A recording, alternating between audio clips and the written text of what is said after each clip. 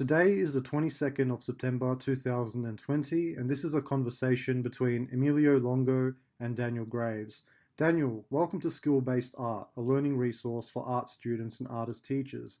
It is my honor to have the opportunity to speak with you today. Very happy to be here. Fantastic. Let's begin. Now, Daniel Charles Graves, you were born in Rochester, New York in 1949. You're an oil painter and an etcher of still lifes, figures, portraits, allegorical paintings, and landscapes. You are also the founder and director of the Florence Academy of Art, which has campuses in Florence, New York, and Mölndal, Sweden. Your work is featured in both public and private collections in the US and abroad, and you have had multiple solo and group exhibitions in Europe as well as the United States. Concerning your academic background, you graduated from the Maryland Institute College of Art in Baltimore in 1972 with cum laude. During 1972 to 1973, you continued your training at the Villa Schiaffonia Graduate School of Fine Art, and in 1975, you traveled to Minneapolis, Minnesota to train with Richard Lack at his school, Atelier Lack, for a year. Also in 1978, you studied under Nerina Simi at her school, Studio Simi, in Florence. Throughout your life, you have committed yourself to stewarding beauty and striving for artistic excellence, not only in your own work, but also in your efforts in building institutions that have had a tremendous impact on the current state of art education. Today, you live in Florence, Italy, with your wife and board member of the Florence Academy of Art, Anki Eriksson Graves, where you have remained for over 30 years, and you continue to paint and teach. Now, Daniel, going back to the beginning, can you describe your childhood years and the cultural climate in which you were raised in? Well, first, let me say I think you've done an amazing job of researching my life. I think I learned stuff about myself that I didn't even know.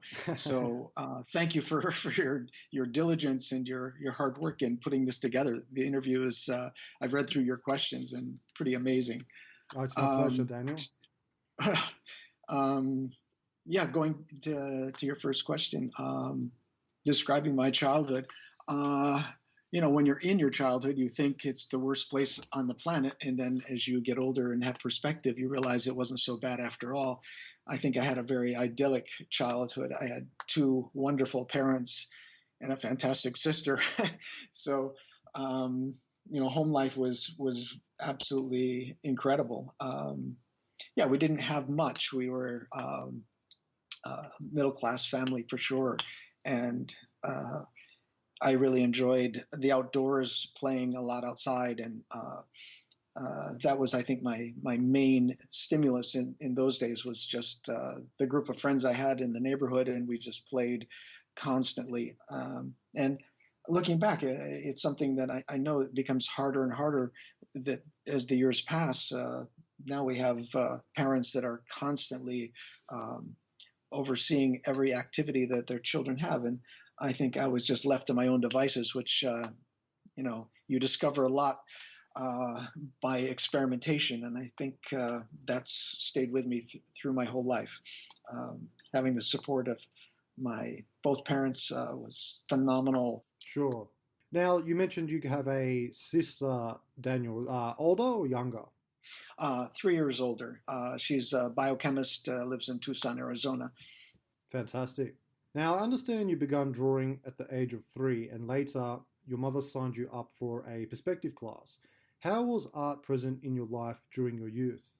Well, I think it was fairly limited and probably very typical of someone growing up in upstate New York. My parents enjoyed art and so forth. I turned to the illustrations and covers of magazines and comic books and things like that for visual stimulation. I wasn't really exposed to museums and so on until I was later in life. So probably when I was 14, 15 years old was the first time I went to a museum.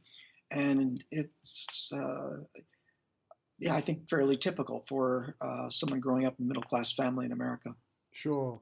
The first time you had an experience with a painting that had a profound impact on you was when you were 14, as you had just mentioned.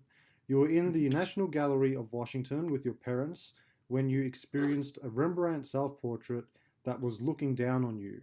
You claim that that moment, quote, changed your life, unquote. Can you explain more about this experience and what it was exactly that arrested you about Rembrandt's self-portrait? I've told this story many times, and I find it to be just that, life-changing. Um, when you're, I think, in that state of mind where you're open to virtually everything, and yet maybe unaware of the importance of your surroundings. As we went through the National Gallery in Washington, I kind of got lost, sort of wandered away from my parents, and I found myself looking at this painting, and I had no idea who had done it or what it was, but realizing that it was really speaking to me on a level that I was quite unfamiliar with. And that experience of just staring back at this person looking at me was life-changing. It's so personal, and I think everybody who has a kind of moment with art, which sometimes is referred to, is life-changing, you realize that it kind of connects a lot of dots for you, and that you sense something that's much greater than yourself, and that you realize that there are deeper meanings than what you might have thought when you're looking at something. And it's the same way you would experience dance or music, or when you read philosophy or poetry, that it takes you to a place where it's unexpected. And I think that was the realization of that moment was so important to me. And then again, you experience it over and over again in looking at other paintings or listening to music or reading profound philosophy or whatever it may be. I look back at that time and I realized that it set me on a course that has carried me through to today. So, yeah. That's interesting. So essentially what you experienced when you looked at that Rembrandt painting was duende. Exactly. You've heard my speech, I guess, my graduation speech from 2 years ago, Of course. where I spoke about that quite at length, because it was just that. It's something inexplicable. Lovely. Could you just, for the listeners, Daniel, provide a brief summary of what duende actually means? Well, it's a Spanish word, and originally, I think, from when they were teaching flamenco dance, that it was a way of explaining when you reach the viewer or the person watching flamenco dance, when they actually feel the emotion of the dancer, so that it's a connection that you make through art. It's not like emotional connection when you go to a wedding and you see people getting married and you go, oh wow, you make that connection. But it's an artistic connection that you make with the person dancing or singing. It happens most often, I think, with song or dance. But it does also happen in the visual world, where you experience something that shakes you to your core, and you feel the emotion of the artist who created the work. I think most often of the example that I used in my graduation speech was that of Maria Callas and singing an aria where she's pouring her heart out. And I think very few people can listen to that woman sing that aria without connecting with her emotional pain and agony. So that duende is an artistic connection with another human being. And John Ruskin talks about it a great deal. He explains art is when communication with the artist's soul with another human soul. That's what he can, is part of a definition for art for him. Lovely. So essentially, it's a kind of aesthetic experience. Mm-hmm. Yes. Beautiful, Yeah. beautiful. Mm-hmm. Now, moving forward, you attended Pittsford Central High School, where you graduated in 1968. Now, at this point, were you already serious about pursuing art when you were in your high school years?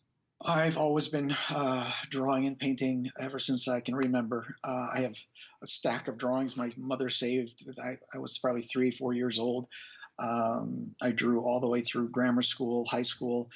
Uh, yeah, I struggled in school in a number of subjects, and I found that I was very much geared toward uh, doing things that were creative, working with my hands, and so that's where I got most of my satisfaction was in creating things, whether it be building something out of wood or painting or drawing.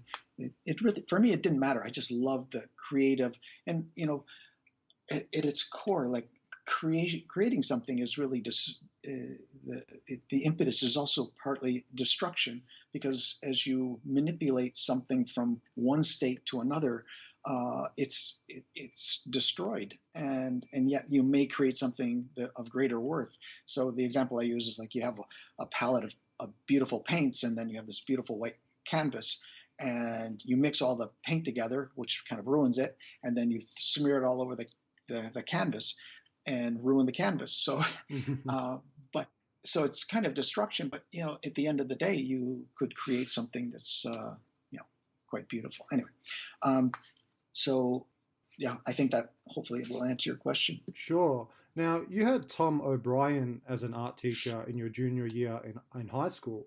Now, Tom was a passionate teacher who taught you a lot about drawing. I understand you used to do still life and clothes figure drawing in class with Tom. Can you elaborate on your experiences in this class?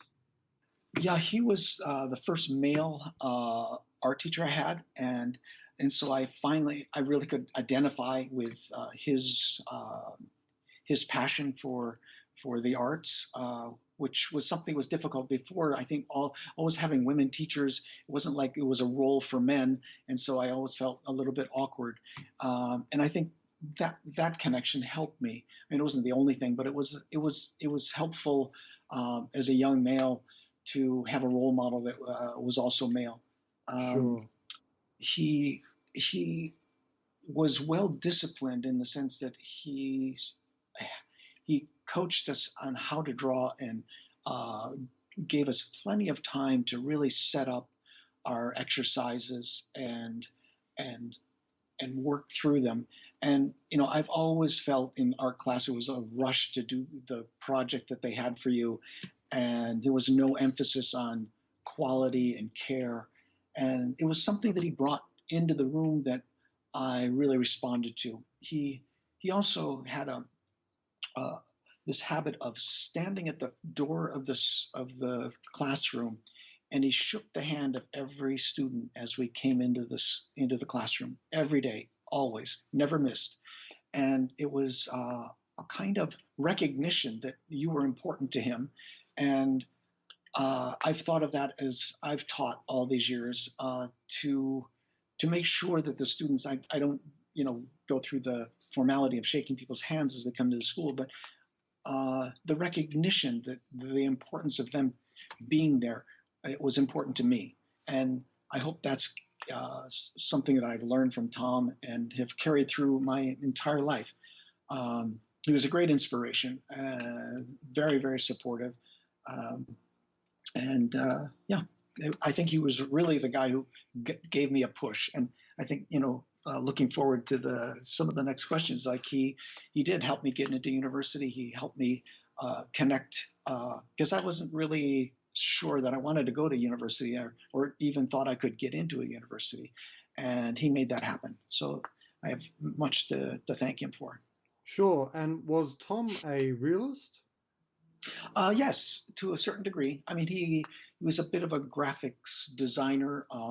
We had a lot of projects in designing things, but fundamentally, he was a realist, and he could draw really well, and that again inspired me. Sure. And is Tom still with us or has he passed on? No, he sure is. He's in his 90s. Oh, wow. Last I heard, yes. So yes. Great. I remember when he retired, I went to his retirement party in Pittsburgh, New York, and his father was there. I think Tom at that point was like 75, 70, maybe 71, 72. And his dad was there to help celebrate with him. So he's got some good genes. Lovely. Yeah. Yeah. Now, besides your training with Tom during these years, did you receive any other kind of private art training? A little bit. Occasionally, my mother would enroll me in classes and so forth, but I never really found what I was looking for. Sure. Was there a particular turning point in your adolescence when you realized that you were destined to become an artist? Oh boy, yeah. I I think I knew deep down that was what I was meant to do. But sometimes I fought it a little bit. I guess I wanted to be a soccer player and a few other things. But yeah, I think the writing was on the wall from when I was a young boy. Sure, sure.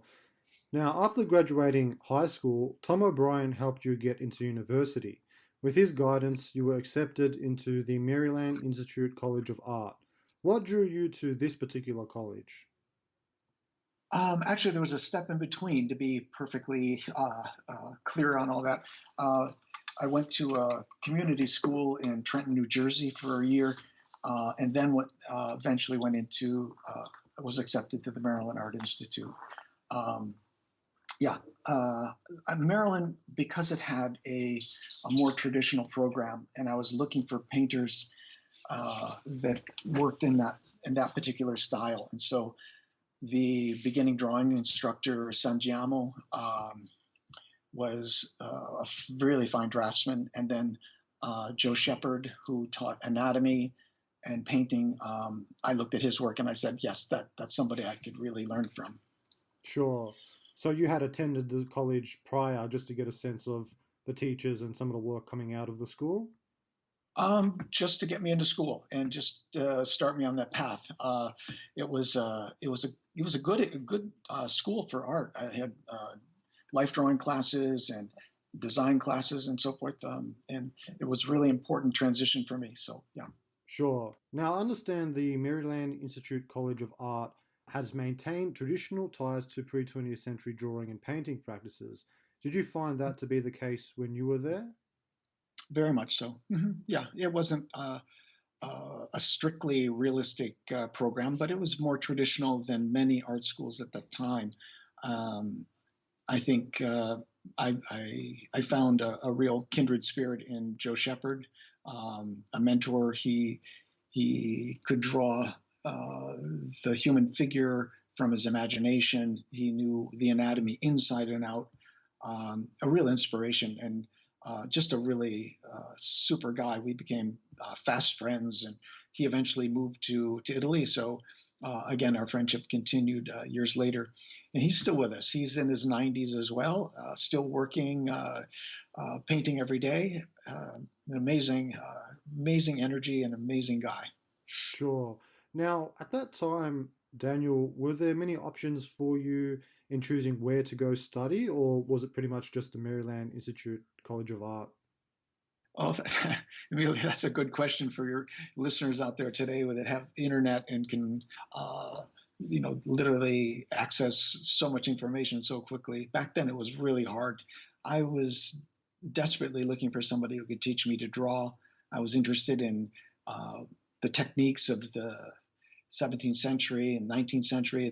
When I first started, I was very focused on 17th century painting. I loved um, the paintings by Rembrandt and Vermeer and Velasquez, and those were the people that in Franz Hals, people that really had an understanding of the technical aspect of painting, but also had a way of presenting reality that was just so beautiful. So that's that's really where my energies were going. Was how to figure out how to draw. That was the first step. Sure. Now, during your time at the Maryland Institute College of Art, you studied anatomy and painting with Frank Russell and Joseph Shepard. Firstly, can you explain the lineage in which Frank and Joseph were a part of? Uh, Frank Russell, I don't know too much. I didn't. I had him for an intensive realist class. He was an amazing teacher. Uh, really pushed us to observe things, and he himself painted. I think mostly in watercolor. He painted flowers, and he was a very sensitive man, and I learned a tremendous from him, tremendous amount from him. But it was Joseph Shepard that I found uh, who had links to the past that went back to Anquetin and Toulouse-Lautrec and the painters of the 19th century. Jacques Méroger, who he studied with, who he learned Méroger's medium and how to make it, the technical sides to painting that he passed along to all of his students, which got me started. In 1971, I started grinding my own paint. I bought the powdered pigments from Fazandi and Sperl out of New Jersey, cleaned my own linseed oil, made my own black oil, made my Méroger's medium. This was all due to Joe Shepard's influence. And then he was and is a mannerist painter, that he works out of a formula. He observes nature, obviously, when he's doing portraits and so forth, but most of his imaginative pictures, he relies on his understanding of anatomy. And so he can literally sketch out a composition and paint the whole thing from his imagination. And that's an amazing feat. There are not many painters today that work in this way, or even have the skill sets and the knowledge of anatomy and working out of a formula that will allow you to bring things to a sense of completion. There are a lot of people who can block in compositions and sort of organize shapes and so forth, but then when it comes down to actually finishing them, you have to call on nature to get the final information to make it a complete painting or a believable painting. And Joe's training was very much in this methodology, and it's extremely efficient. He had a step-by-step approach to painting, which I've used for years and modified, obviously, and changed to my own, tailor-made more to my own needs. But Joe was the person that passed that kind of training on to me at that point. Sure. And were they were they middle age at the point where you were studying with them? Oh, he was, gosh, I was at least 20 years old. He's probably in his early 40s when I just studied with him. Okay. And how about Frank Russell? He was a bit older, yeah. Yeah. I don't know how old he was, yeah. Sure. Now, can you break down the training that you undertook with each teacher? As I understand, Frank Russell offered a class titled Intensive Realism, which introduced you to the benefits of working from close observation, and Joseph Shepard taught you a rapid technique, which was based on Jacques Margeret's method of painting, which emphasized anatomy, especially memorizing all the bones of the skeleton and drawing them from memory. Yeah, I think I jumped ahead on your question there. I think I've kind of already answered that. Yeah. Sure. Yeah. Now, did you find that you got on well with Frank and Joseph during your time with them? Yeah, very much so. They were incredibly inspiring teachers, and as I said earlier, Joe became a dear friend, and since he moved to Italy, he's not too far away from where I live, so we see each other on occasion. Yeah. Great. So just to come back for a moment on the memory training that you undertook with your time with Joseph Shepard, when it came to memorizing the bones, was he actually getting you to draw individual bones, or were you mainly focusing on the whole skeleton, the whole architecture of the figure? Oh, okay. This is good. To take this a step further, we would study one section. The class started off studying the skeletal structure of human anatomy, and we would memorize or take on one part, like the arm, for 1 week, and then we were required to be able to draw from memory 3 different views of the arm. So we had to memorize all the bones of the arm and what they look like in proportion. And then on the following week, we had a test in class. We couldn't look at anything. We had to make the drawings. He would say, "Okay, do the medial view of the right arm," and everybody had to do the. And I found it was so incredibly helpful because those shapes and those bones will remain with me for the rest of my life. I can still draw the bones of the arm from memory, most of the skeletal structure from memory, and eventually the muscles as well. So when we finished the skeleton structure, we then took on all the muscles. First the interior muscles, then the superficial muscles. It was great training, memorizing, and I've tried to teach in the same way. When I first started teaching at the Florence, well, it wasn't even the Florence Academy of Art then, but when I first started teaching anatomy, I used the same approach. I wanted my students to memorize the bones and then be able to draw them from their own memory. It sounds very much like a Russian academic approach, Daniel. Would you agree? I don't know too much about the Russian approach. I do know that their anatomy classes and how they teach it is extremely effective. Some of the draftsmen that come out of the St. Peter's School and others are just amazing. I'm floored by some of the quality of their drawings. Yeah, absolutely. Now, I understand your hero during your years with Joseph and Frank Russell was Arshile Gorky. What was it about Gorky and his work that captivated you back then? I'm a little embarrassed, actually. That the period. Well, this all came about because I had to do a final report, a year-long report on an artist. And working with the teacher, he was only going to accept somebody that was abstract. And so in order to please the professor, I had to choose somebody who was abstract. And he seemed to me the most connected to the visual world. The shapes he was using looked organic, and I could, some of them look like crazy chickens or whatever. But I thought, yeah, I could work with this. So I did my report on Gorky, and of course gathered an appreciation for his work. I don't think I've really looked at him since, but I think those experiences, even though it wouldn't have been my choice, I was far more interested in the 17th century painters.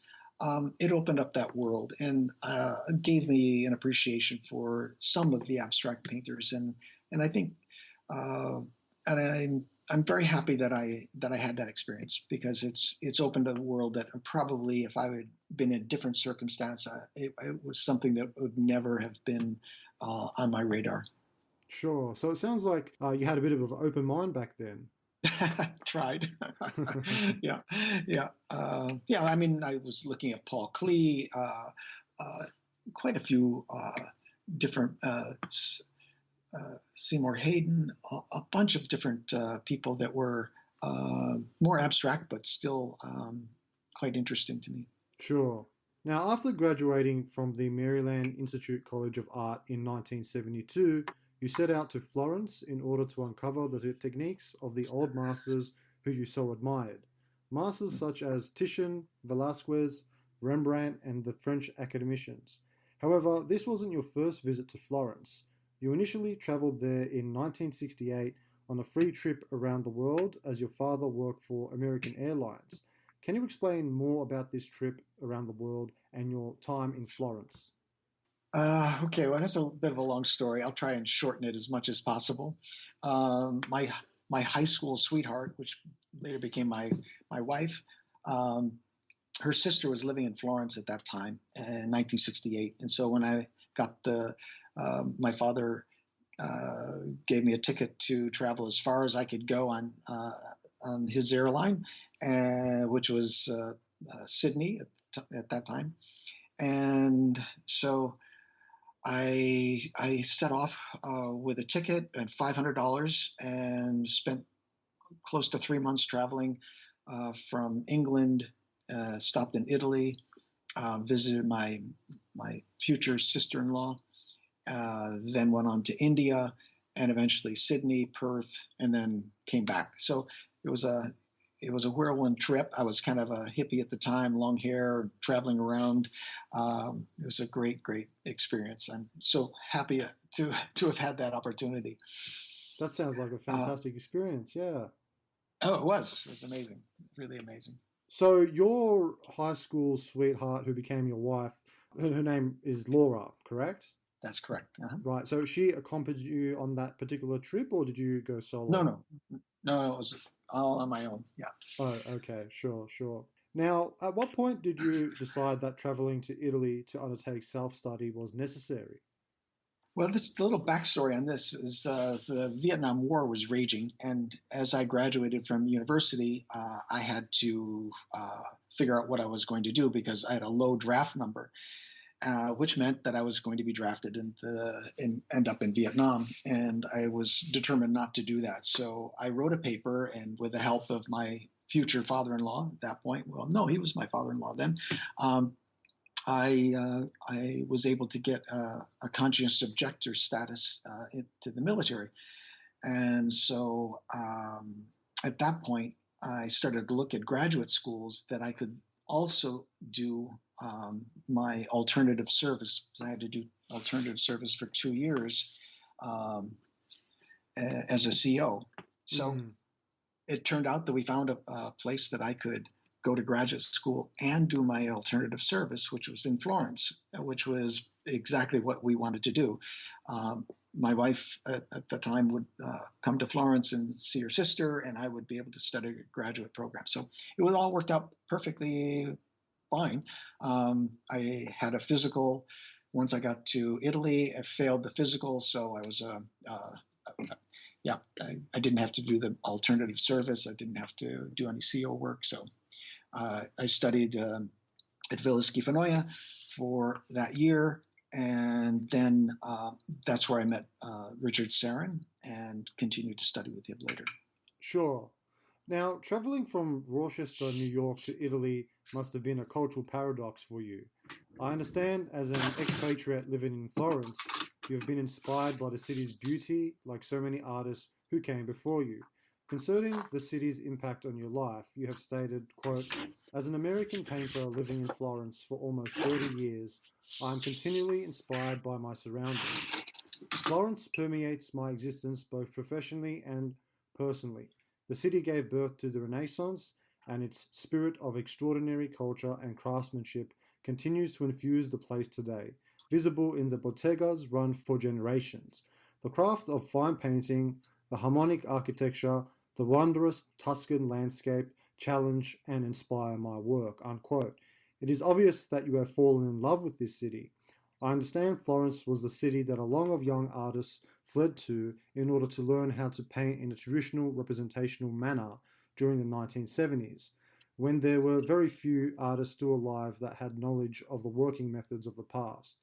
We can learn more about Florence's atmosphere for a young art student through this quote, in which you explain, quote, "Italy, with its museums, churches, and natural beauty, as a place where the arts have traditionally flourished, has always been a magnet for artists.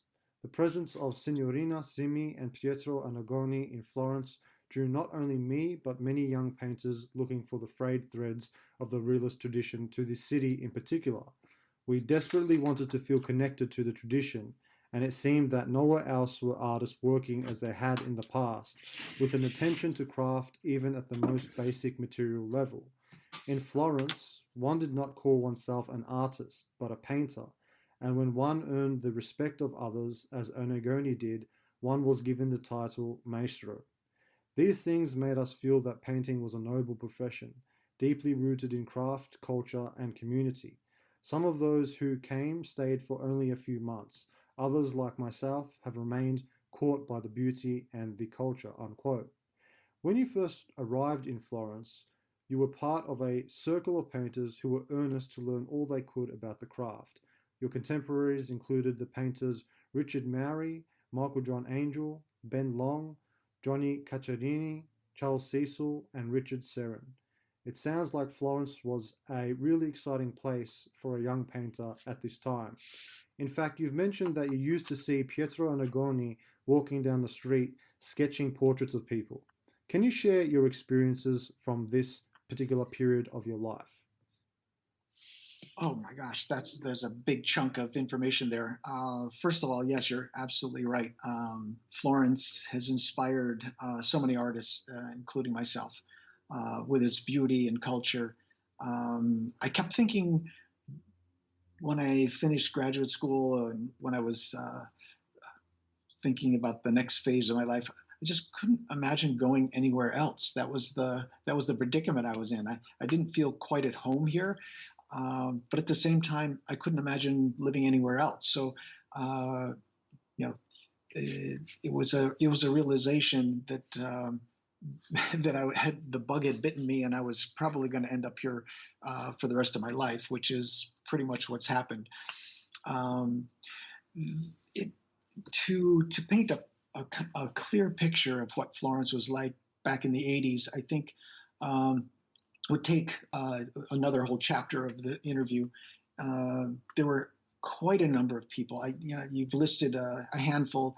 There was Rob Wraith and James Grace and a whole slew of people from Australia, from England, the U.S., and it was just this kind of crazy melting point. It was almost a mecca, if you will, that people would come and they were the accessibility to museums and to art, to the crafts everywhere. It provided the stimulation and the dialogue for artists to thrive. It was like every single day someone would come to your studio with something new that they discovered, uh, or some crazy painting in a church that no one had seen for years and years, and everybody would run over and take a look at it. It was a very, very exciting time, and I think that so many of the people that were here at that moment, it had influenced their lives for forever. I know that many of them went back to the States and they set up their studios there, but you can see in their work that there's something just a little bit more beautiful than a lot of the people that hadn't or didn't experience that. Sure. Sounds like an amazing context to be in for a young art student. And in your quote, Daniel, you mentioned the kind of hierarchy there was at the time where one wouldn't be called an artist but a painter, and when one gained the respect of others, one would be given a title maestro. So was it really like that? Was it, once you had achieved a certain technical dexterity with your work and a mastery of your materials, and mastery over drawing, you were referred to as a maestro? It's a little confusing between the two languages. When you call yourself a painter in English, the first thing everyone assumes that you're a house painter. Yeah, sure. And so I would have, but in Italy, if you called yourself a painter, they would assume you were probably an artist painter. But we all refer to ourselves as painters and sculptors because out of that tradition of, for example, Michelangelo, he was not considered the greatest artist of his time. He was considered the great stonecutter of his time. And they would refer to him as that because it was about the craft. The concept of artist didn't come into being until much, much later in the 19th century. So the craft was just such a big part of what the art was founded on here. As you know, the frames, the gilding, all of these crafts are still pretty much alive and well here.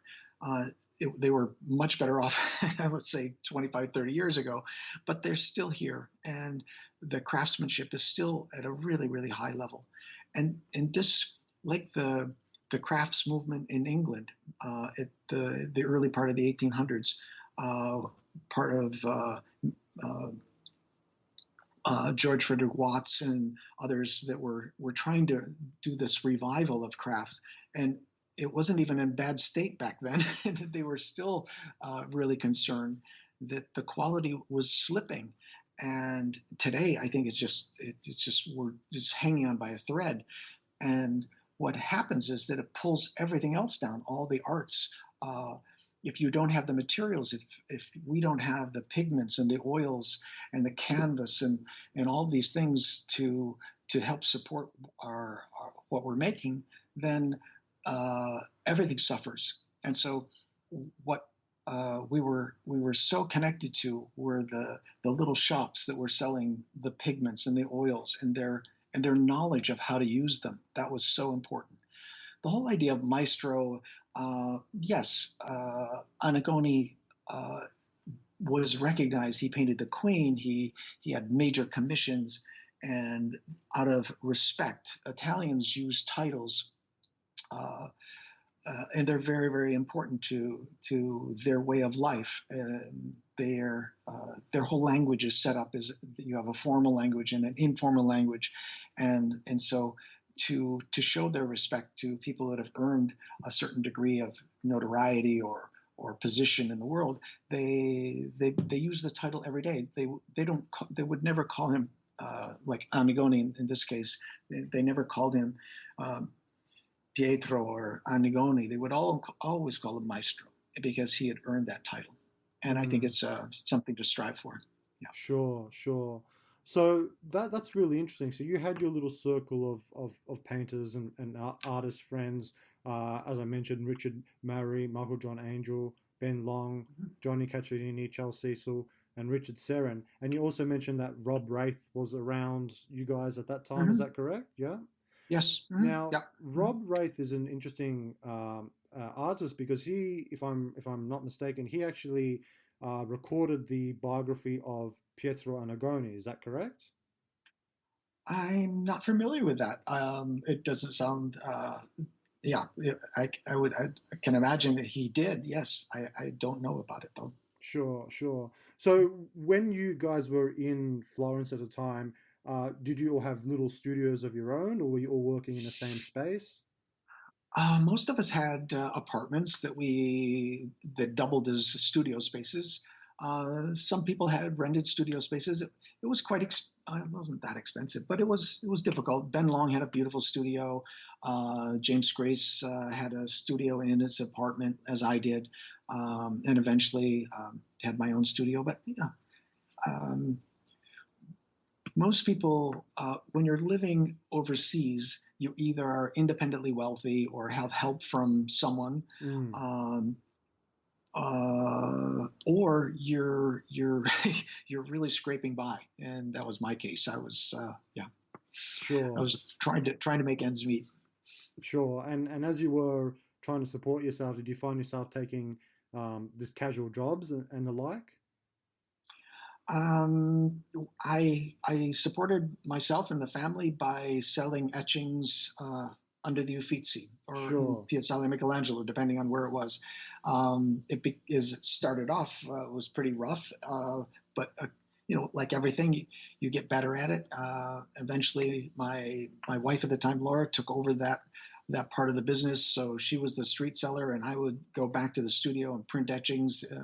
Became actually pretty lucrative at one point, but there was no future in it. It was just putting food on the table, and that was it. And we were both looking for careers. She more in aerobics and stretching and that sort of area, and I was moving more into to teaching. And that's about the time that Charles Cecil and I decided to open a studio. Sure. Now, you've just touched upon my next question. I understand you had limited means when first arriving in Florence, and as a way of making ends meet, your then wife Laura would sell your etchings at the front of the Uffizi gallery. So that sounds like an interesting period in your life. Was that something that you maintained for, was it just a year or was it several years? About 4 years, I guess, was the yeah. I would guess about 4 years. we did that. Wow. It was pretty rough. At the time, a lot of traffic passed by the Uffizi. Um, it was a lot of people asking directions, and a lot of confusion. Some days you didn't sell anything, and in the winter you froze to death, and the summer you were dying of the heat. It was rough, but they put food on the table, and it was the way for us to stay in Florence. Sure. Can you describe your time in Florence, including what your study of the masters actually looked like, other artists you met whilst there, where you stayed, and how your overall understanding of the craft of painting developed during this time? Oh wow, there's another big chapter. Because of my limited means, and I was trying to study, I was able to study with Signorina Simi. She gave me a break on the price, so I was there for probably about a year, and that was I was so thankful for that time. It gave me a whole new perspective, a different way of looking at uh, what was taught at the École de Beaux-Arts in the 1880s, because her father was there and he had passed along that kind of training to her, and she was passing it along to us. And her studio was filled with his drawings and paintings, and we were just blown away by the quality of the work, and her knowledge, and her critiques were just so spot on. I mean, nothing ever escaped this woman's eye. It was just incredible. So just just working with her, looking over your shoulder, was enough to intimidate most people, and it really pushed you to become the best you could possibly be. um, and I think that was the sense of the 19th century, that the discipline and the rigor was there to to to help push you to the limits of what your abilities were. This is where I met Nelson White, uh, many foreigners that were passing through and studying with her, helped form another part of the community of painters that were there. Yeah, I think I only answered part of that question. If you have another part that you'd like to remind me of, that would be Sure, good. sure. Well, one thing I wanted to draw back to for a moment, you mentioned that during your time in Florence, you would often see Pietro Annigoni walking down the street sketching portraits of people. Was that actually something you would see? You'd see him just wandering through the street drawing portraits? Well, my studio was on Via Pandolfini, and his studio was on the same block, just one block away. So on a parallel street. So I would go to the same coffee bar as he did in the morning to have coffee. And so virtually every morning you'd see him. He would sit in a small room off in the back, smoking cigarettes and drinking coffee and reading the newspaper, and kind of holding court. Like, people who knew him would come in to say hello. Artists would stop by, show him a drawing or something, and he would say a few words, and then look like he was a little bit bored and go back to his newspaper. So it was a real tradition. In the Anagoni's secretary, Palmiro, owned the bar where we would all go for coffee. So it was a real family organization. Everybody felt really welcome and really part of the whole community. And then when he finished his coffee and 5 or 6 cigarettes, he would head back to the studio and work all day. Lovely. Would he ever invite you to come sit with him whilst you were at that bar? Oh, sure. I mean, that was always an open invitation, but you didn't want to constantly to disturb, somebody who was trying to, just get on with their day. If you had something important, he was always disponibile. He was ready to help. That was not a problem. And probably once every month or two, if I finished a painting and I thought it would be fun to hear what he would say, I'd ring the bell, and Palmiro would, wave you up. He would stick his head out of the little window in the hallway and see who it was, and then he would wave you up if he knew you, and you'd go up into the studio, and usually 3 or 4 people were working there. He had people fixing his colors and preparing, usually for some fresco project that he was working on. And then, he would sit you down for a second and put up the painting and talk to you about it, and then off you'd go. It was, yeah, it was Sure.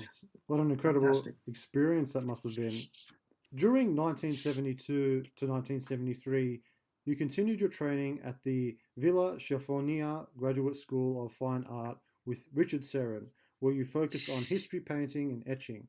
How did you learn about the Villa Schiaffonia Graduate School of Fine Art, and what made you want to continue your training there? Well, I was looking for any graduate program that I could get into in Italy, and when I was avoiding or thinking uh, of coming to Italy because of the Vietnam War situation, so that immediately popped up as a fine arts school in Florence. It was called Villa Schifanoia Graduate School of Fine Arts. It was associated with Rosary College out of Illinois, and they had a very solid program and a beautiful campus up in San Domenico. And Nick Krishina, who was teaching etching there, who was a phenomenal etcher, world-renowned etcher, printmaker, and Richard Serran, who was teaching painting. And I immediately connected with Richard, and we became fast, lifelong friends. He's still living here in Florence and painting, and he and his wife are just amazing. I mean, he's 98, I think, now, so Wow, he's getting up there. Yeah. sure. So, was your time in the graduate program, was it a year or 2 years? It was a year program back then. I I eventually left to just to study with Richard Serran because that's really what I wanted to do. So Sure. Now, I understand your time with Richard Serran impacted you greatly, as you state in this quote. Quote, Richard was one of the greatest influences on my life. It was he who taught me how to read a painting, thereby opening a door that is crucial to developing a deep and ongoing dialogue with past masters. He demonstrated a profound technical understanding of Rembrandt and the 17th century painting, but just as importantly, he communed with the world of painting and talked to me about the significance of what he saw embodied in the work of the great painters he admired. What I learned from Serran was of psychological and philosophical depth. He demonstrated how to sink below the surface of a painting to find its meaning. Unquote. It sounds like the training you received from Mr. Serran was invaluable. Can you provide an overview of your training with Mr. Serran and some of the exercises he had you complete? wow. Well, I think you actually summed it up very very well in that quote because I don't know if I can add much to that. He was profoundly influential in how I approach art. I think I've never met anyone who has such a knowledge and such a depth of understanding of the past painters. He seems to be able to just transport himself back in time and really understand what made some of these painters tick, especially Rembrandt and Titian. Some of our favorite painters that we would spend hours and hours talking about, discussing the paintings, discussing why they were made, how they were made, whether the impact that they would have at the time they were made. The constant questioning of works, and it's the painting that eventually talks to you. It's not the history books. It's the actual painting that where the real dialogue takes place. And it was with Richard guiding me in the beginning of just simply proposing the questions and then and just because there's no right or wrong answers. That's the beauty of this. It's a it's a kind of journey that you step into and become part of. And he introduced me to that way of looking at paintings and thinking about them, that I'm forever grateful, because without that kind of guidance, without that sort of the hours and hours and hours of research, if you will, into why paintings were made, it helps.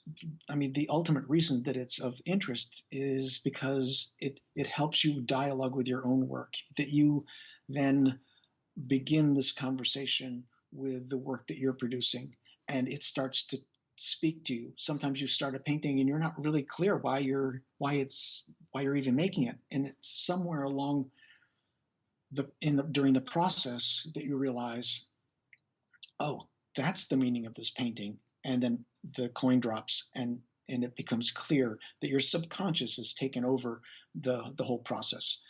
But you have to be open to it, and you have to be uh, again engaged in this connection with the art.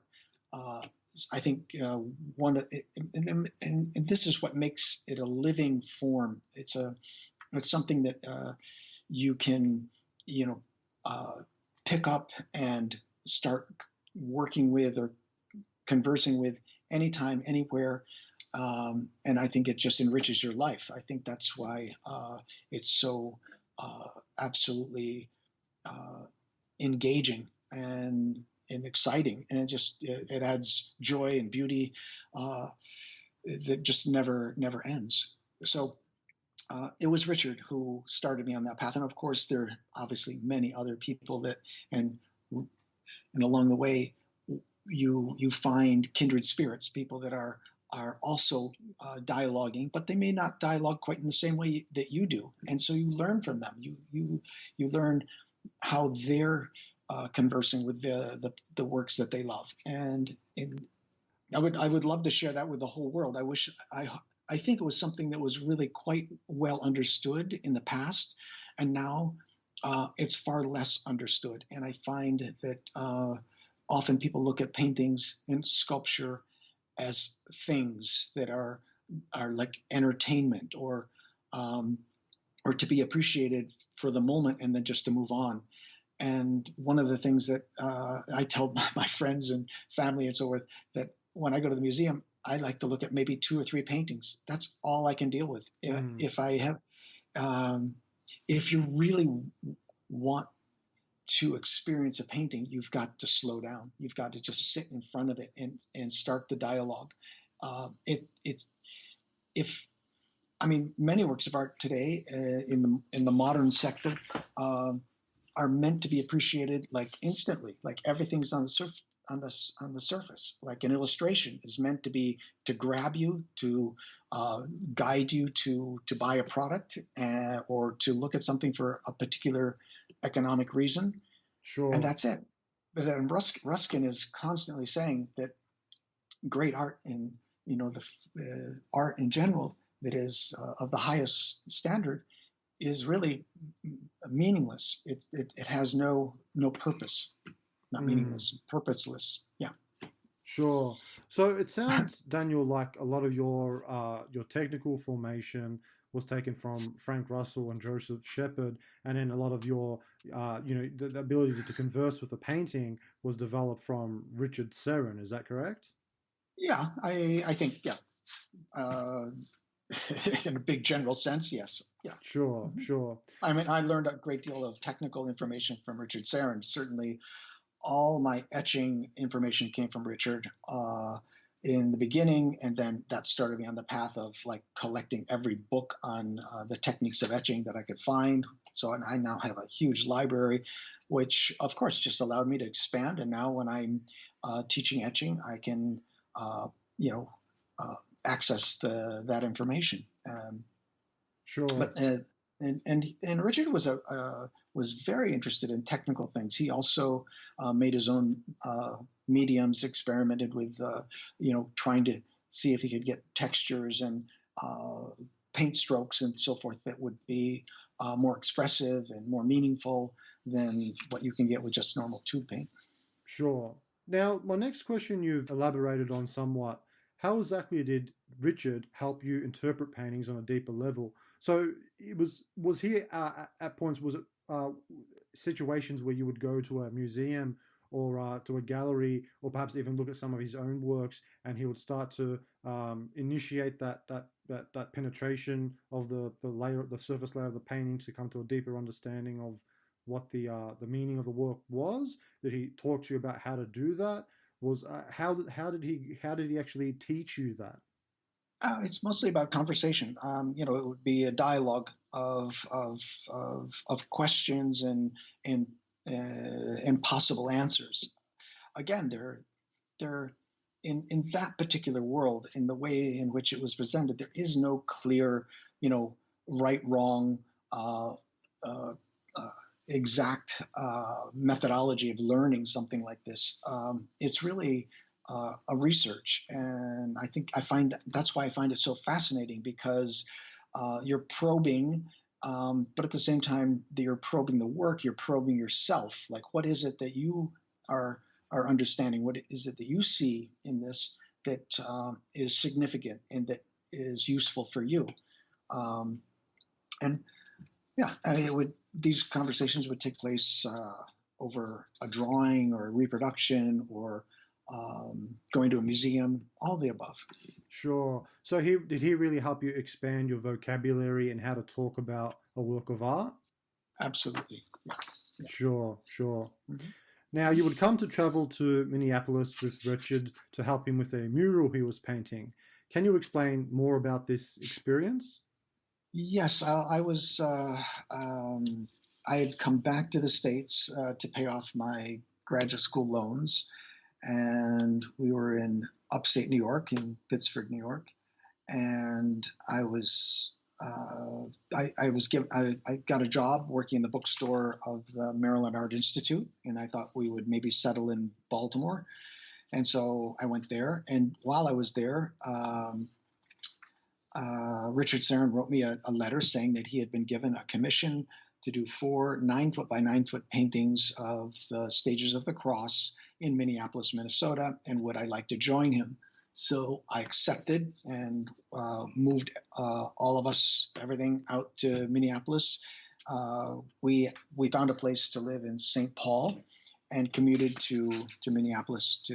I drove to the church. It was on Hennepin Avenue, I believe, St. John's Lutheran Church. And Richard and I worked for about a year and a half on these large paintings. And it was the first time I'd really worked life size, worked on doing preparatory drawings for him, everything from preparing the canvas to grinding colors, everything we did by hand. And it was just a fabulous experience. It was just, I was one of the great learning experiences of my life. So essentially, it was like an apprenticeship which you served. Yeah. Mm-hmm. Fantastic. Coming back to Florence, during your time there, you also made contact with Pietro Annigoni, as we've come to discuss, who would give you critiques about your work. However, you never undertook training under Annigoni himself, as he wasn't taking students at this time, and he was just finishing up with his final two, who were Ben Long and Johnny Cacciarini. I understand you initially learned of Annigoni through Joseph Shepherd, who at the time couldn't remember his name. This led you to this led you to head to Florence, essentially looking for a guy without a name that could draw very well. Is that correct? That's exactly it. Joe Shepherd, bless his heart, he had I think he got a Stacy scholarship to travel through Europe and make copies of Rubens' paintings, who he was enamored with Rubens. And so one of his stops was here in Florence, and he was in the story, I believe, goes that he was in the drawing room of the Uffizi, and Annigoni was there, and he was making a copy of a Raphael drawing, or drawing something, I guess. And Joe and Annigoni talked, I guess, and Joe was just so impressed with the drawing. He always remembered that. And when I was thinking of going to Florence, Joe said, "Oh, you know, that's the place to go. You've got to go look this guy up. He can draw better than anybody I've ever seen." And I arrived in Florence, and I literally just said, "Is anybody around here who can draw really well?" And of course, Annigoni's name came up, and it was before internet, so it's amazing how information used to travel, and it was still pretty reliable, I guess. And so let's see, the introduction probably came this way: that I was at Villa Schifanoia with Richard Saron, and he and Dorothy invited my wife and I up to dinner. Jamin was probably my son was probably a year old, and Ben Long and Diane were invited as well. He wanted to introduce us to this other American painter couple, and so we came up for dinner. This was in Fiesole. beautiful home overlooking Florence. And that night, Ben and Diane announced that they were having a child, and they had named it Angus. And so we celebrated, da da da. And Ben then said, this was in 73, I think, 72, 73. He invited me to go to Anagoni Studio. So that was the first time that I went to Anagoni Studio. It was pretty early on. So you went with Ben Long the first time? He wasn't there. He said he made the introduction and said, gave me the address. So I went by because I think he had gone back to the States. But I went to visit Anagoni, saw the studio, and then I think shortly after, actually, I left to come back to the States. So, sure. So you've sort of touched upon the way that you've come to meet Anagoni for the first time. Now, my next question was, I understand you eventually found Anagoni and knocked on his door. Can you recall this experience? Now, this initial experience is basically what Ben led you to. He initiated that. Yeah. Okay. Exactly. So that's exactly it. Sure. So you're at the door, you knock on the door. What happens? I was a little unsure, obviously, of how to proceed. The door opens. I walked into the courtyard, and then this, as always, the secretary, Palmiro, would stick his head out and see who was there. And I didn't speak much Italian then. I had only been in Florence for a short period, and so he waved me up. So I came up the stairs, and thank goodness, Anagoni spoke English.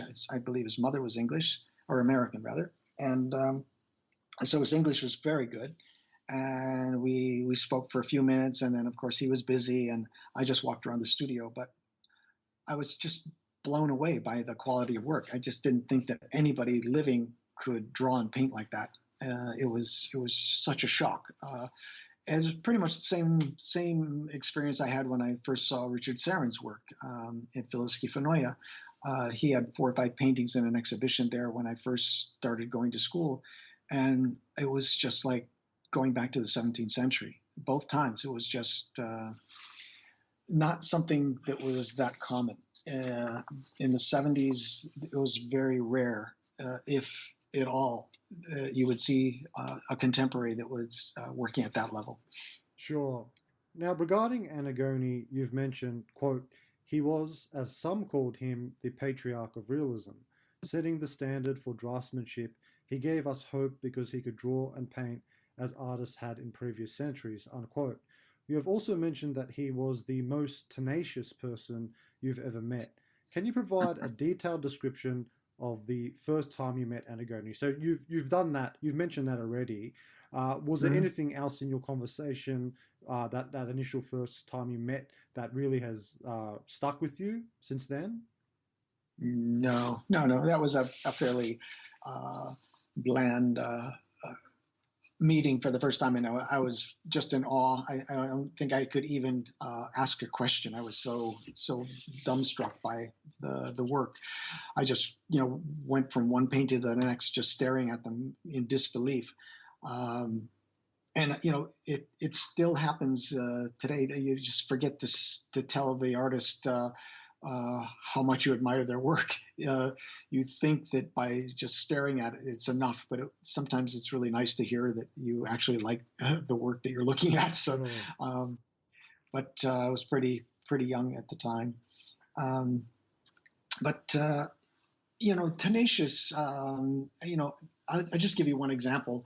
I've never seen this myself, but I heard stories that just to refocus himself, he would sometimes pick up not an armchair, but just a small chair, like a dining room chair that had a wicker seat in it, and he would hold it by the bottom of one of the legs at arm's length, straight out, and he would just hold it out there for as long as he could. And some people were counting like several minutes. And if you've ever tried to do that, very shortly your arm gets tired and it drops. Yeah. And he would just sit there and he would not give in. He would just not drop his arm. And he just had a very strong will. He proved it over and over and over again. So that's interesting. So that chair act that he would do, that was to help him Like if he was working on a painting and he started to wander off or become distracted, he would do that just to ground himself. The exact reason I'm not sure, but the story lives on. As many there are. I mean, that's an entire interview, just the stories of Anagoni. Like he was quite a character. Sure, absolutely. Now, as mentioned previously, you were never one of Anagoni's pupils. However, did you ever express to him that you were interested in some training? Uh, it was pretty clear. Everybody knew that he had two students, Gianni Cacciarini and Ben Long. Those are the last two students that he had, and he made it clear that he was not taking on anybody else. Ben was in the studio on and off in his later years because Ben is already, a mature artist and was working on his own. Gianni Cacciarini stayed on. He had a studio space in the studio where he painted his still lifes and so forth. But he was also very helpful around the studio. So Johnny, in a sense, kind of helped Anagoni with things he needed. So there was no room, and he didn't have time for students at that point. Sure. And it's interesting in regarding Anagoni's teaching style, because I've heard you mention in the past as well, Daniel, that you've compared Anagoni's teaching style to Odd Nerdrum's teaching style, where it wasn't a sense where he would actually teach; he would almost just let you watch him work. Is that correct? Yeah, that's correct. Sure, sure. Now, Anagoni would come to write the foreword for your exhibition titled Alla Querce, which took place on December 18th, 1982. How did this come to be? Because, the exhibition was because of a contact that I had, and they offered the space, which was very, very nice. It was in a prestigious school where many people of means sent their children. So it was obviously a great location to have an exhibition. And when I put the catalog together, somebody said, well, you should have somebody write something about your work. And at that time, Anagoni was probably one of the more famous painters in Florence. So I asked him, and sure enough, he said, fine. And he wrote a very lovely introduction to the catalog. It's unfortunately it's in Italian. Otherwise, I would have sent it to you. So in a brief summary, what basically did the foreword discuss? Well, he talked about the young Americans and foreigners that were coming to Italy to study and learn from the masters, and he said that this gives him hope, and that he was very pleased to see the interest again. And then he points out a painting that still life that I had done, and talks about how he enjoys the quietness of it and the subtlety of the objects. So yeah, that's kind of a brief summary of what he said. Sure. Now, some of your observations of Anagoni are as follows. Quote, I visited his studio many times to show him my paintings. He was always encouraging but never gave much praise. Not much for small talk. He enjoyed discussing the deeper meanings of life. Of course, art was always at the forefront of our discussions. As I would leave the studio after visiting with him, he would always encourage me, Buon lavoro, forza e coraggio, which translates to work hard and well, strength and courage. He would say, in the tone, I imagine, of a Roman warrior, unquote. I understand Anagoni used to recite this saying often. Can you describe more about his character and where he got this particular saying from? I think it was used by Roman warriors. It was a greeting, forza coraggio. Buon lavoro is just, work well, work hard, work well. I think it's he understood the difficulties more than most, and he saw all of us fledgling artists trying to put something together that's beautiful and meaningful with whatever talent we might have, and he was encouraged by it, and he wanted to show camaraderie, and I think part of the Florence Academy of Art, part of why I've done what I've done, is simply to encourage young people to take on the mantle. I mean, it's a really tough road for anybody starting out to acquire the skills that it takes to make a painting or a sculpture um, with this tradition in mind. Because it's one thing. There are lots of different traditions. There's lots of different styles of painting and sculpture, but what we're focused on, this more traditional classical, and I don't want to get lost in the terminology here, because every time we try and define what we are, someone will raise their hand and say, no, that's not the correct word.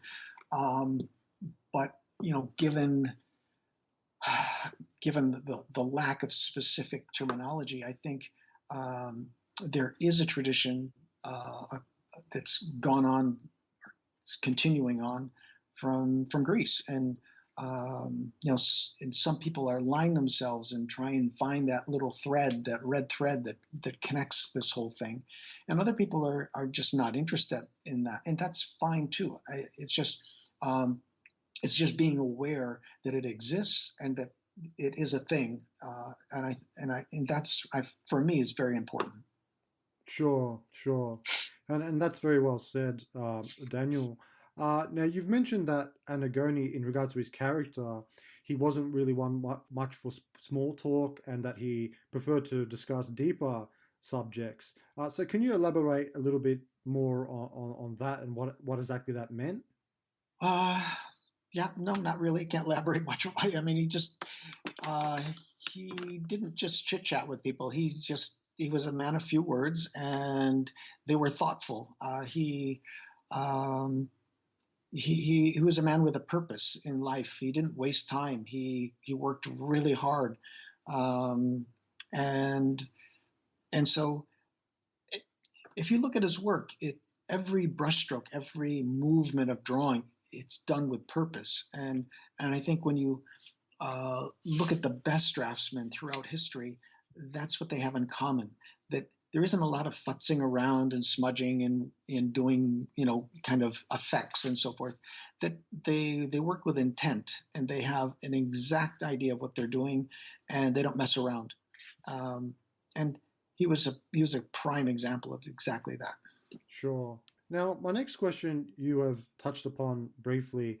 Would you see Anagoni often when you were in Italy? So, how often, essentially, would you see him? Was it on a daily basis or a weekly basis? Sometimes daily basis, sometimes weekly or monthly. It just depended. I mean, from let's say 78 until 88 when he passed away, it varied, obviously.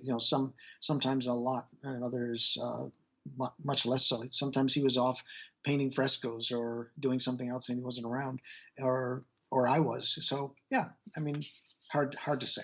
Sure. You have explained that one of the most important things you took from Anagoni was his intense curiosity and investigation into mixed media.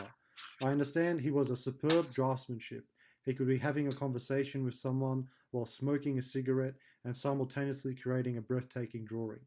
Can you elaborate on these observations of Anagoni? So, essentially, did you ever witness him drawing?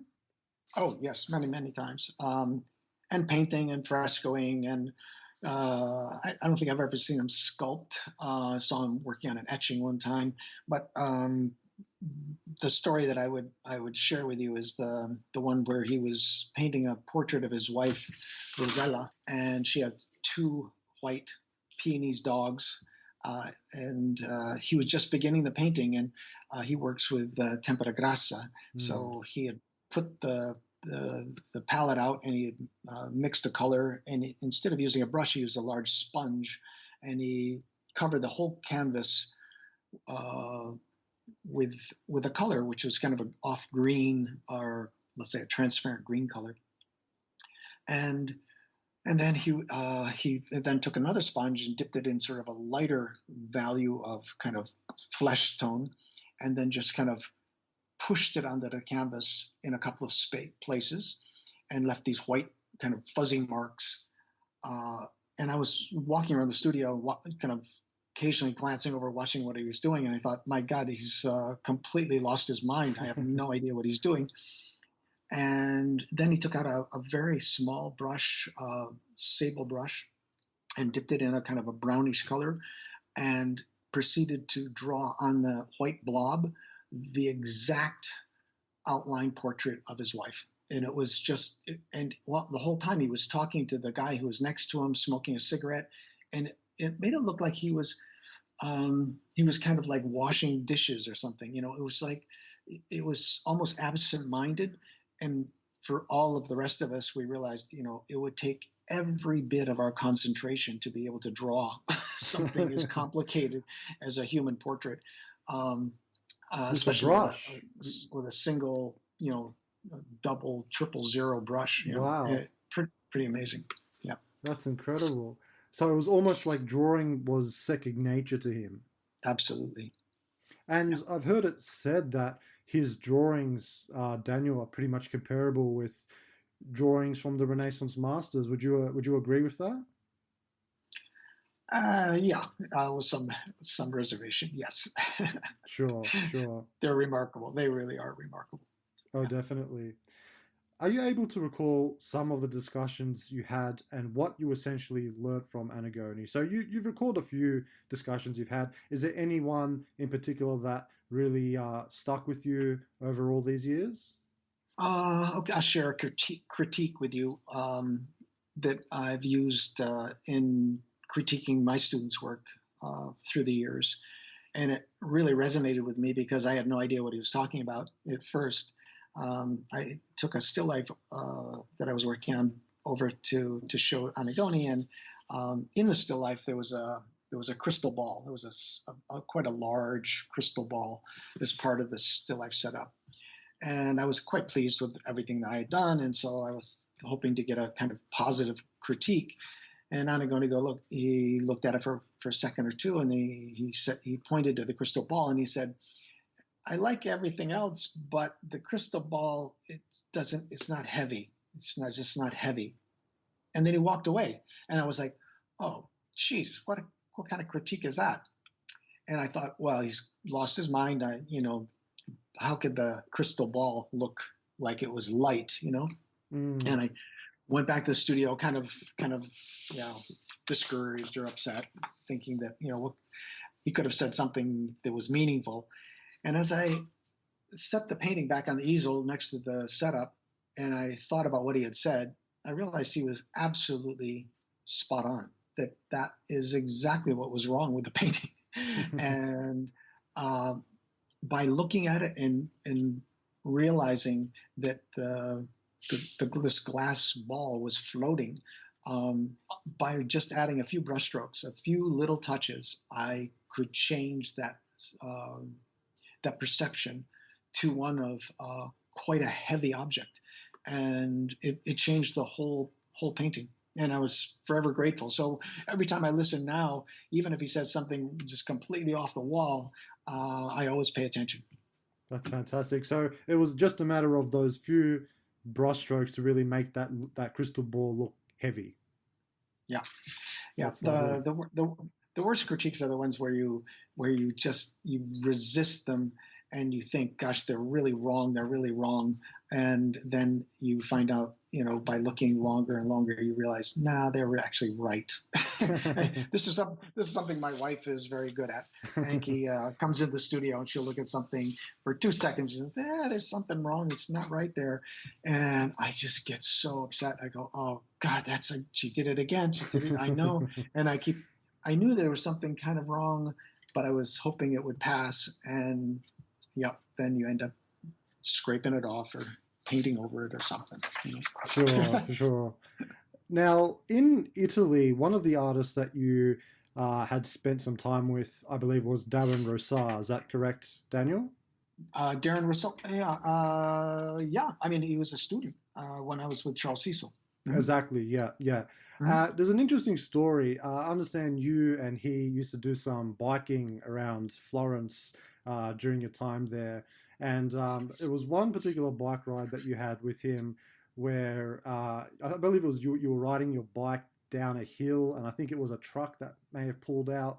in front of you, and you had hit your brake so hard that you had done a front flip, I think it was, over your handlebars. Can you recall that story at all? Oh, yeah, that was a funny story. We went biking. I think Cesar de Cosimo and Darren and I were mountain biking up in Fiesole, and then on the way home, well, when we were out, we had stopped for, I think, to have a little bite to eat or something. And I said, I think it'd be really cool to have a scar on your face. Wouldn't that be, a real sign of masculinity? And we were all kind of laughing about it and whatever.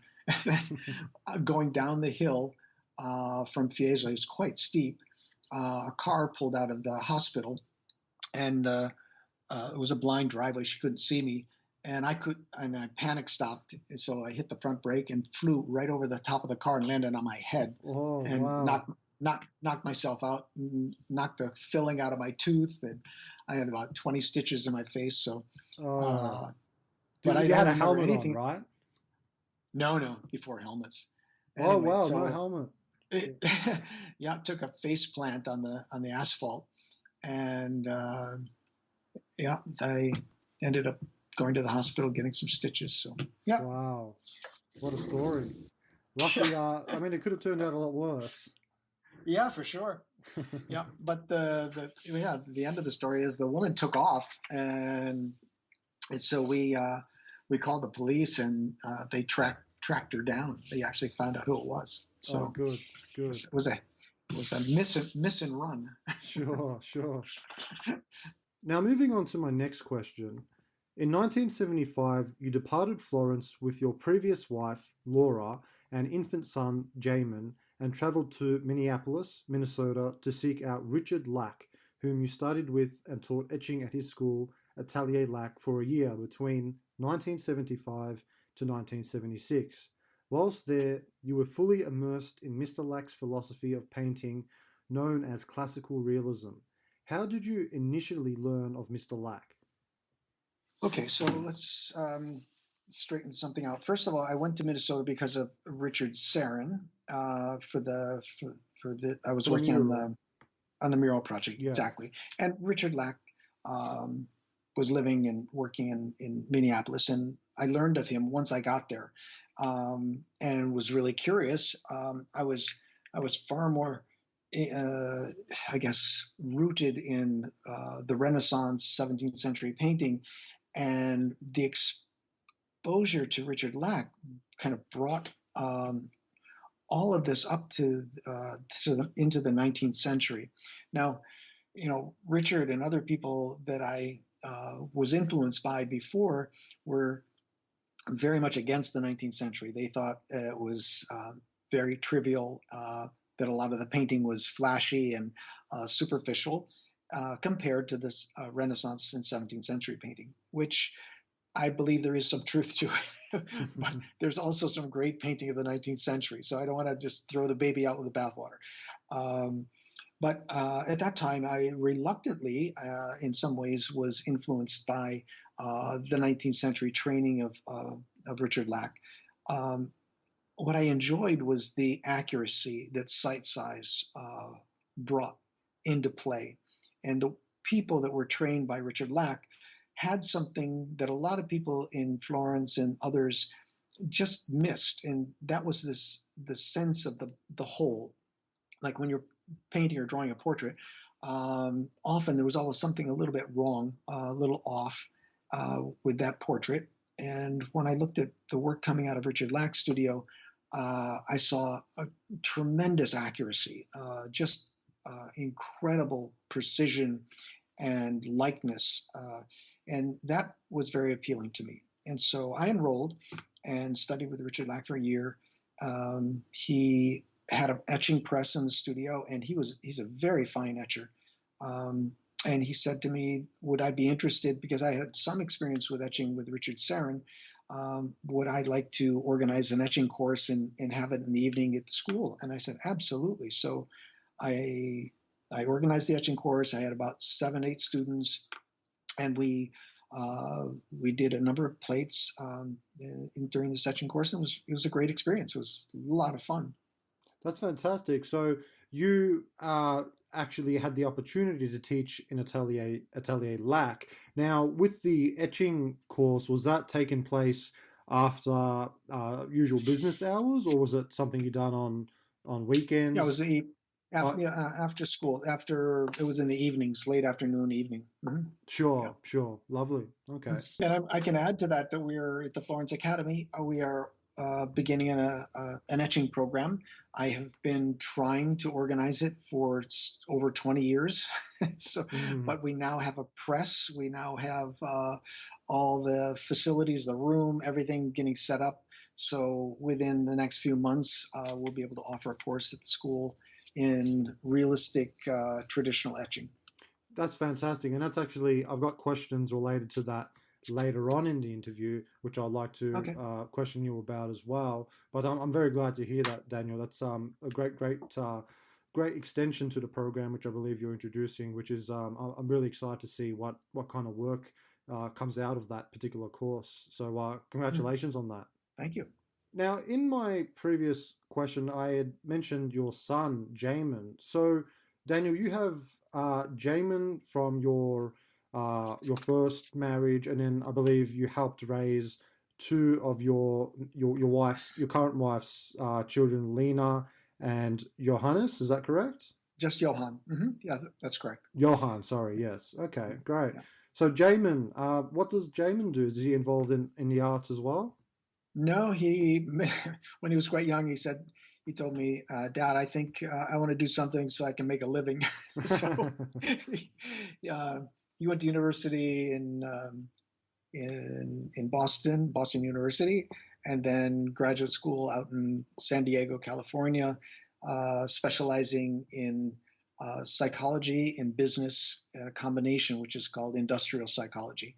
And so he now is a coach for, or I don't, yeah, industrial psychology. That's what he does. He Sure. helps CEOs run their companies better. I can't explain it any better than that. But loves his job, does really well. So yeah, That's he lives in San fantastic. Francisco with his wife and twin boys. Oh, that's lovely, isn't it? Fantastic. Yep, yep. And Johan, what's is he's grown up now? I'm assuming. Yes, Johan's married and lives with his wife and daughter in southern Spain. Oh, And lovely. yeah, yeah. And Lena, who has worked for our youngest, who I helped bring up, she was quite young when Anki and I got together. So she's very close. And she's been working in Médecins Sans Frontières and Doctors Without Borders for a number of years, all over from South Sudan, Baghdad, you name it. She's been in all the horrible places, helping people, and she's an amazing woman, and she's now working for the Red Cross in Stockholm, Sweden. Oh, that's fantastic. Now, Daniel, your wife Anki, she's her background. What part of the world is she from? She's from Sweden, and she was trained as a school teacher, worked for a number of years, and then traveled around with her first husband to like 10 different countries in 10 years. So did a lot of traveling, learned the language, organized the household, and now she specializes in making Christmas decorations from natural materials and does magnificent things. They're so beautiful. Oh, that sounds lovely. Fantastic. Well, it's great that you share something in common. You're both creative, that is. Yeah, yeah, absolutely. Yep, Sure. I get pulled into some of her projects occasionally too, cutting with bandsaws and so forth. Uh, but I really enjoy it. It's really fun, and she makes the most extraordinary things. Yeah. Oh, that's fantastic.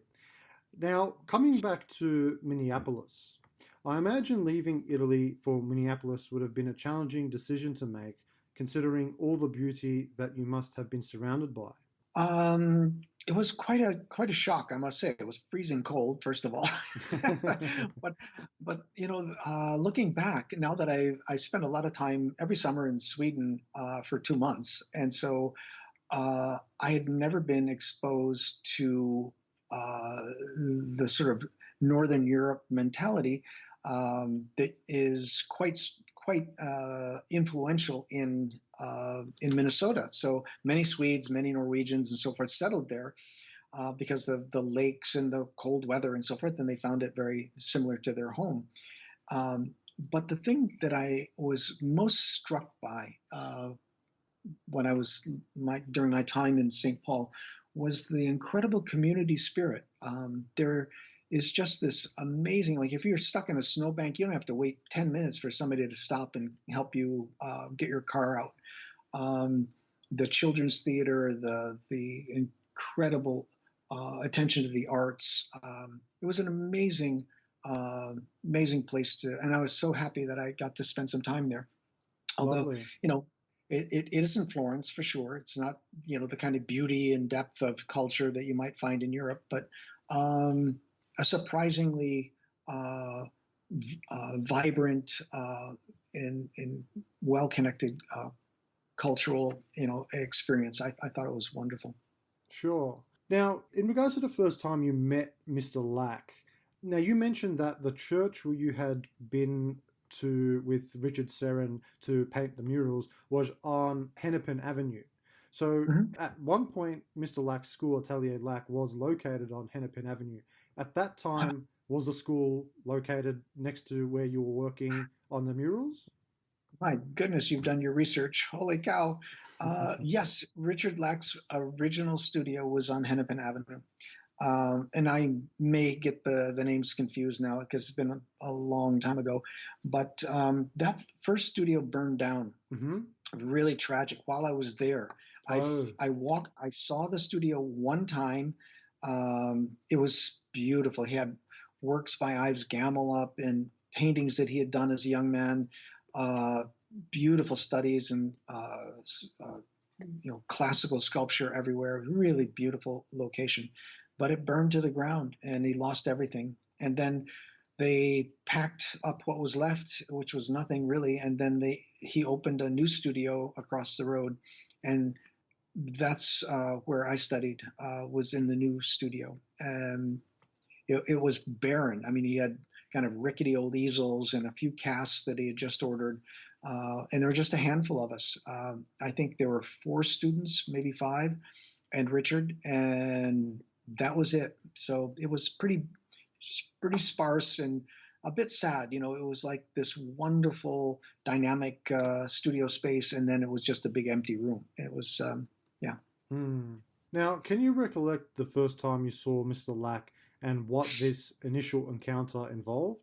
Yes, I first met him when I was visiting the studio, his first studio, the one that burned down. He was very gracious. He's a tall, imposing man, very soft-spoken, and was constantly referring to when in these times where he was basically saying that things had gotten really bad in his world of, the kind of art that he liked, that in these times they weren't so good. He was a little bit bemoaning that fact most of the time you spoke with him, but fascinating. He was very, very well read. He was greatly influenced by the work of Carl Jung, made a number of paintings depicting his ideas and thoughts on Jungian philosophy. Psychology maybe would be a better way of saying it. But he was very, very much engaged in the narrative and would talk to us a lot about, his thought process of how to put together a painting and explain or depict an idea, an abstract idea. And I found that really fascinating. That was something that was kind of new to me, and it kind of tied together with what Richard and I had talked about when I was studying with him. Sure, fantastic. Now, are you able to reminisce your experience of the first time that you walked into Atelier Lack and the impression that it had left on you? Because at that point, you had come from Florence. I mean, you had seen the Bottegas, you had seen Pietro Annagoni's studio, you had studied with Richard Serran. So you had some exposure and some experience at that point. Was when you walked into Atelier Lack and you saw that 19th century academic approach with the cast set up and working site size, What kind of impression did that have on you? At first, I guess, to be honest, it was exciting because what I had been experiencing before, although very authentic and the line really hadn't been broken. What I was experiencing with Richard Lack was, again, a different line, maybe unbroken, but had been just reinvented out in Minneapolis. Um, the the origins for him were back in Boston, where he studied with Ives Gammel. Lack studied with Ives Gammel. Gammel studied with Paxton. Paxton studied with Tarbell. Tarbell studied in the École des Beaux-Arts in Paris in the 1880s, and so they have that lineage. But it just seemed like it isn't, it wasn't taking place kind of where it happened, and so there was a little bit of an artifice about it, and I think the uh, it was the newness of the approach and the direct connection of the methodology of teaching, which we lacked to a certain extent in Florence. Obviously, Simi had a version of the 19th century, but I found that very useful. That it was still very much alive and still connected. We could still connect to it, and so probably your questions coming up are how does this relate to what I'm doing today? And it relates very much to how Charles and I began our first studio, was using the methodology that we had been taught and that had come directly from the École des Beaux-Arts. Sure. Now, I understand through Mr. Lack you were exposed to the site size approach to measuring. Can you provide a detailed overview of the training you undertook at Atelier Lack, as most students usually were expected to stay for the duration of the program, which lasted between 4 to 5 years. However, you only stayed for 1 year. That is correct. I was a bit of an older student at that point, and I was kind of finishing up. Uh, I just couldn't afford to study any longer, and so that 1 year he helped me out with scholarship, and also because I was teaching the etching program. Otherwise, I couldn't even afford to study with him. Sure.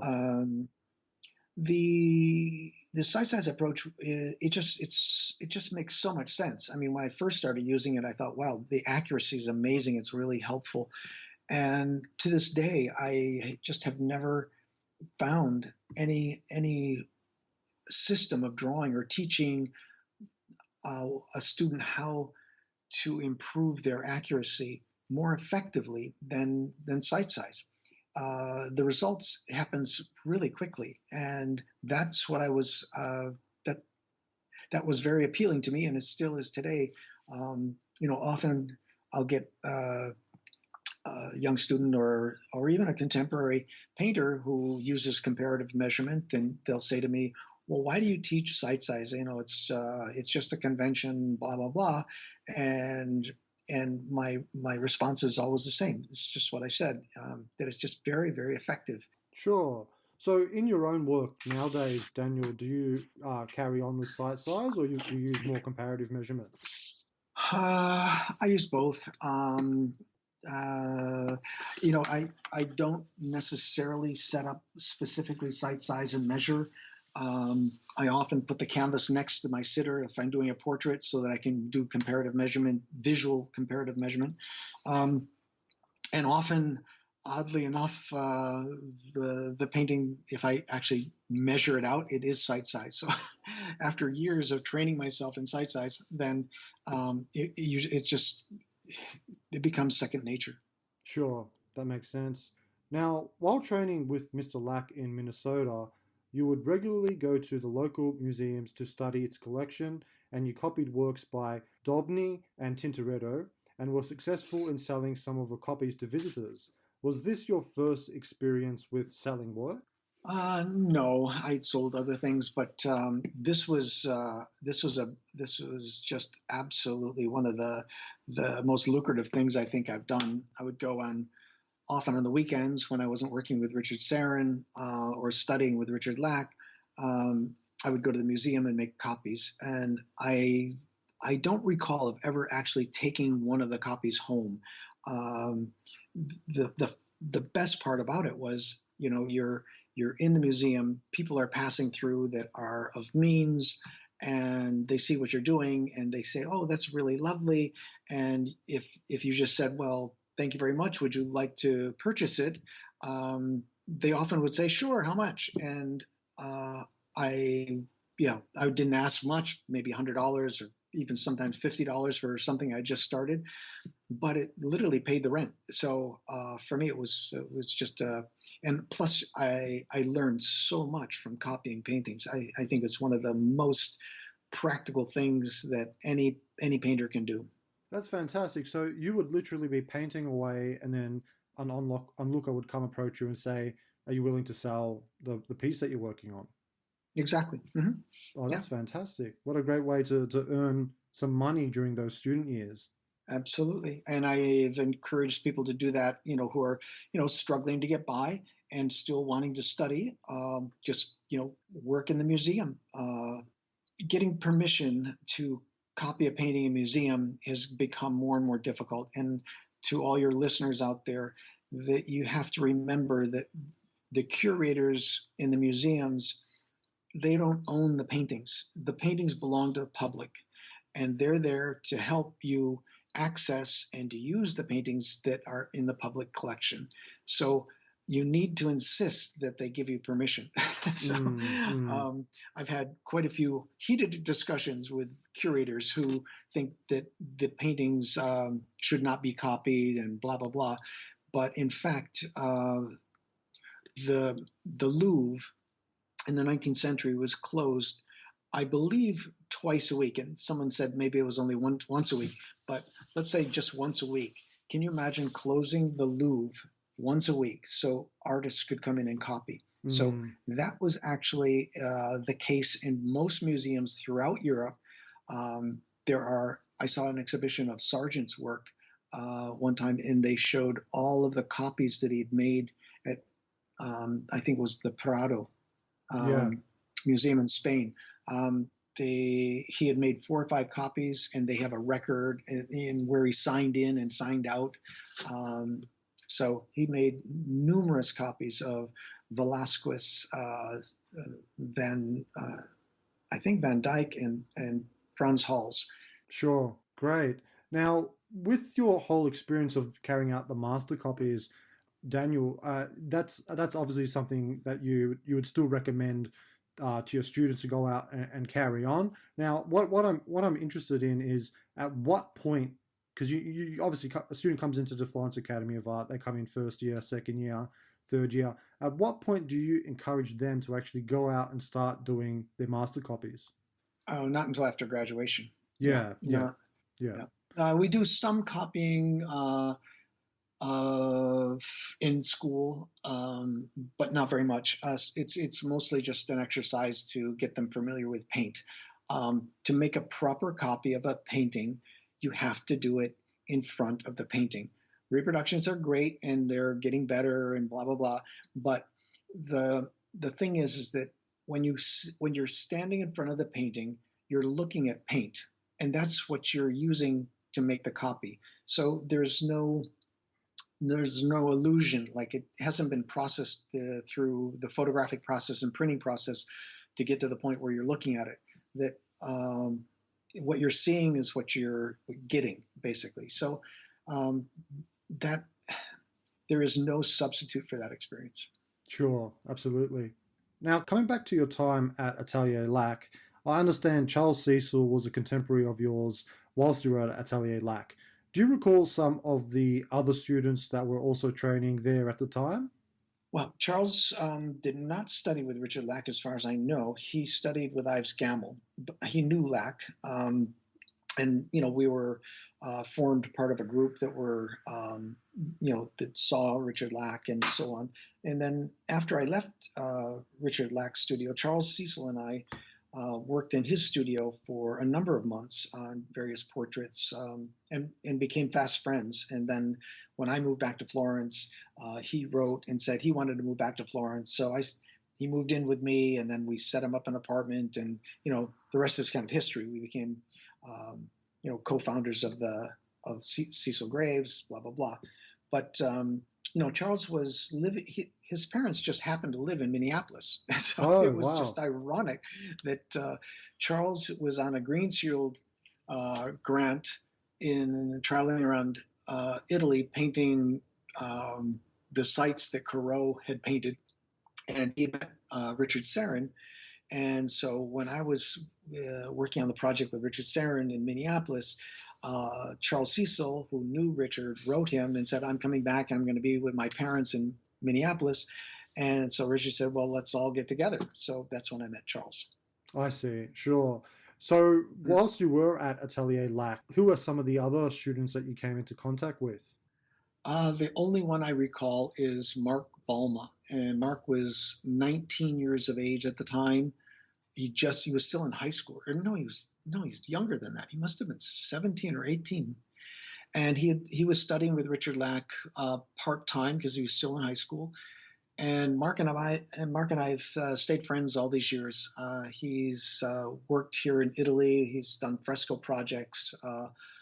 But yeah, that I don't recall the others. There were only a handful of other students, and I don't remember who they are. Sure. Now, how was your training with Mr. Lack different from what you had gained from Joseph Shepard, Frank Russell, and Richard Serran? Okay. Well, there were different systems of.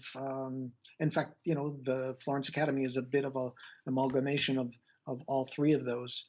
And I think Richard Lack probably, in terms of the day-to-day and how we progress through the program, is mostly influenced by the 19th century, or Richard Lack's methodology, in that we start off with drawing from the flat and then go to cast drawing, and then to eventually from that to three-dimensional figure work and so forth. So that's very much in the system of training of the 19th century, which frankly just works.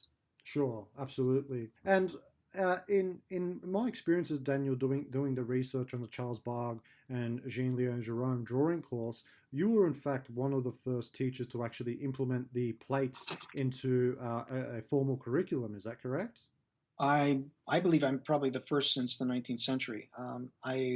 I went to the V&A Museum in London in search of the plates. I found one in a bookstore or an antique store in London, and then from that started a research to see if there were more.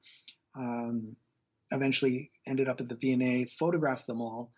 Couldn't afford to even have them printed because back then the only way to get them printed on real film was to have an actual photograph, which was about $5 or $6 for an 8x10.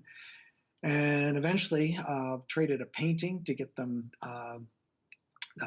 prints made, and started to use them at school, and they were really effective. And at the time, Jerry Ackerman had come to Florence, and we had he was studying and also doing some teaching, art history teaching. And I proposed to him that we write a book about it. And then, well, that's a long story. It didn't happen, but the plates were incredibly effective. Sure, sure. And so that's interesting. You had proposed this book, and was it essentially a book about how the plates were intended to be used? Well, I wanted to reproduce the books, I'm sorry, the plates, so that students could then use them, and then also to explain their usage. Each plate, like on the back of it, you could write an explanation of how to set up and what the purpose of that particular plate would be, what emphasis would be made on what aspect of the drawing. These were essentially developed to give young people an opportunity to start honing their skills before they even applied to go to the École des Beaux-Arts. So you would come in with a certain skill set. And beyond all of that was the the importance of these particular uh, casts and these particular images was to um, promote a particular type of taste of the late 19th century. So what they were also concerned with was the imagery and the sense of beauty that was innately connected to each one of these projects. So as you learn something, as you memorize it, you are memorizing a certain taste as well as gaining accuracy in terms of your own drawing. Sure. So essentially, what you proposed to Jerry Ackerman, that was carried forward with Braden Parrish at a later date, which has become the widely used the widely used book now, which a lot of schools, well, pretty much all the schools, most likely will have in their library. So Mhm.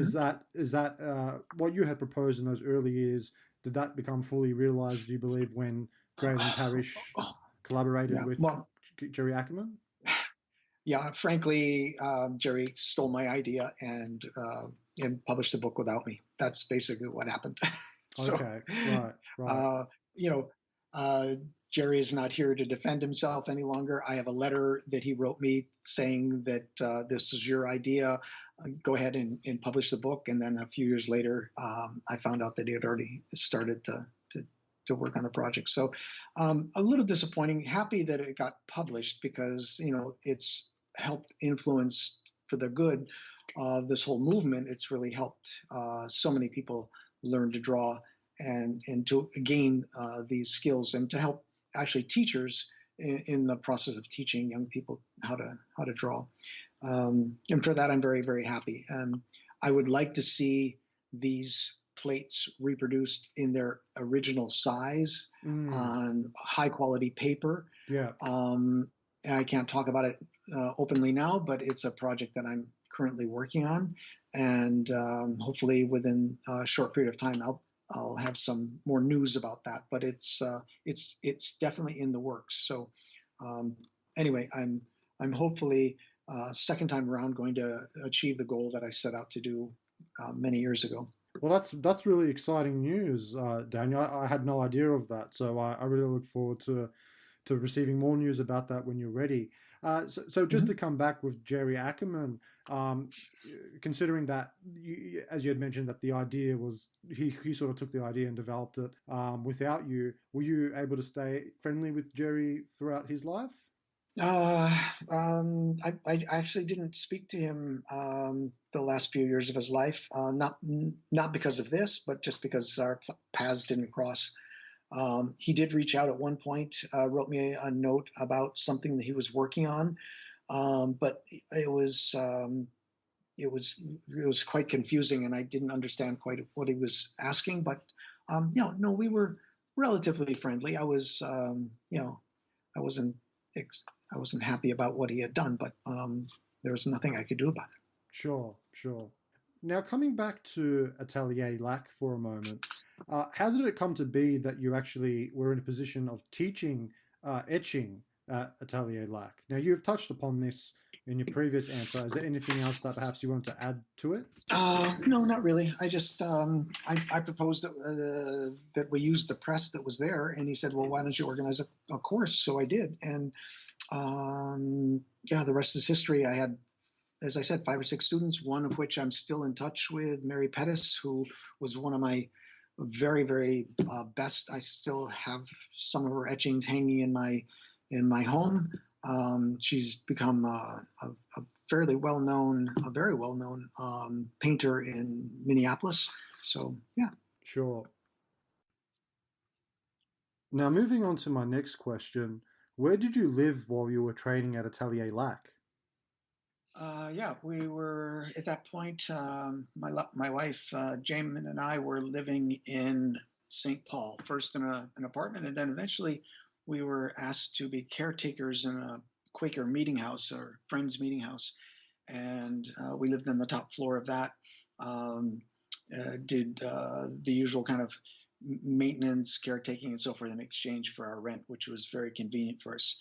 Plus, I had a studio in this building, which was quite lovely. It was about a 30-room mansion on Summit Avenue, which was lovely actually. And So we lived there. I commuted to Minneapolis every day and worked on the project with Richard, and later started studying with Richard Sarin first, and Richard Lack. Yeah, both Sure, Richards. sure, Yeah, sure. So you mentioned a 30-room mansion is where you had your studio at the time? yeah, yeah. Wow. Well, we were caretakers at this friend's meeting house, and the meeting house was a beautiful mansion on Summit Avenue. So yeah, it was. We were in the lap of luxury, even though we had no money. Did you have a north light studio for skylight? No, it was sort of a southeasterly facing window, but a very large window and had good light most of the day. So I put uh, some gauze over the window so that it would diffuse the light. It worked pretty well. Mm-hmm. Sure. Now, overall, what was your impression of Mr. Lack, not only as a painter and teacher, but also as a man? Ah, well, Richard Lack was a stellar human being. He was kind and generous, intelligent. Uh, couldn't say enough good things about him. He had actually no downsides as far as I could see. I didn't know him very, very well. He was a bit formal. He interacted with us as a professional all the time, and so uh, he was just an almost an ideal teacher. He came in. His criticisms of your work were spot on. He really cared about all the students. Um, and we watched him do demos occasionally, which I found fascinating. His ability to draw, his skill level was just extraordinary, very inspiring. And I watched him do a charcoal preparatory drawing for eventually a portrait of a young man with a peace sign, a peace symbol on it around his neck. Um, and the charcoal drawing took him, I think, probably around 3 hours, and it was as finished as you could possibly imagine. But it wasn't. He didn't use charcoal the way we were taught to use it. He was just using the side of the charcoal and blocking in the whole figure, but with extreme accuracy. Then transferred that drawing and began painting the portrait. And I must say, I think it was one of the best portraits that I've seen him do. So I was Wow. really happy to be able to see that. I used to have a slide of it, and through all the years of, you know, showing slides of paintings and so forth to students, it somehow has gotten lost. But it was a beautiful portrait. Sure. Now, did you ever head over to Mr. Lack's home and meet his wife, Catherine, at all? Oh yes, sure, sure, sure. A few times went to his house to see what he was working on, and spent some time talking with him and his wife. Catherine's still alive, and I think doing quite well. Yeah. I had somebody who was in touch with her, and when we did our 25th anniversary book at school, I sent her a copy of that. Sure. Now, when it came time to leaving Minneapolis to head back to Italy, did you find it difficult? Um, I was a little unsure. My time in Florence, the first time around when I was a graduate student, was really rough. We had very little money. It was uh, yeah, it was a magical time on the one hand, but it was also very difficult on the other hand. Going back with the same kind of financial uncertainty, I must say had reservations about going back. Um, my wife at the time was really interested in staying in Italy, and of course, it was appealing to me, but I just didn't know how we would survive. And fortunately, we figured out by selling etchings that we could make a living, and then eventually teaching and galleries and so forth developed from there. So we were able to hang on. But even those first few years, we weren't sure whether we were going to be able to stay in Italy for permanently. Sure. Now, in 1978, you returned to Florence permanently, where you have since remained, and you trained under Nerina Simi, who was aged 88 at the time, at her Mm-hmm. school, Studio Simi, as you were intrigued by the work you saw coming out of her studio. Nerina was the daughter of the painter Philadelphio Simi, who trained with Jean-Léon Gérôme at the École des Beaux-Arts in Paris during the 19th century. Nerina maintained her father's atelier from the time of his death in 1923 until her own in 1987 at the age of 97. Can you explain how you found out about Signorina Simi, as Miss Simi's students would call her, and her school? Sure. I mean, this is, in fact, a dear friend, Charles Kapsner, is writing a book Mm, to document her life and her school and her teaching. He was very involved and stayed with her for many, many years. And so his perspective is going to be really well appreciated by all of us who knew her and studied there. sure. Um, the thing that was so present in that studio was the continuation, that it started at the time that the École des Beaux-Arts was in full swing in Paris, that the tradition had been brought from Paris to Florence by Philadelphio. His young daughter had an interest in painting, and of course studied and learned from him, and then set up and continued the studio that he set up for her entire life. Which the influence, the impact of that, I think once this book is published, you'll see that it has her teaching has really helped change the course of realist art. The Again, the atmosphere in the studio was what was so amazing. I mean, you walk in and it was just like going back in time. Every nick and cranny of the entire studio space was filled with beautiful drawings and paintings of Philadelphia and Nerina. When I entered the studio, it was absolutely packed with students. We sat in tiny little chairs and had tiny little easels and worked on cast drawing half the day, and then we had figure work, portraiture, and figure drawing and painting the other half of the day. This was fairly typical of how, as I explained later in the interview about how we work at the Florence Academy, this tradition not only was upheld by Gamel and those that were influenced by him through the École des Beaux-Arts, but also through Simi. I mean, they used pretty much the same system or the same organization. It was a magical time. It was really exciting. I mean, the people that came there some were there on holiday and just having a good time, but most of us were really serious and found the criticisms invaluable. Maybe to jump ahead here a little bit, her method of training was again very, very academic. You worked on drawing first, lots of work from sculpture, plaster casts, and so forth, and then from the figure. But because of the space and the size of the studio, we couldn't work really sight size. She didn't really teach sight size. She taught comparative measurement, which I had just come from Richard Lax, who, all the training was through sight size, and then to go, into another system. At first was difficult, but on the other hand, it was like learning another language. It was just a different way to tackle the same problems. And I'm happy to have had experience in both these methods, because they're both incredibly useful. And so we would sit from a distance and then take a few careful measurements for proportion, and then use those to build basically all of the proportions of the drawing.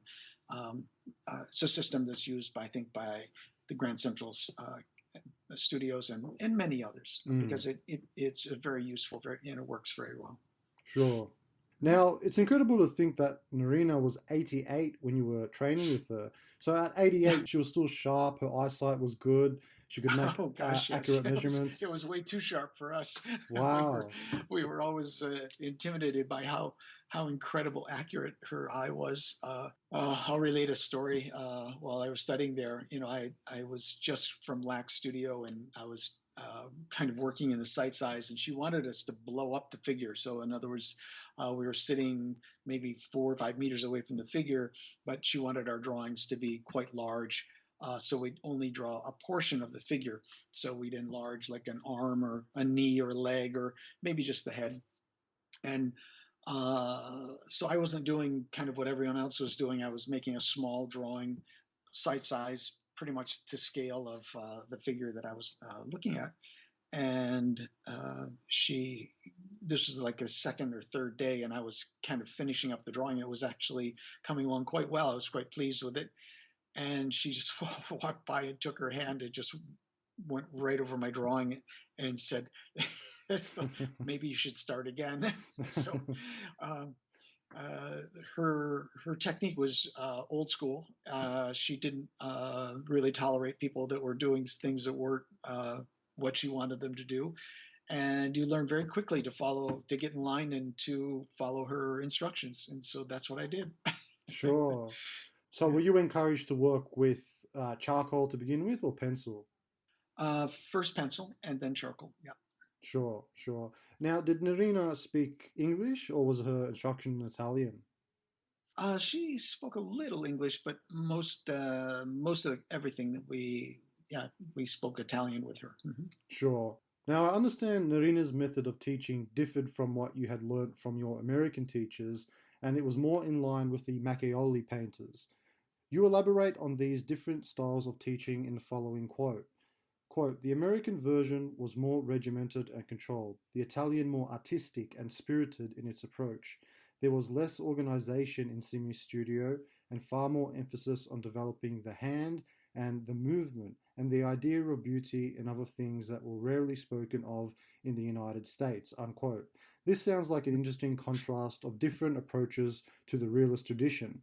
Can you provide a detailed overview of your training at Studio Simi? Now you've elaborated somewhat on the training at all, so it was very much a process of beginning with drawing from plaster cast, then moving into the figure. Now, did you begin by drawing from drawings, or was that stage completely skipped? No, that was we didn't do that. It was you started off drawing from casts. From cast, okay. The thing that I think you're hinting at here is the philosophy behind, and I don't think it was in either case, whether it was Lax Studio or Simi Studio, or even when I was studying with Joe Shepard, and for that matter, Richard Sarin, they didn't have a specific philosophy where it was outlined and you kind of towed the line. It was mostly just understood in the studio that there were certain things that were emphasized, certain aspects of the process that were really important. And I think, to summarize them, to make them, let's say, to explain them to the layman at this point, I would say that Simi Studio was really about preparation. All the drawing was preparing you to be able to paint in a Macchioli approach. In other words, it's direct painting. You were taught to mix colors very carefully, to observe nature, and to put down what you saw.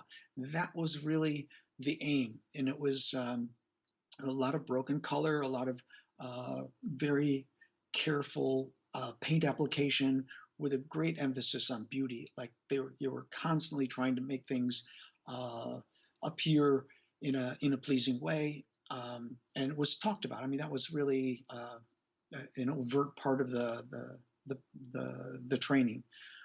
Whereas I think in Lax Studio, and certainly from his own type of painting, it was a huge emphasis on the correctness and the accuracy of drawing, to bring that to a really high level.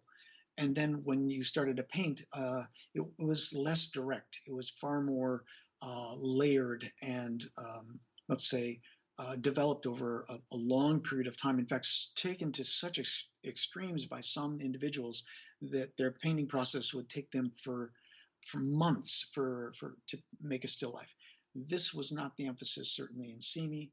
quite the opposite with Joe Shepard, where everything was about being efficient and rapid and executing your painting as quickly as possible. So each of these schools that I attended gave a different emphasis, and I'm so happy that I was able to take part in all three. And eventually, well, I don't include Richard Sarin in terms of schools because it was more of an individual studying with him on a one-to-one basis. And he was more about the philosophy of painting. Anyway, so, but those three schools, let's just say for now, emphasized various aspects of the process. And as I combined them, I realized that they all had huge importance and could all be used in helping an individual attain the skills that it's necessary to express the ideas they might have. Sure, sure. Now it's interesting you mentioned the Macchiaioli painters there, Daniel. Some of the listeners might not actually be familiar with this school of painting. So essentially, the Macchiaioli were a 19th century school of painting, and essentially they were the Italian Impressionists. I mean, macchia in Italian means patch or mark, doesn't it? This is correct. Yes. Yeah. And essentially, they were dubbed the patchmakers, right? Yeah. Yes. Sure, Yeah. sure. The influence came from France, obviously, and what's interesting to me is that the Italians only went so far with the idea of the Monet approach of to painting, that most of them held on to the more conservative, the more academic approach that was a little less broken color. But nonetheless, what they emphasized was the importance of color and color, the overview of the color impression, which really makes their work, I think, absolutely astoundingly beautiful. Sure. And it's interesting because they're not a very well-known school. Well, at least here in Australia, we don't really hear much when we flick through the art books and such, art history books. You don't hear much, or there isn't much coverage on this particular period of art history. In Italy, is it different? Very much so, yes. Especially in Florence, because this is pretty much the heart of the Macchiaioli. In fact, where the school is located, the Florence Academy was one of their favorite painting spots along the Arno River. And so if you go into almost any a Florentine home, you'll find a Macchiaioli painting somewhere that some great grandmother or grandfather left to them. So it's a tradition is very much alive and very much around us in Florence. Sure. Now, if you were to mention the leader of the Macchiaioli painters or the head painter, who would that be? Well, I don't know if there were any that really. I mean, there's Lega, and the list goes on and on. Fattori, for example, was probably the best known. He did a whole series of etchings. He did a lot of paintings of cavalry on horseback and so forth like that. Sure. But sure. there are many. Right. Now, coming back to Norina for a moment, did you attend her summer studio in Stazema at any point? No, I've been there a number of times, but not when she was there. So no, I've never attended her summer course.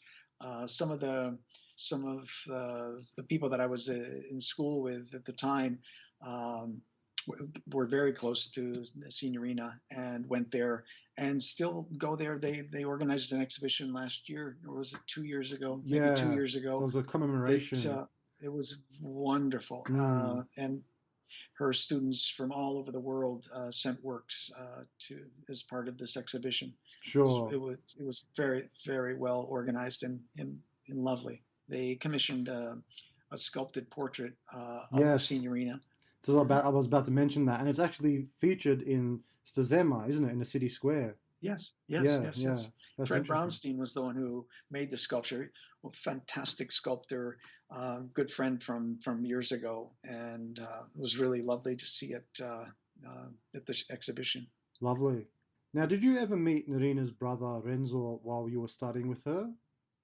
I believe Renzo died during World War II as a young man.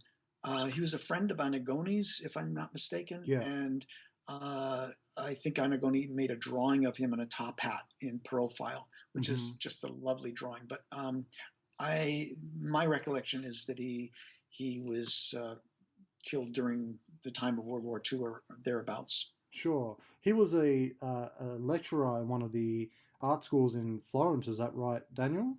I don't know that. No, I can't. I couldn't comment. No. Sure, sure. Now, in total, how long did you spend with Signorina Simi? Off and on, probably a little over a year. Mm-hmm. Little over a year. Okay. And correct me if I'm wrong, Daniel, but I understand that students that went to Florence during the 70s and 80s that wanted to train under Anagoni were oftentimes rejected by Anagoni, and he guided them to try Signorina Simi instead. Is that correct? Yeah, even for years before I got there, Anagoni was sending students to the Signorina. Gianni Cacciarini, I don't think went there, but Ciccone was one of his first students, and then he studied with Signorina Simi. In fact, one of his drawings, a portrait drawing, was in the studio, which was just unbelievable. Take your breath away. It was so beautiful. Sure. Amazingly talented artist, is still working here in Florence. Sure. Now, can you describe the environment of Studio Simi? For instance, was it a typical atelier setup with plaster casts and a model stand and easels? Now, again, you have already mentioned some of this, yeah. But would you call it a kind of purely 19th century atelier setup, or did it have whispers of the bottega, the Renaissance bottega, throughout the studio as well?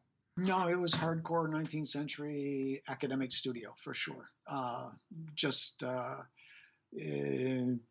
stunning example of a small private atelier that was teaching classical techniques, and it was all set up just as you described, with plaster casts and beautiful paintings and drawings on the walls. Yeah, lovely. Did it have a skylight or a north lit window? No, it had an east-facing window, very close to the Arno. In the mornings, we would have a gauze curtain put over the window so the sunlight wouldn't disturb the light too much. In the afternoon, the light was absolutely beautiful. So it was a lovely place to work. Nice light. Sure, sounds lovely. Now, who were some of the other students that were training at Studio Simi at the time? Oh my gosh, well, I should prepare a list. Nelson White who was a dear friend, and still. He's on the board of our school and has a studio in the Florence Academy. Very, very dear friend. And Charles Kapsner, who I've maintained a close friendship with for all these years, ever since we first met at CME. So, oh my gosh, I don't know. All the names don't come flooding back, but sure. Those are the two that I remember. Did you ever come across an Australian painter in Studio Simi by the name of Pam Tippett, Daniel? Oh, Pamela, absolutely, sure. Pamela Tippett. She'd been in the studio a couple of years before I got there, and so she was an advanced student in painting, and I was still just drawing. But I remember Pamela very fondly. Mm-hmm. Fantastic. She's actually one of the foremost figurative still life painters here in Australia, and it's interesting to know that she was actually in that circle of early students in Studio Simi all those years ago. So oh yes, very much so. It's incredible to know that you had met each other in that studio. Yeah. Well, if you bump into her, please say hello for me. Definitely, I will. Now, moving forward. In 1984, at the age of 33, Charles Cecil and yourself joined forces and established Studio Cecil Graves, which you ran together until its closure in 1990. Studio Cecil Graves was located in Lorenzo Bartolini's 19th century sculpture studio, and the school was a precursor of the Florence Academy of Art. While training at Atelier Lac, did you and Charles used to discuss the possibility of opening a studio together? Uh, at that point, probably not. It wasn't until I think we got to Florence that we started talking about opening an atelier, a small studio. We were looking around for places that we could rent that would be suitable. So uh, it took uh, it took quite a while looking around just to find something that would be suitable. And then when we finally did, um, I think we had one student and there were two teachers. Who was the student? David Dennis, Okay, all right. British farmer, would come down to study.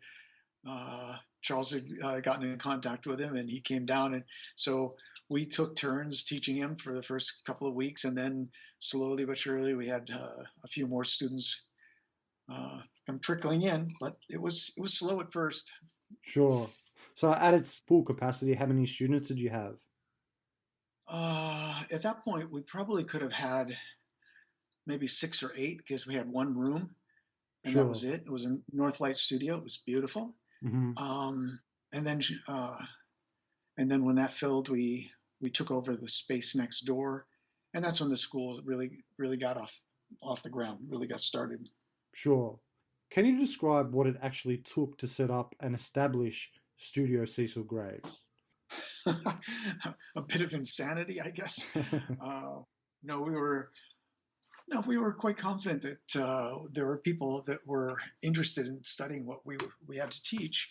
Um, it was it was organizational a lot. You know, we had to find models, make sure that we had all the equipment that we needed, and slowly put together a collection of casts. Um, when you're running a school like that on a shoestring, then as soon as you get rent from somebody, then you just pour that back into the studio. And I kind of have done that ever since we first started. Um, the the profits just ended up going back into the school so we could offer, more classes or better instruction. So it was definitely a labor of love from the first day. Sure. And did you ever hire any additional instructors, or was it always just you and Charles? In the beginning, it was just Charles and myself, and we had assistant teachers, but most of what the help that we got was through studio cleaners and people that helped build things and so forth. But most of the teaching was done by Charles and myself. Sure. How did you develop the curriculum? Was it essentially a distillation of both yours and Charles's teaching? Oh, yeah, absolutely. I would say we modeled what we were doing on the École des Beaux-Arts, the 19th century, as best as we could in terms of, first of all, understanding exactly how they conducted their classes. But the way Ives Gammel ran his studio, and obviously Richard Lack, and to some degree even Simi, they were all pretty much based on the same thing, where you would work from a private project half the day, and then the other half of the day you would be working from the live model in a group situation. So it was it was fairly common practice for Atelier to organize their classes in that way. So we did nothing, that was much different than that. Sure. Was it a full-time program at that point, or did you offer workshops?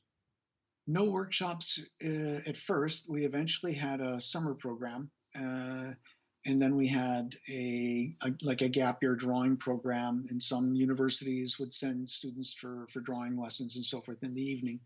But it was definitely a full-time program right from the beginning, a 3-year Great. program. Mhm. Fantastic. Which could be a 4-year program, depending. So like it was the structure back then was a lot looser. If somebody had limited amount of time or resources and stuff, we would sometimes speed up the program to accommodate them. Something that I stopped doing a long time ago at the Florence Academy. In fact, from the very get-go, you either got into the program or you didn't. It was, there was no manipulating the course structure.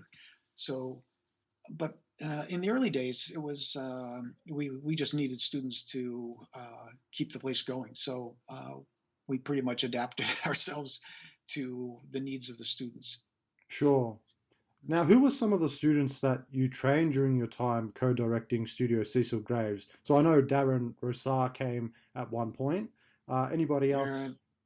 Urban Larson, Urban Larson, of course. Harriet Gosling, Nikki Phillips. Oh my gosh, there are scads. I've tried to record them the best that I could. In what I've done since starting the Florence Academy, we've kept pretty good records of everybody who's gone through the program and those that have graduated. Sure. My forte has never been remembering everybody's names. I remember their faces, especially to recount them, off the top of my head. But there's some great friends, and they've stayed in touch throughout the years. It's been wonderful. Do you still keep in touch with Urban Larson? Oh yeah, for sure, absolutely. He's an amazing painter. His portraits are just phenomenal. Oh yeah. Mm-hmm. What led to the school being closed in 1990 and you deciding to begin your own school? Well, I think every business and every relation sort of runs its course. Charles and I had our differences, and we came to a point where they became we hit an impasse, and so it was painful. But I think the only option for us was to go our separate ways. So we did. It's personal, and a lot of people know the story, but I think enough is to say is that just personal differences, and we're now in touch, friends, like not like before, but we're definitely good friends, and it's been nice to be able to have our own schools and then kind of come back and see where each other has gone. I think Charles is now 75, and he's gained a new perspective as you get on in years. You look at life and the things that you've done a little differently. Sure. You mentioned there, Daniel, that a lot of people know the story that caused you guys to split. Would you care to comment, or do you want to get into that, or would you prefer not to? No, I think I've said enough. I think that's it's a personal difference, and we for years didn't really speak, and eventually through other mutual friends got back together, and we're friends again. So yeah. Good. It's like every breakup, it's like going through a divorce.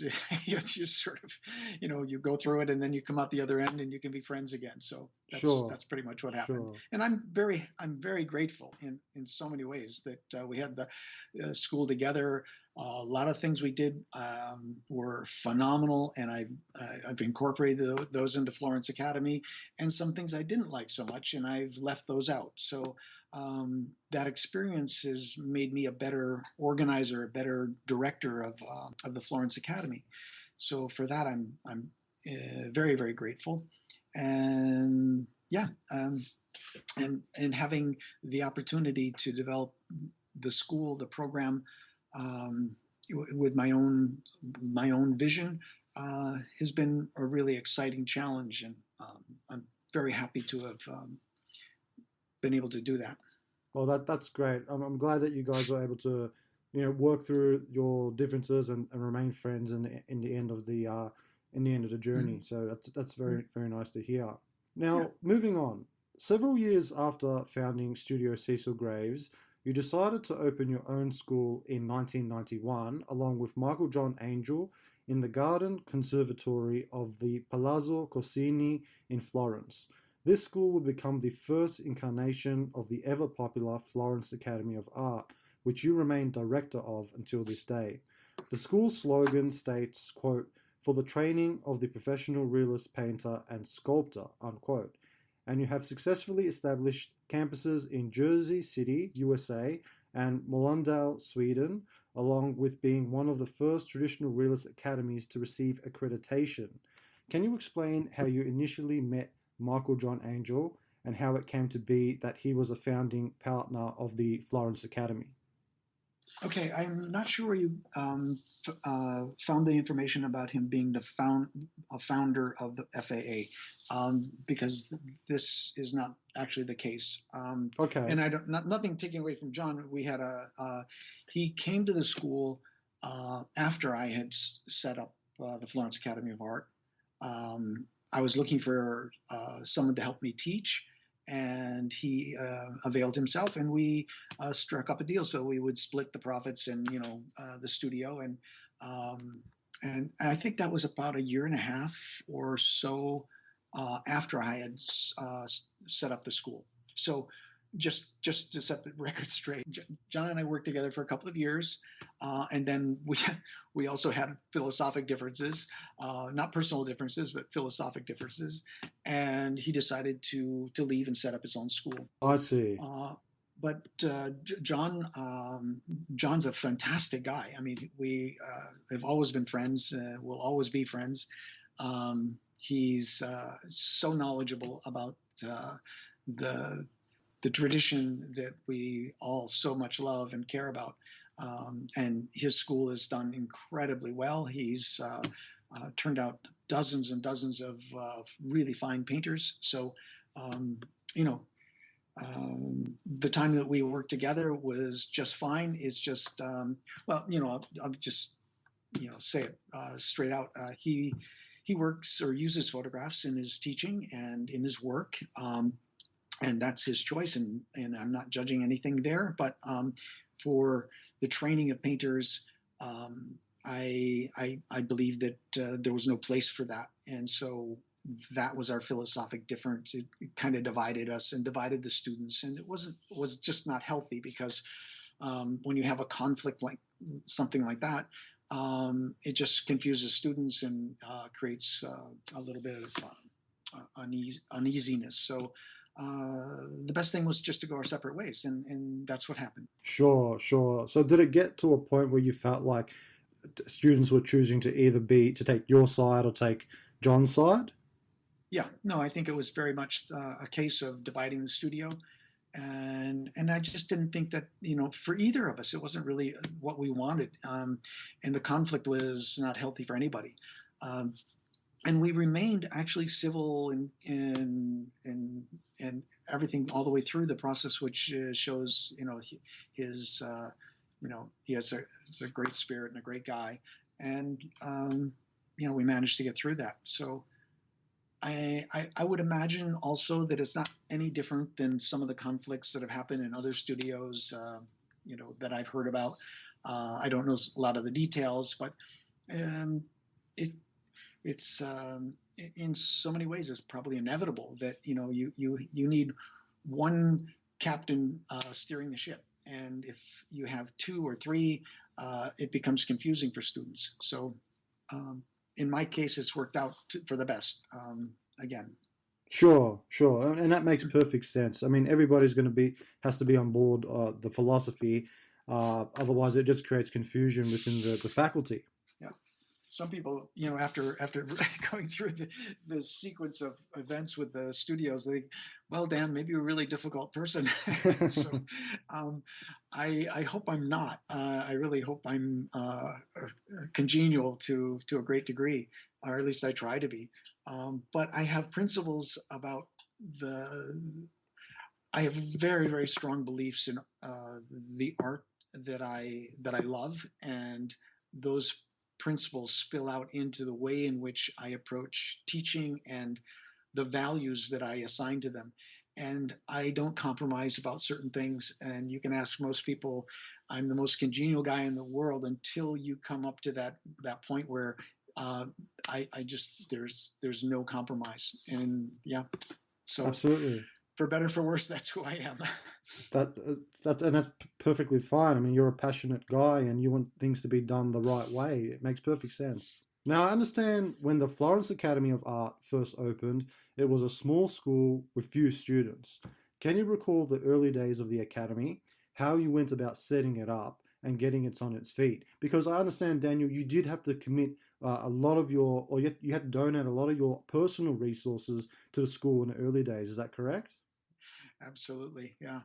I worked, Charles and I worked out a deal to, separate the studios, and he kept the space that we were in, and we split up the didactics, and so a, a number of the students that were studying with us came over and studied with me. I set up one of the Corsini girls were Fiona was studying with us, and she asked her mother if she had a space that I could use as a studio, and so she offered me a lemon house in the back of their palazzo, and that's where the Florence Academy got its first start. So because of Fiona, thank God for her, and her mother, the Principessa Corsini, I was able to get back up on my feet and start the Florence Academy. Wow. And a handful of students came with me: Amy Braden, Paul Brown, Zara, Nicole Alger. I mean, there was just a handful, but we managed to keep things going, and slowly started to build on what was there. And within about 3 years, we expanded into another part of the studio, or in another part of the garden, and then eventually moved the whole school to Via della Casina, which was the main campus for a good 15 years. Sure, sure. So prior to that first move, Daniel, you were actually still, you had started the Florence Academy inside of the Cecil Graves studio, inside of Lorenzo Bartolini's sculpture No, I studio. started. I started it in the Corsini Gardens in the Lemon House. That's where it started. Okay, but prior to that point, you had, because you mentioned that you had split the studio with Charles, so you were teaching your style of painting in one part of the studio, and he was teaching his in No, the other. no, Okay. no, no. When we continued the the discrepancy that we had came in the middle of the year, and we finished that year, and then I left that summer, and then started in the fall the Florence Academy of Art in the Corsini Palace. I see. That makes sense. Right. And how did you come across the name Florence Academy of Art? Did it just feel natural? Yeah, did some brainstorming with a friend. We sat down and drew out the emblem that we still use today, the FAA. Mm. And then my mother was quite ill, and that summer I went to Arizona to be with her, and I wrote down. I wish I still had it, but I wrote down what I wanted to create in terms of an art academy. Some of the goals, some of the principles, some of the things that I felt were really important. Worked on the curriculum, worked on how to set up a structure in which the student would feel like they were being carefully brought through a process that would lead them to gaining skills that they were looking for, so they could see the whole thing unfolding. It wasn't just kind of like haphazard. In the past, it was a little bit unorganized, I thought, and it would change from student to student. I wanted to regulate it so that there was built-in flexibility. There was built-in, if you needed more time for something, that was fine. But it was just that everybody knew what the projects were, and within those projects there was certain latitude. So I spent a long time mulling over how I would approach this, and to a great degree, it's still the essence of the Florence Academy. Sure. Now, I understand, Daniel, that one of the reasons you included the title Florence in the actual title of the school, and rather than putting your own name, is because you felt it was a group effort over the years to really maintain the high standards of the Florence Academy of Art. Is that correct? It was there at that time that as I was writing, I said, if I'm going to get involved in teaching, I want this to go on beyond me. I don't want it to be an effort of just a small studio with my name and a few, um, a few students following in sort of the manner in which I work. That was not appealing to me. I wanted an environment that I I basically just asked myself, where would I want to study and how would I want to learn?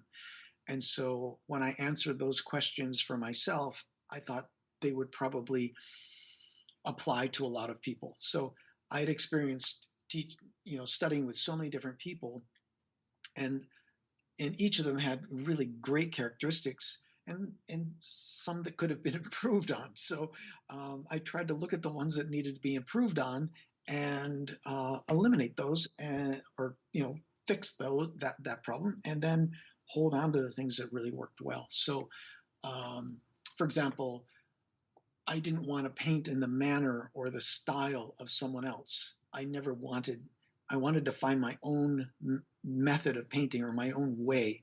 And some painters, especially the ones that don't actually teach formally, but just want you to follow their style, I thought that wasn't really wasn't giving the student a chance to ask themselves, who am I and how do I want to paint? And I felt that was fundamental to the whole process. If you don't look for that, then what you're doing is you're putting your stamp on them and not letting them have the opportunity to ask, is this really who I am and how I want to paint?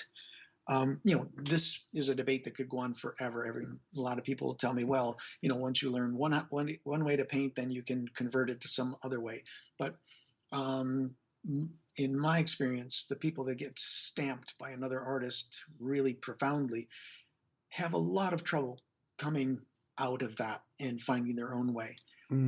Because if you don't understand the principles of how to create something three-dimensionally and compositionally and so on, if you don't understand those principles, then you can't apply them in different ways. You can only apply them in the way in which you've been taught. So you just mimic the style, but you don't have a real grasp of those principles. And so the basis of the Florence Academy is to really teach principles that can be applied in many different ways, and which will allow the individual to find their way of expressing them. Sure. So, in a sense, even though it's a regimented curriculum, it's based on historical standards and ways of training painters. There is some flexibility within the curriculum. Is that what you're saying, Daniel? Absolutely. Mm-hmm. Sure. Sure. Yeah. I mean, it's a skill-based approach, and okay, it's a much longer discussion to get into this, but it's maybe later on we'll touch on that, but let's leave it there for now. Sure. And you were always set on academy. You never thought about the Florence Atelier of Art or the Florence Teaching Studios. That never crossed your mind? Nope, not really. I felt if I was going to do something, I wanted to do it to the best of my ability and to make it as solid and academic as I could. And that's why we've reached out to NASAD for accreditation. That's why we are now, as I speak, we've been given permission by NASAD to open a master's program, and we will be doing that this year. So I wanted to come full circle from academia. I wanted to go from the university that I studied at, the Maryland Art Institute, which I couldn't find the training that I was looking for, and then bring that full circle so that the people that trained at the Florence Academy could then be accredited and then go out and teach at Yale University or some other art school at the highest level. And because right now we're unable to do that because we don't have the accreditation to do it. You don't have the degrees to do it. Sure. Well, I'm very excited to hear that the Florence Academy of Art will be offering a master's. That's fantastic, fantastic news, and a good way to start to enter into, or to try and get the kind of training that you're offering into academia, which is just great to hear, Daniel. We're very excited, and along with this, we're also being accredited by the Italian government for the same degree. So lovely. It's a big step forward, and it takes a ton of work. You have no idea. And to grow the school, like, you just have to keep reinvesting, going back into the school. First there was the anatomy program, then it was composition, then it was crochet, then a sculpture program. Every single step, every year, I've tried to add something to the curriculum to improve the quality of education. Sure. And for the past couple of years, it's been more along the lines of reaching out to academia and saying, okay, we need the accreditation so that our graduates have a possibility of having a career teaching at a proper university anywhere in the world. Sure. So because you've got the masters that's going to be supported by the Italian government, does that mean that Italian residents will be able to get their fees subsidized by the Italian government? I believe so. I'm not 100% sure. I haven't been following the specifics of this because we have lawyers doing that. Sure. But when we come out on the other end of this and we finally have the permission, then I will be able to answer that question. Sure, because that's the case in the Sweden campus of the Florence Academy. Swedish students can actually have their fees subsidized. Is that right, Daniel? Yeah, I believe so. Yes. Mm-hmm. Sure, lovely. Yep. Now, coming back to the beginnings of the Florence Academy for a moment. So just to provide a bit of a context to Florence at the time, you mentioned, and as we've come to learn, I mean, of course, that there was the presence of Pietro Annigoni, you had Nerina Simi, you had Nelson White, and the students who were trained with Annigoni and the like. But you also had the Accademia delle Belle Arti as well. Was there any other major art schools or academies before you came with the Florence Academy of Art? Not that I know of. I mean, there was Studio Cecil Graves, which is now the Charles H. Cecil Studios. Charles Cecil Studios. And no, I don't think so. Well, there's the Russian Academy, which started. Oh gosh, I'm not quite sure when. A while ago. I'm not too familiar with them, I must say, but they've been around for a while. Sure. They came after you, however. Did you ever find that there was competition from the Accademia delle Belle Arti at all, or was it just they're doing something different? No, that we've never been in competition with them, really. I think they are much more like a modern university art program that sure. More experimental and Absolutely, kind of I agree. Yep. You and Mr. Angel had different approaches to teaching painting at the time. Can you elaborate on how your approaches differed? Now, does it go back to the whole photography versus working from life? Yeah, that's it. That was all. Sure. And he's a really fine painter, and I think there was tremendous amount to be learned from John, and students really enjoyed his critiques and his work and so on. I just think having two very different approaches to educating the students was the problem, and I think John would agree. I think that's where we differed, and that's where he's been able to incorporate photography into his teaching methods and so on. From what I understand, I don't know. I'm not that familiar with what he's doing, but from what I understand secondhand, that sure, those are his choices. That's fine. Sure. Now I understand you have 36 plaster casts which are used in the Florence Academy of Art, the Florence campus, which were taken from the studio in Venice of the 19th century Spanish painter Mariano Fortuny. How did you come to possess these casts? Um, a friend who I won't name, who was living in Venice at the time, heard that they were going to be thrown away. And he organized with one of the people in the museum to come and collect them. So we hired a little boat. We pulled up alongside the museum. We loaded the boat up and brought it to my car with a friend, and we literally stuffed my poor old Alfa Romeo, which was falling apart anyway, with all of these casts. And I drove back to Florence, and it was so scary because you went around a corner and it literally leaned. The whole car felt like it was going to tip over, and brought them back to Florence. And I'm so happy to have them. They're just so unusual. I've never seen these particular casts anywhere else. So we've recently, well, not recently, but through the years, we made molds of some of them and have sold them to other academies and to individuals because they're really quite lovely.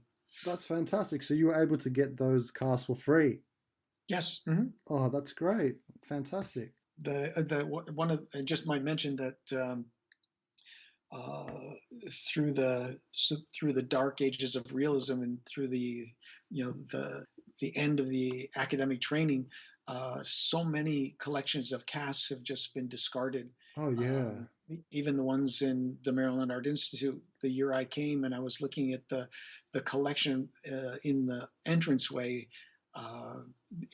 along one of the landings, they had several beautiful plaster casts from the 19th century of classical sculpture.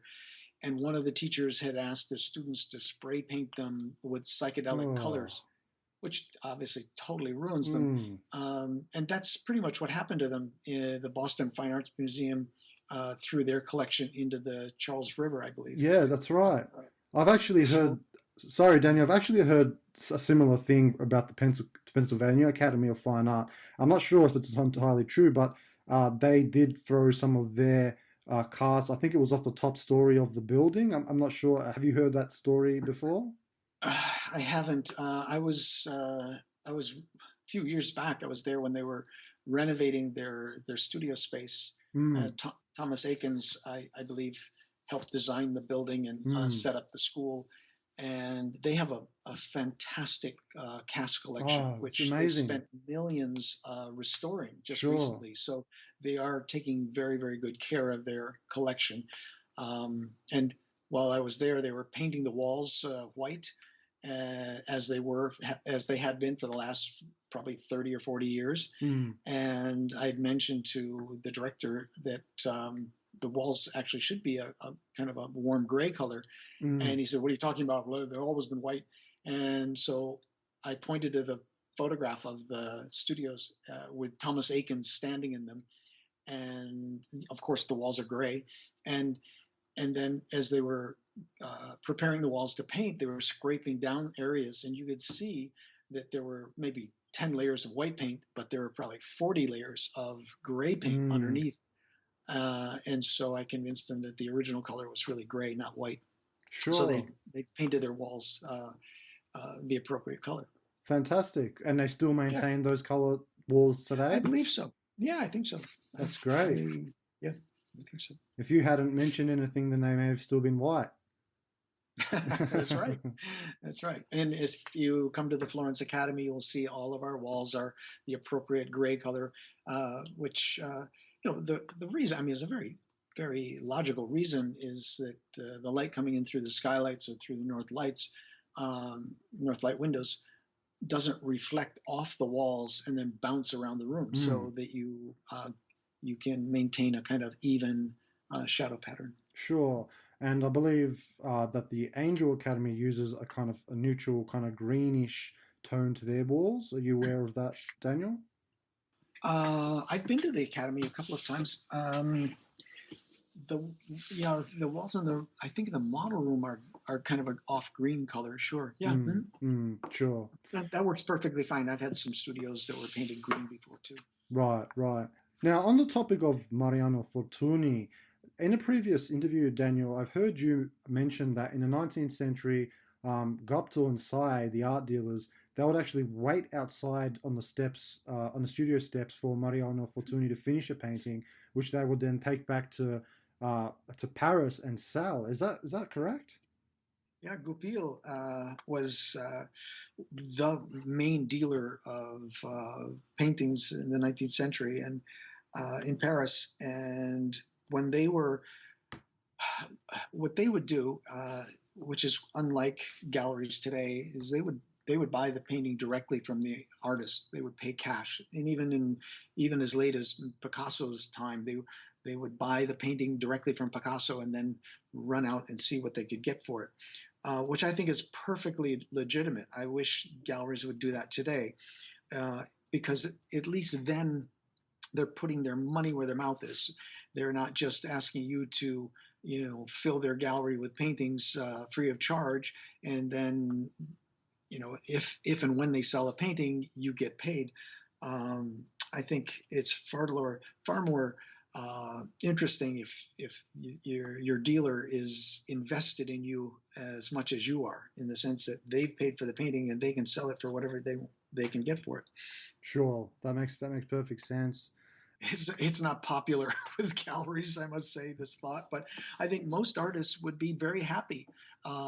Just pay me. I would take 20% or more or less than what I'm asking from the galleries, because you get the money up front. You're not Absolutely. waiting months and months and months. So it would be better for the galleries. It's better for us, because then we can go on and make the next painting. But yeah. Sure, and this is something that I know that you're big on, and people like Jacob Collins, institutional figures, this whole idea of connoisseurship and really educating galleries, gallery owners, and even art critics and such, of the whole of the movement, of the tradition, of what it's about, of what it takes to actually Mm-hmm. create a painting in this particular manner. And I've heard you liken it to the wine connoisseur, like back in the 19th century, 20th century, one could tell the difference between a fine wine and a very kind of average wine. Could you elaborate a little bit on that, Daniel? I, well, education is everything when it comes to buying anything. If you're knowledgeable about automobiles, then you you make your choices with they're educated choices. Back in the 60s and 70s, when wine was not that common a beverage in the U.S., you could sell pretty much anything, and people say, "Oh, well, this wine tastes like this." And then Wine Connoisseur magazine came out and started to explain the differences and why a Bordeaux is this expensive and that California wine is so expensive, and why this might be far less. Then, of course, it once you put that knowledge in the hands of the consumer, they start making educated choices, and therefore it drives the whole market, because then the wine producers realize that they can't get away with producing crap. They have to do something that's really good in order to please the critics. So we're in the same boat. We need somebody who can very knowledgeable, educated in what we do, to start educating the general public, so that they can read not lengthy, all these in-depth things, but really really clear and something that you can grasp and really feel empowered by, so that when you go to a gallery and you look at the paintings, you can start to ask really intelligent questions about the work and make decisions about whether you purchase it or not based on that information. Sure, sure. And do you think that we're starting to get those people who are educated? I mean, if we look at people like, say, Peter Trippi from Fine Art Connoisseur magazine, Eric Rhodes, who's successfully started the FACE conferences, the Figurative Art Convention and Expo. Do you think we're getting to that point where we have people in the tradition that are educating the outsiders, and really shining a light on what this movement is about? Well, we're getting close. I mean, the difference between the critic and the art historian, I think, is significant. Peter can write, about everything we're doing and very knowledgeably. Eric really knows what's going on because he's been around rubbing shoulders with all these painters and art connoisseurs, if you will, for many, many years. But I'm looking for somebody, or I think what is required is something dedicated to real connoisseurship, like taking a grouping of paintings or an exhibition and walking through it, verbally walking through it, explaining what some of the highs and lows are and why they are. I think what so many people, so many young collectors would like is to just know that their purchase is a solid one. It doesn't have to be necessarily a financial investment in so much as it's an investment in the career and the artist whose work they're buying. Absolutely. And that oftentimes commissions the next piece for the artist, because obviously some artists are living a very meager existence. So the sale of that one painting will actually fund the creation of the next one. Yeah, it drives me crazy because so many, but life is not fair, obviously, but often some of the most mediocre painters are the most successful financial painters. They're really good at marketing what they do, and good for them. But what does disappoint me is that these unsung great heroes, great painters that are out there, and I know so many of them who are just not interested in promoting themselves and are only interested in trying to get better and do good work. They need a voice. I mean, I would love to be able to introduce 30 of my people in my circle to the rest of the world and say, hey, stop looking at this really illustrative art that people are mass producing for this market, and take a look at this tiny little still life of a shell, or a painting of a tree, or this little sketch of a head that it has no purpose other than the artist's explanation or exploration of a human's face. And those are the things that I would like to introduce to the young buyers that are out there, to give them an option, because you never get tired of looking at those paintings because they're so beautifully executed, and they weren't just cranked out. It wasn't like the 17th landscape of the barn in the backyard. No, it was a genuine love of something that the artist was looking at. Sure, and that's interesting as well, and I'm glad that you're staying current with those things as well, Daniel, because obviously you're the director of the Florence Academy of Art, and I'm sure you feel a kind of responsibility to the graduating students who are going to be leaving the school, going out in the real world, trying to make it as a painter. Do you believe yourself that nowadays in the 21st century that it's actually possible to make a living out of painting, getting commissions for portraits, having gallery shows?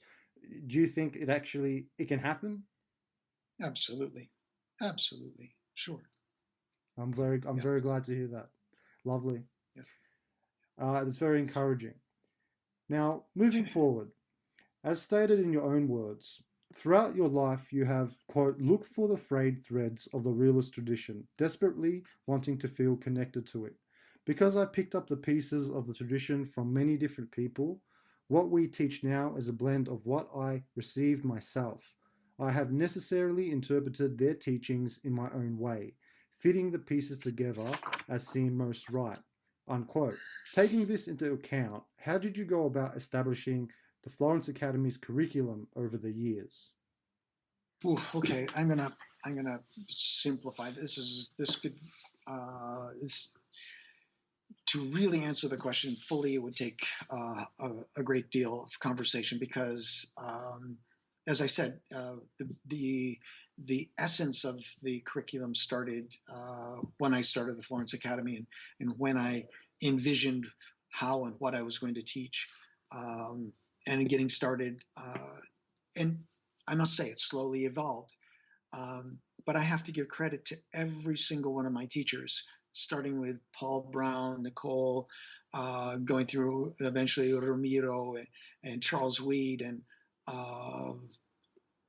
Simona Dolce, Daniela, Ramiro Sanchez, all of these people, Rob Bodum, now Mitch, and now, as I'm starting to think about leaving the school, Tom Richards, all these individuals have added so much to the curriculum, and I would say, Jordan Sokol over in New York, and Andreas Birat in Sweden. I mean, they have all spent a lot of their time and energy helping put together, maintain, and move forward the curriculum. So yeah, I might have got the thing kicked off, and I'm definitely captain of the boat.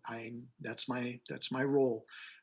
But I have a crew. I have some of the most amazing individuals, painters, friends, whatever you want to call them, colleagues that have helped me get through all of this. And it's a work in progress. It's never over. I mean, we constantly meet and discuss how we're going to improve this. Sure. Now, do you believe the curriculum and teaching style of the Florence Academy has changed much over time? Yeah, well, yeah, I just answered that. It's just evolving all the time. I mean, we're refining it, changing it, adapting it because of circumstance, because of individuals. Let's face it, the type of student, the young people that are going through the program, the people that I started teaching back in the 80s, their education was quite different than the education of the 20-year-old coming through the program today. Mm. In terms of let's face it, the internet has changed everybody's lives. Mm-hmm. And so back when I started teaching, I would mention painters' names and everyone would glaze over. They'd never heard of half the people I would talk about. And today, there's very few painters that I mentioned that the young painters haven't heard of. They just know they're exposed to so much more. It's great. The internet has really opened up the world, and just to share information as well it really is incredible. And just like what you're doing here. Absolutely. If I could have spoken to, let's say, Anagoni when he was my age at 70, 71, the questions I would have asked him, and to sit him down and just sit there and have a long conversation about his life and so forth. I mean, even having all that information is pretty extraordinary. I mean, I obviously spoke with him about lots of things, but it wasn't like packaged and formal. It was just over a cup of coffee. Sure. Or a glass of wine. Absolutely. And it's interesting hearing you speak, Daniel, as you've mentioned that the curriculum has developed and continues to improve and refine over the years. And I mean, one of the biggest things that a lot of us teachers have had to really get on board with this year in particular is the whole move to online and remote teaching. And I recall when the coronavirus really started to get serious in Italy that you had released a video, and that was a video which was a competition, and it was to draw a view from your window basically, Mm-hmm. and the winner would receive like a scholarship, a summer school scholarship to come to the Florence Academy of Art and to partake in some of the learning. Mhm. And that was just incredible seeing you just create that video. I mean, that's perhaps something that I'm assuming isn't really usually part of the normal curriculum to create, a drawing from the view of your window, but you were able to, adapt and to propose something new and perhaps a little bit different to answer kind of some of the issues that we're dealing with due to the current situation with the coronavirus. Yep. Sure. Did that just out of curiosity, did that competition, is the winner been announced yet, or is it still, are you still going? Oh yes, that was yeah, that happened quite a while ago. Sure, sure. Absolutely. Good, Mhm. good. Now, in the Florence Academy of Art, do you still start students off in painting by getting them to paint a pair first with as much time as they like, second with limited time, and third beginning the pair from life and then removing it so the student can finish the rendering based on their memory, all of which is completed with a simple limited palette consisting of yellow ochre, English red, and black?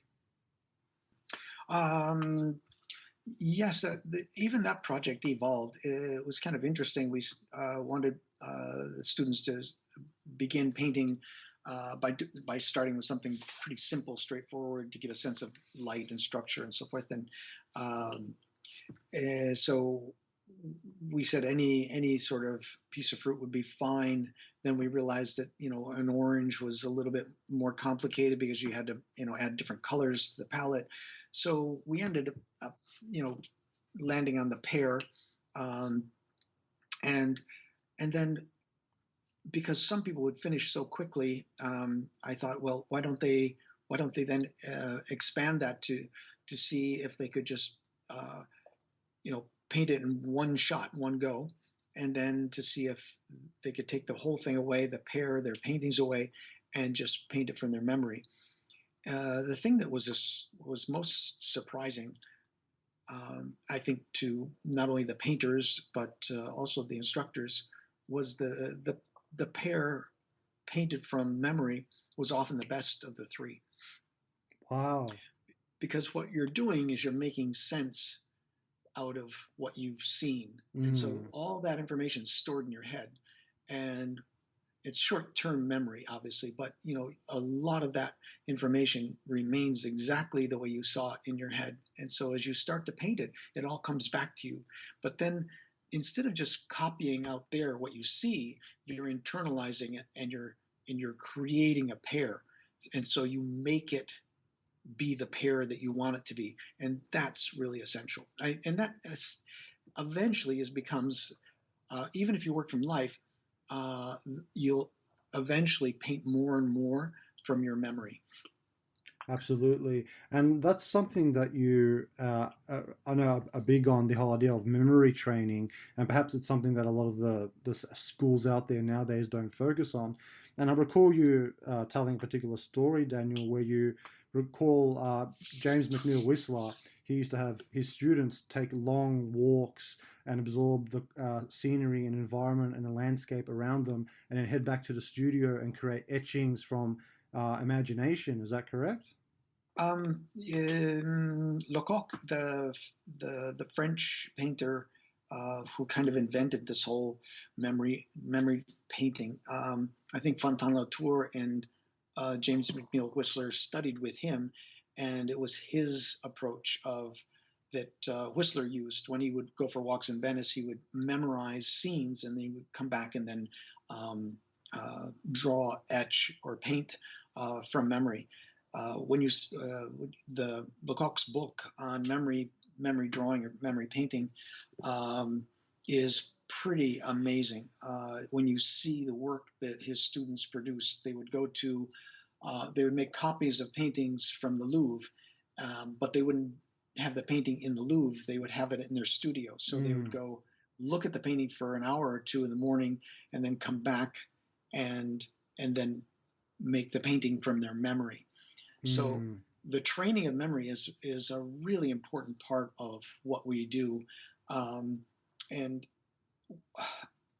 it's so difficult to to encourage this with young people because they're so connected to their iPhone cameras Mm. that that they don't use their memory anymore. So what I often will ask students to do is to take a couple of paintings when they go to the museum and just memorize as much of the painting as they possibly can, and then when you leave the museum, then recall it again, and then that night recall it again, and eventually, if you keep recalling it, you'll put it into it'll go into your long-term memory, and you'll never forget it. Sure, absolutely. That's a really resourceful strategy or exercise to actually implement into one's training. Now, regarding Florence Academy of Art's vision, you stand by a quote from the 19th century French painter Jean Hippolyte Flandrin as you explain, quote, "In a school of fine arts, it is one's duty to teach only uncontested truths, or at least those that rest upon the finest examples accepted for centuries. Hippolyte Flandrin's words, printed on our brochure, are the closest we come to articulating a mission statement at the Florence Academy of Art," unquote. When we observe the work coming out of the majority of studio schools around the world today, we can almost see a certain style of realism that separates one school from the other. Would you say that Florence Academy of Art has its own style, and if so, what is it based on? Wow. Okay, that's a big question.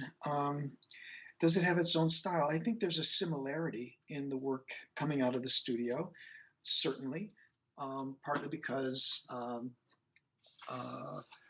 many of well, if you put the work alongside each other and you've used the same model and it's under the same lighting condition, of course there are going to be similarities.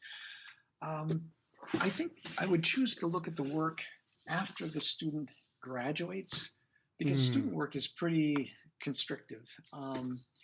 And the thing that I'm most proud of, one of the things, is that the diversity of work after 3, 4, 5 years after the graduate leaves school, you really see them come into their own. And often it's very surprising what direction their work will take, given their skill set and what you think that they might want to do. It changes dramatically, and so I'm very happy, and I encourage all the students at school to follow their own path, to find their own voice, to not to succumb to painting like someone else, even if it's a great master. You want to learn as much as you can from them, or several of them, and then combine them in your own unique way, just like all the great painters have in the past. But if you get overwhelmed by one particular painter, it's not good. It's you lose your own voice, and that's a real shame. Sure.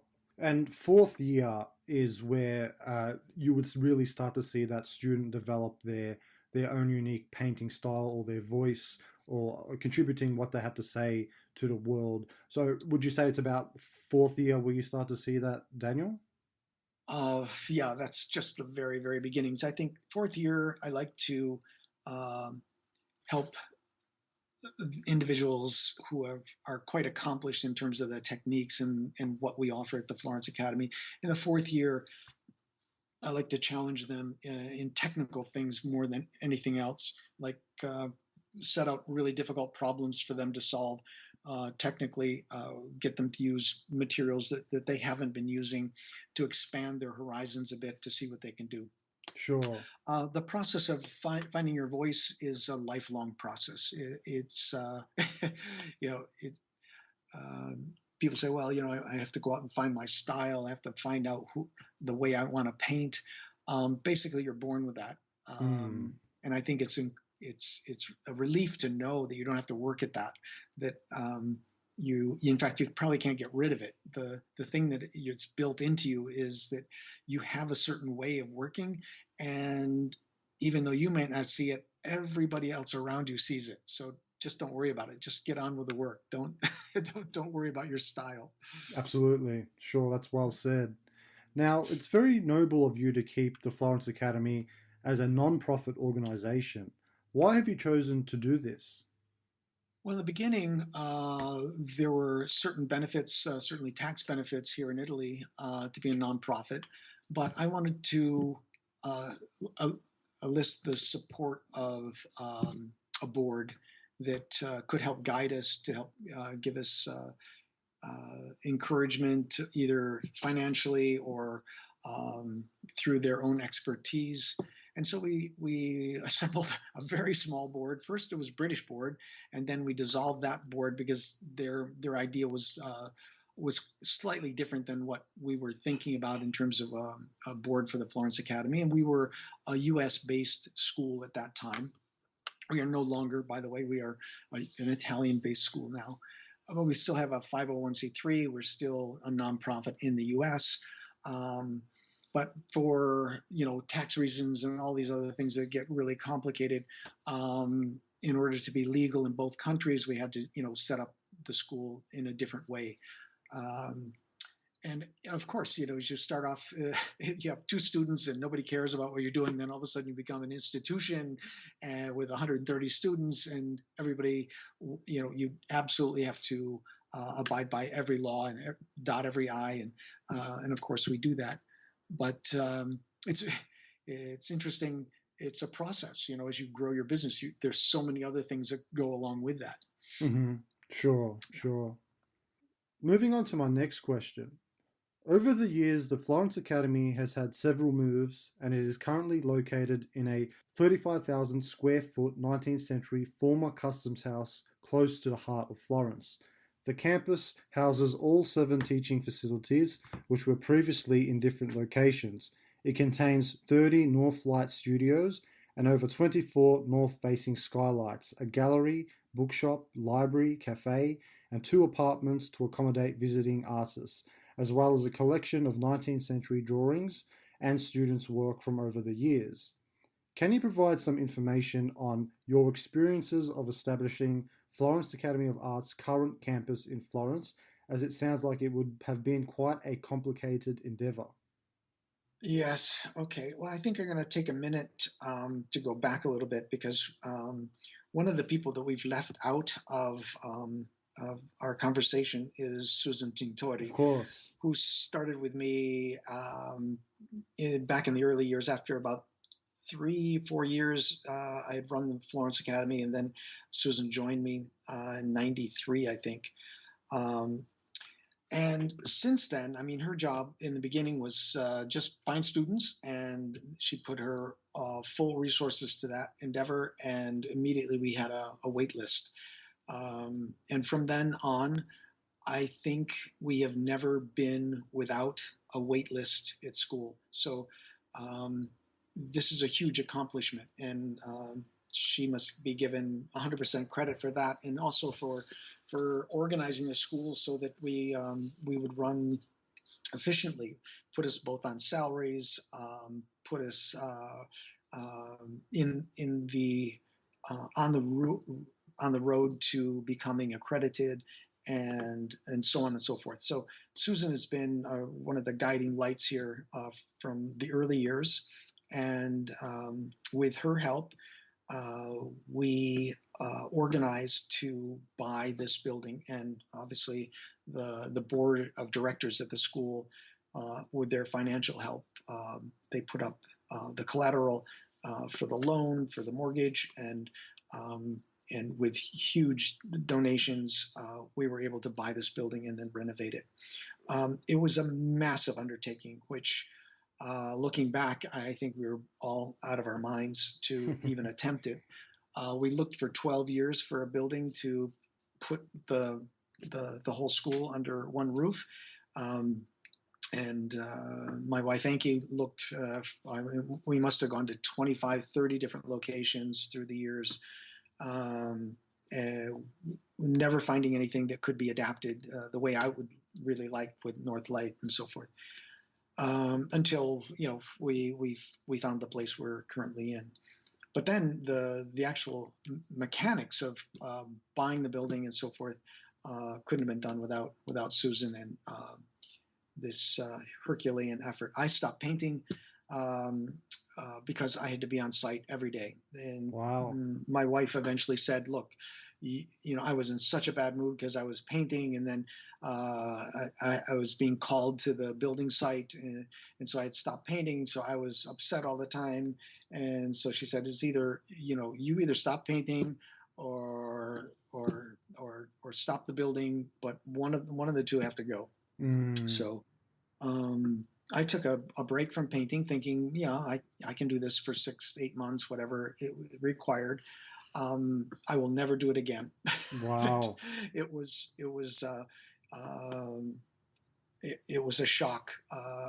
Not the time that I spent at the school and so forth. I think that was absolutely essential, because there were decisions being made about the functionality of the building that required me there every single day. Like, they were putting heating ducts in front of below the skylights. They were putting Mm. plugs in the wrong place. There were just constantly decisions to be made. But having gotten through that and then starting to paint again, a break that long, really, it took another 6 months to actually get back into painting. It was, Wow. I didn't realize how how the process is so connected to everything you've done for like years before, that it's built on, every project is built on all this past information. So yeah, I was pretty miserable, and it took a long time to get back, but I managed, and so everything's fine. But big sacrifice. Glad that it's behind me. I will never do it again. So, okay. So how long did it take for the actual campus to be built and to actually move in and start teaching in a new site? Yeah, pretty start to finish, about a year and a half, maybe a Wow. little less. Yeah, it was a Herculean effort. Literally, Susan. That's why I brought up Susan. She was there on site. Well, dealing with the workers, just day in, day out. But she also had the burden of the finances. She was keeping track of all that, which was unbelievably complicated. So yeah, Sure, sure. but we So did it. absolutely, and congratulations. It's a beautiful looking site. Really, really incredible facility you have over there. Thank you. So within that 8 months, Daniel, you had to take a break from painting, and you mentioned that you were feeling quite miserable about it. Were you just yearning to be in the studio? What was it that you were missing exactly? Oh, it's like having an itch you can't scratch. I think I didn't realize how connected I am to this, to what I do, and the way you find out about it is by not doing it. And so um, I guess that's the best I can explain it. It Sure, was, yeah. sure. And when you I mean, I got literally have painted and drawn for as long as I can remember, almost every day. I wow. never really taken more than a couple of days off, ever. Even vacations, I bring everything to paint with or draw with or something. Ask anybody. I'm constantly scribbling on something. So to really take a break that long was, yeah, it was a shock. Well, I definitely believe you, and I'm gonna recall a certain a video I had seen of you. You have been a judge at the Figueredivas competition for the meme in past years, and watching those videos, there were certain moments when it would be from one work passing to the next one coming into the room. You would just have a pencil there, and you would just be doodling on the page next to you. It's just something that's second nature. You could tell that it's just something that you would. It's essentially part of you. It's such an idiosyncratic act. Drawing, painting. If you could see what I'm doing right now while I'm talking with you, I've filled up I don't know how many pages of paper with little scribbles, heads, and doodles. The catalog that I had at the Figurativas, in Fiesta, uh, Jose Manuel in Fiesta, Mm, who sat mm. next to me, was constantly looking over at what I was doing. And at the end, I signed the catalog and gave him the book. And he said, "Oh, I'll treasure this forever." And it was just scribbles, just Mm, mm. little head studies and stuff. That's incredible. And when you got back into painting after that 8 month break, Daniel, you said that you had a bit of trouble getting back into it. What was it? Was it having the concentration to actually just block out the outside world and to focus on, I'm painting what I'm seeing in front of me and that's it? Was that what you were struggling to get back to, or was it just you had lost patience? What was it? Well, I think um, I try to explain it. I'm not sure I can. Um, every painting that I'm doing is built on the one before it. So I'm I'm taking aspects of the last painting and saying, okay, well that didn't go so well. Um, what if I did this, this, and this in the next painting? Would it be better? And Mm, so it's like a cure. It's like a constant research based on what came before it. So for me, there's a continuum of one painting into the next, into the next, into the next. You break that, and then so when you're working on the painting, what are you working on? What are you starting from? What mm, part of the process is in question here? And I didn't have that. I only had a subject and a response to it, and for me, that's just not enough.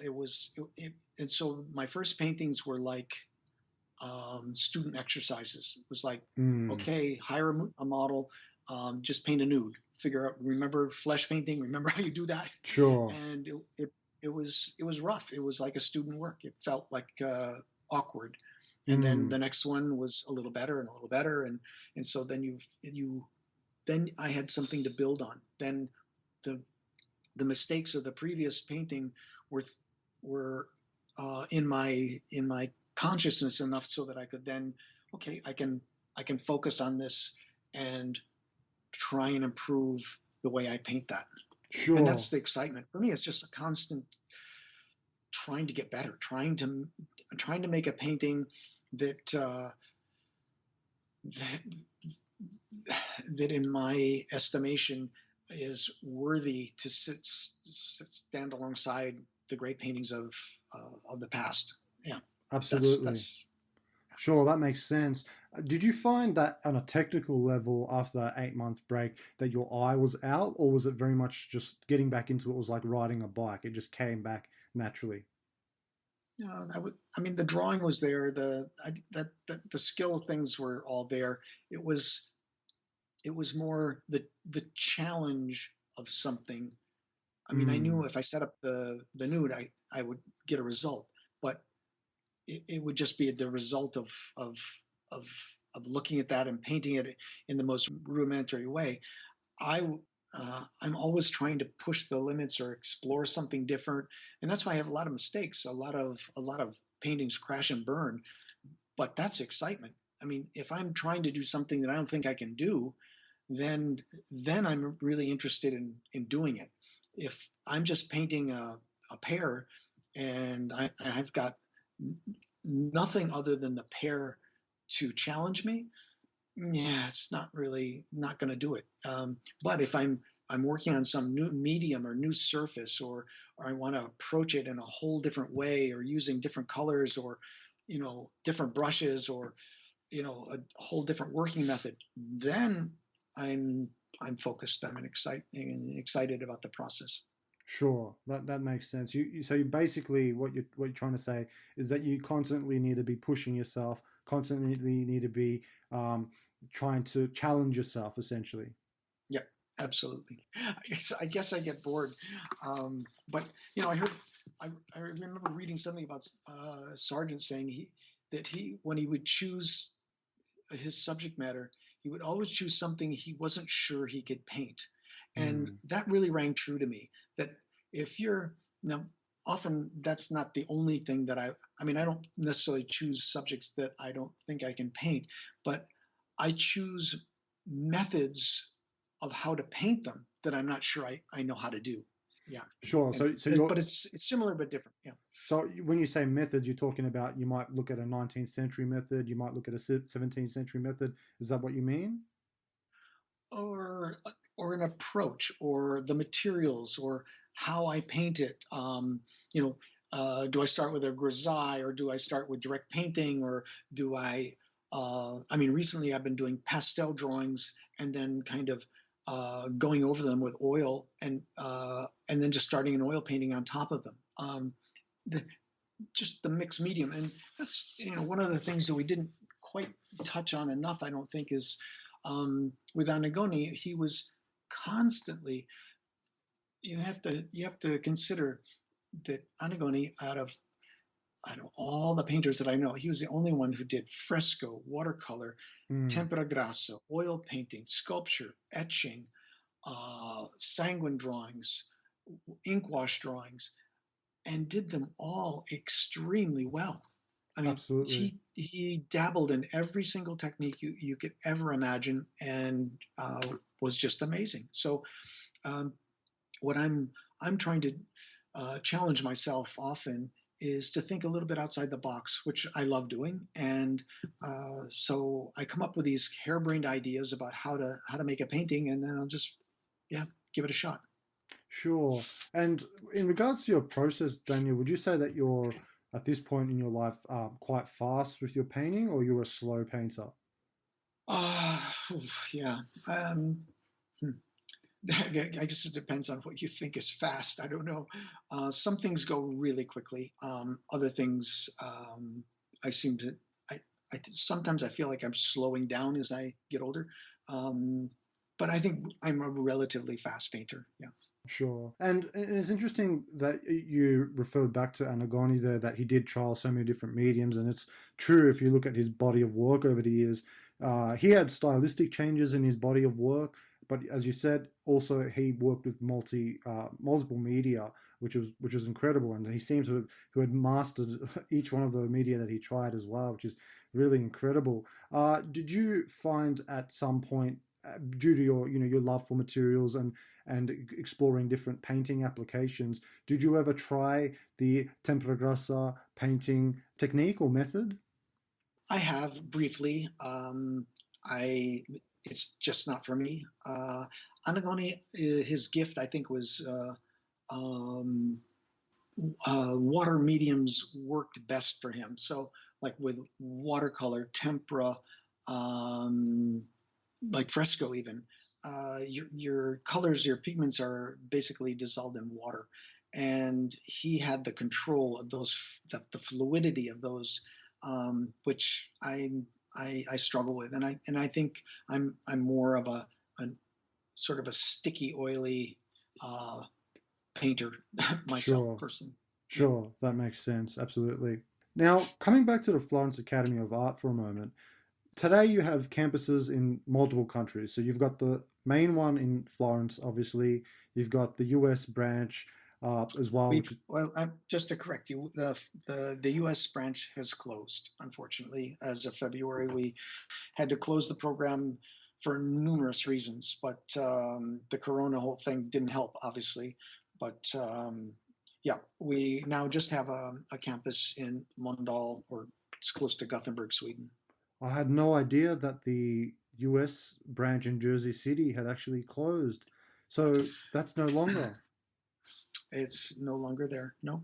Oh, that's so unfortunate. Wow. Yeah, that I had no idea about that until you just mentioned it. That's a shame. So the school was actually located inside of Mana Contemporary, which was like an arts building. So I guess that space will now be taken over by some other arts business or arts agency, essentially. I guess so. Yeah. No, we've unfortunately had to put everything in storage, and yeah, it was a very, very, very sad. You know, Susan and I flew out to break the news to the students and to discuss alternative areas where we could have them finish their studies. Some of them are slated to come to Florence, others to Sweden. But yeah, tremendously sad. Wow. Yeah. I'm sorry to hear that, Daniel. I had no idea. I really hope that those students can choose whether they want to go to Florence or Sweden and continue their studies. At least they have an option. At least they have another option where they can go. Mm-hmm. Yeah, Yep. sure. Now, I understand it was a Swedish student by the name of Joachim Eriksson, who was a co-director of the painting program at the Florence campus, who was responsible for opening the Swedish campus of the Florence Academy. Is that correct? Yes, Joachim Eriksson and Andreas Beerth. The two of them co-directed, co-founded the branch school in Mölndal. And Andreas is now the director. I see. Sure. Right. Right. So, And Joachim left to take work in another field, and Andreas is for the past I think about 6 or 7 years has been running the school as the director and doing an amazing job. He has a great group of faculty, and the quality of work coming out of the school is amazing. So very, very happy that things have been able to continue there and do so well. sure. So, was that a matter of Joachim approaching you at some point in Florence and stating, Daniel, I want to open up a campus in Sweden? I mean, how did that come about? No, actually, it was funny because he was one of the most talented people that have come through the school, and a dear, dear friend. And he was his high school sweetheart, and he had been living separate lives because he'd been studying in Florence for years, and she had a job in Stockholm or near Stockholm. And finally, she was saying, I've had enough, and so he said, I'm gonna move back to Stockholm. And I said, well, what about moving to a place like Gothenburg, and we'll open up a school? And he agreed, and Andreas had agreed that he was going to go back as well. He had just finished his studies, and so the two of them hooked up, and they did an amazing job. They built out, they put up all the petitions, and we found the space, and yep, it was a Herculean effort on their part to build it out, and we had so many Scandinavian students coming to the school at that time that it just made perfect sense. And we kept hearing from them that they would be much happier if they could study someplace like in Copenhagen or Stockholm or someplace in the north, because it was so hot in Florence they couldn't stand the heat. So one of the reasons was simply that we would have a location an alternative where people who didn't want a noisy, dirty city to go to could have an option. And I could think of nobody better than Joachim and Andreas to run the program. So Sure. that's how it happened. Absolutely, sure. Thanks for explaining that, Daniel. And in regards to the actual facility or the campus in Sweden, it's nowhere near as big as the Florence campus. Is that correct? That's correct. I think there are 28 students now, and they run a number of workshops. So they have a very active. In Sweden, there's a tradition of after dinner courses and so forth, and they've taken advantage of that by having evening drawing, painting courses going on pretty much continuous basis. Sure, lovely. And in regards to the program in Sweden, Daniel, Stephen Bauman at one point was heading the Swedish campus. Is that correct? He was a teacher in the Swedish campus, yes, and then he eventually went to New York, and he and his wife Cornelia were both teaching in New York. Mm-hmm. Absolutely, sure, right. Now, moving on to my next question. The Laguna College of Art in California has an affiliate program with the Florence Academy where students can attend the Florence campus to complete college credits. Is that correct? Yes, we've had a number of Laguna College of Art students come through this school. They come for usually 3 months, one semester, and we've kept that open to them because of the affiliation we've had for many, many years. Sure. And do you find that when these younger students from the Laguna College come to the Florence Academy that they're kind of lost? They kind of feel like they've just stepped back in time? Because I imagine maybe the kind of curriculum or the kind of art that's actually pushed at the Laguna College of Art will be somewhat more, contemporary practices. Do you find that they're a little bit out of step, or are they very much comfortable with the environment? If they come to Florence, that's what they're looking for. And we've never had any real significant problems with that at all. In fact, the opposite. We've had a number of people who have come for a trimester come back and study with us full time. And we did have, I don't know if we still do or not, one of our former students was teaching at Laguna College and teaching pretty much, the methodology that we have here in the drawing course. So some of them got inspired by, studying with him, and then would sign up to come over for a trimester. Sure, great. Mhm. And one thing I want to touch upon, Daniel, as well, is in regards to the Florence Academy of Art. I mean, I've come into contact with many art students who've wanted to actually do it, actually go to Florence and move there and do the 3-4 year program. One thing that seems to be, well, the main thing that seems to be the issue is coming up with the funds to actually, well, not only to get to Florence, but to stay there, to find accommodation and to, pay the school fees. How do you find students are able actually to afford coming to the Florence Academy of Art? Well, that goes from people that think, well, why do we charge so little, to people that just could never afford it. And um, what we've set up most years, and I can't talk about this year because it's an unusual one, Mm, but we often will have up to $150,000 of scholarships that we give out, from our from the running budget that we have at the school.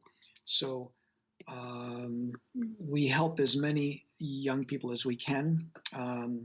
We um, we don't give scholarships to first year students, partly because we believe that you need to make the effort to get through the first year.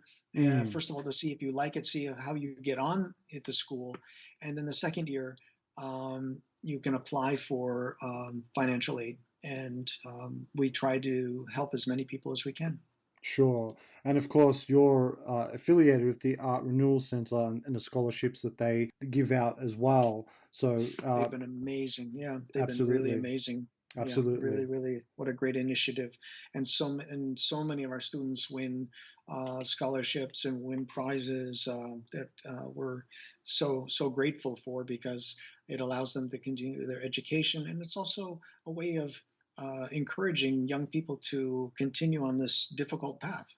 Sure, sure, absolutely. So, if there was, hypothetically speaking, Daniel, a young potential student listening to this podcast who would like to come to the Florence Academy of Art, what what advice would you give to them in regards to getting there, or how to prepare to get there? Is it just basically go out there and find rich parents, or is it what would you say to them? um, well, the best thing is to the most logical thing would be, before you spend a great deal of your time uh, working and saving to come to school, try to take a workshop. Try and come and experience the Florence Academy of Art for a few weeks. Meet some of the teachers.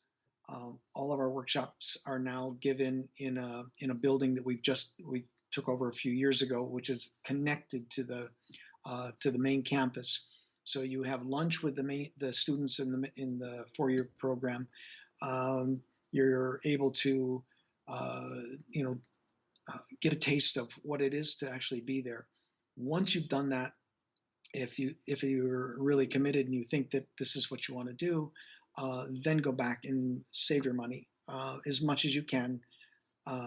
Get uncles and grandparents and so forth to chip in as best you can, because working while you're attending school is really difficult. Mm. We've had even a few who do websites online.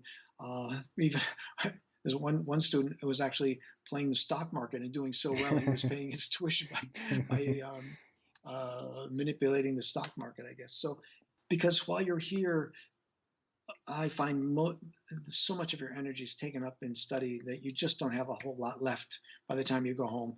I Mm. encourage students to get just a room in a flat with a bunch of other people, because you're almost never there. You just need a place to, hang your hat, go to sleep, get up in the next morning. You're at school for probably 8 to 10 hours every single day, 6 days a week, um, and just focus on your studies. Lovely. And that sounds like great advice, Daniel. Now, moving on. Every year, you give a speech at the graduation ceremony for exiting students of the Florence Academy of Art. Having listened to many of the speeches over the years, one gets a sense of the development of the Florence Academy and just how far you and your faculty have come from the early days of the realist movement. These speeches are often filled with words of wisdom for graduates just before they set out into the world and begin their lives as professional artists. How do you develop these speeches, and do you find that coming up with the words gets progressively more challenging every year? First of all, I have to say I hate giving speeches. It's the thing I've probably like least about my job. Very, very difficult. And I'm usually, first of all, reluctant to even do them. But I think it's an important moment, and that everybody in the school comes together, and it's such a joyous occasion that having the graduates come forward and shake our hands and take their diploma and be celebrated by all their peers. Taking the moment to rejoice in someone's accomplishment and to really make an effort to celebrate their hard work and dedication, extremely important. And something we started on a small scale many, many years ago. And I think it was Susan who actually said, "Oh, let's do a kind of ceremonial, get together and, have a glass of wine or something." And it just kind of evolved very quickly into something very formal. We came up with this, or I came up with a diploma based on a Russian print, and then it's been kind of taken over by students and faculty, and they really get a big satisfaction from this. It was a really shame this year that we weren't able to do our graduation because of the coronavirus, and the people that were slated to graduate were invited to go landscape painting as a kind of a last weekend we're going to bring everybody together and celebrate their hard work, and hopefully we'll be able to congregate at least enough to have some sort of celebration, graduation ceremony in December. But this remains to be seen. So one step at a time. We'll see what happens. But it's such a fun occasion, and the parents come from all over the world, and they are recognized, and we have a great time talking with everybody. And you realize the sacrifice it often has taken the parents and the families of the graduates to get them through this. Sure. And having listened to the recordings of the speeches over the years, you really get a sense of how passionate you are in passing on the tradition. And it almost feels like when you're watching these speeches that it's very much an obligation, that you feel like you have to keep teaching, keep the Florence Academy of Art going, so you could take what you've learned, what you've taken off your teachers, and essentially pass it on to the next tradition, to the next generation of students to keep the realist tradition alive. I mean, is that what when you're writing those speeches, is that the kind of mentality you take? Absolutely, yeah. I mean, in all greatest humility possible, I would love for the school to develop into kind of a cornerstone or column, or a reference point of this whole movement, so that it can be used as an example of and trying to keep the essence of this thread, this red line that's gone through from ancient Greece to the present day.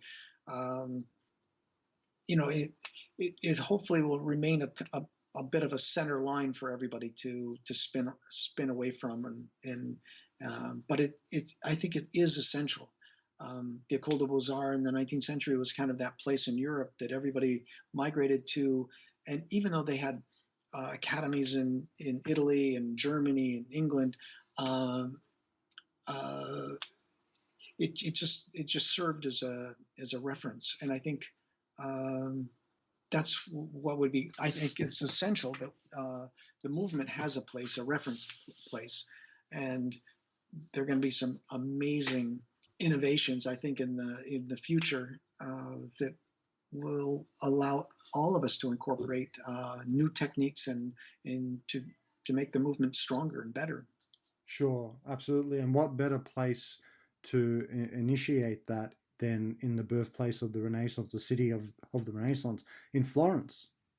Yeah, it does seem an appropriate place, I think, for sure.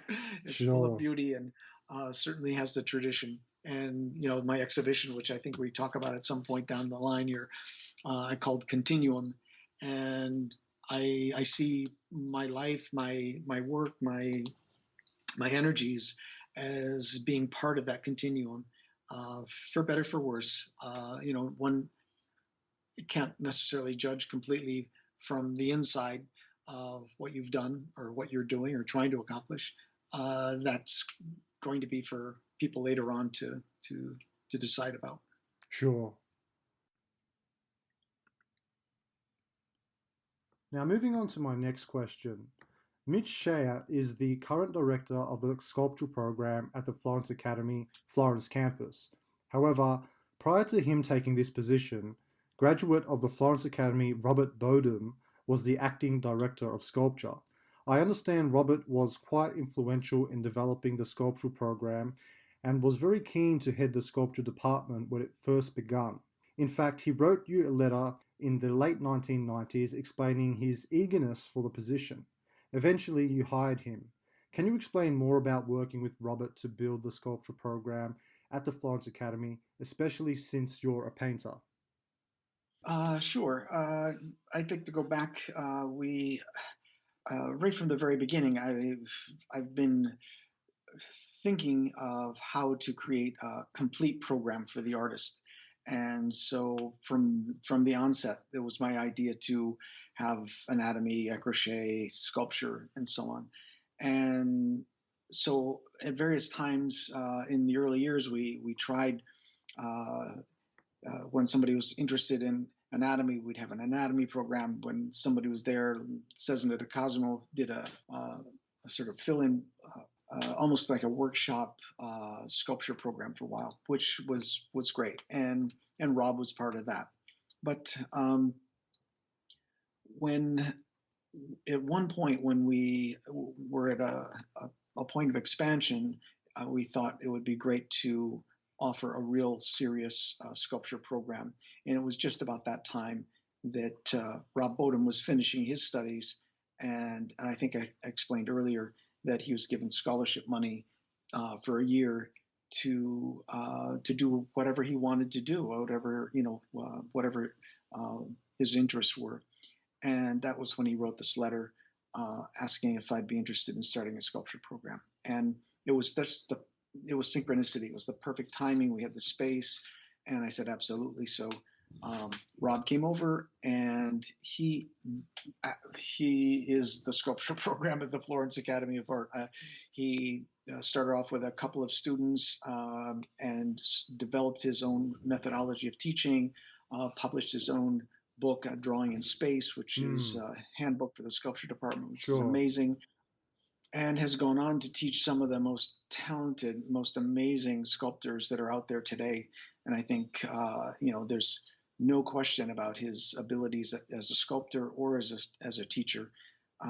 We were so fortunate to have him develop this program and bring it to where it is today. And of course, Mitch Shea, who's now the director of the program, Rob's left, and he's gone to Greece and set up his own studio there. but Mitch has taken over. He was one of Rob's, you know, most promising students and developed into a great teacher. And we're extremely happy to have him running the program here. And it's hugely successful. I think sculpture's hard. You know, these days it's an expensive area of the visual arts. You have to, you know, either um, cast your work in bronze or fiberglass or whatever the material is, which is a long, arduous process, which it's quite expensive, or have it carved in marble or carve it yourself in marble. And all these things push the price of your work up, which makes it a little bit inaccessible to many people. So um, I think people going into sculpture today are reluctant because it is a very difficult um, occupation. It's much, I think, more challenging than, let's say, being a painter or a watercolorist, whatever. Sure. And Daniel, Mhm. what's your opinion on the whole idea of a painter taking sculpture as well? Is that something that you would advise students to do, or do you look at the Absolutely. two? Yeah. Okay, so you Yeah. do advise it. Okay. And Absolutely. It would be great if everyone going through the program could do a semester. We offer evening courses, and painters are welcome to join that throughout the 3 year period that they're studying with us, or 4 years that they're at the FAA. But there often isn't enough room for everybody. And yeah, I would like to make it part of the actual curriculum for the painters. And vice versa. It's great for the sculptors to dabble and paint a little bit. We've had some amazingly talented people in sculpture, you know, produce beautiful drawings and even paintings. sure. Now, when the painters take on sculpture, is that more of just of an exercise to comprehend form in 3 dimensions, or is it to actually create a finished sculptural piece? They're mostly studies because the courses are shorter.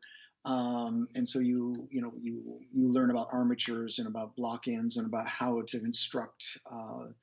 And I think Rob's, the title of his manual sums it up. It's like drawing in space. Sure. Uh, you're you're moving around. I, it's a structural approach that Rob used, not just a visual approach. I mean, you can sculpt site size, you can line everything up so that you can keep turning both your sculpture and the model at the same degrees and look at the silhouette. That is a viable way of sculpting. But Rob chose to use sort of box and egg foundation where it's more structural, more internal. Sure. Now, receiving that letter from Robert sounds like it was quite a significant moment in both of your lives. Can you describe basically what the letter stated, and can you recall your reaction to the letter's content? Uh, yeah. Yeah, I remember pretty much what was in the letter, but Rob was just offering to come for a year and try and get this program set up. I was thrilled because it was the perfect timing, as I said before. And then I just stuck the letter away, and I kind of forgot about it. And then when Rob was getting married, I thought, I wonder if I still have that letter. And you know, I don't throw anything away. I'm a bit of a squirrel, as my wife will contest.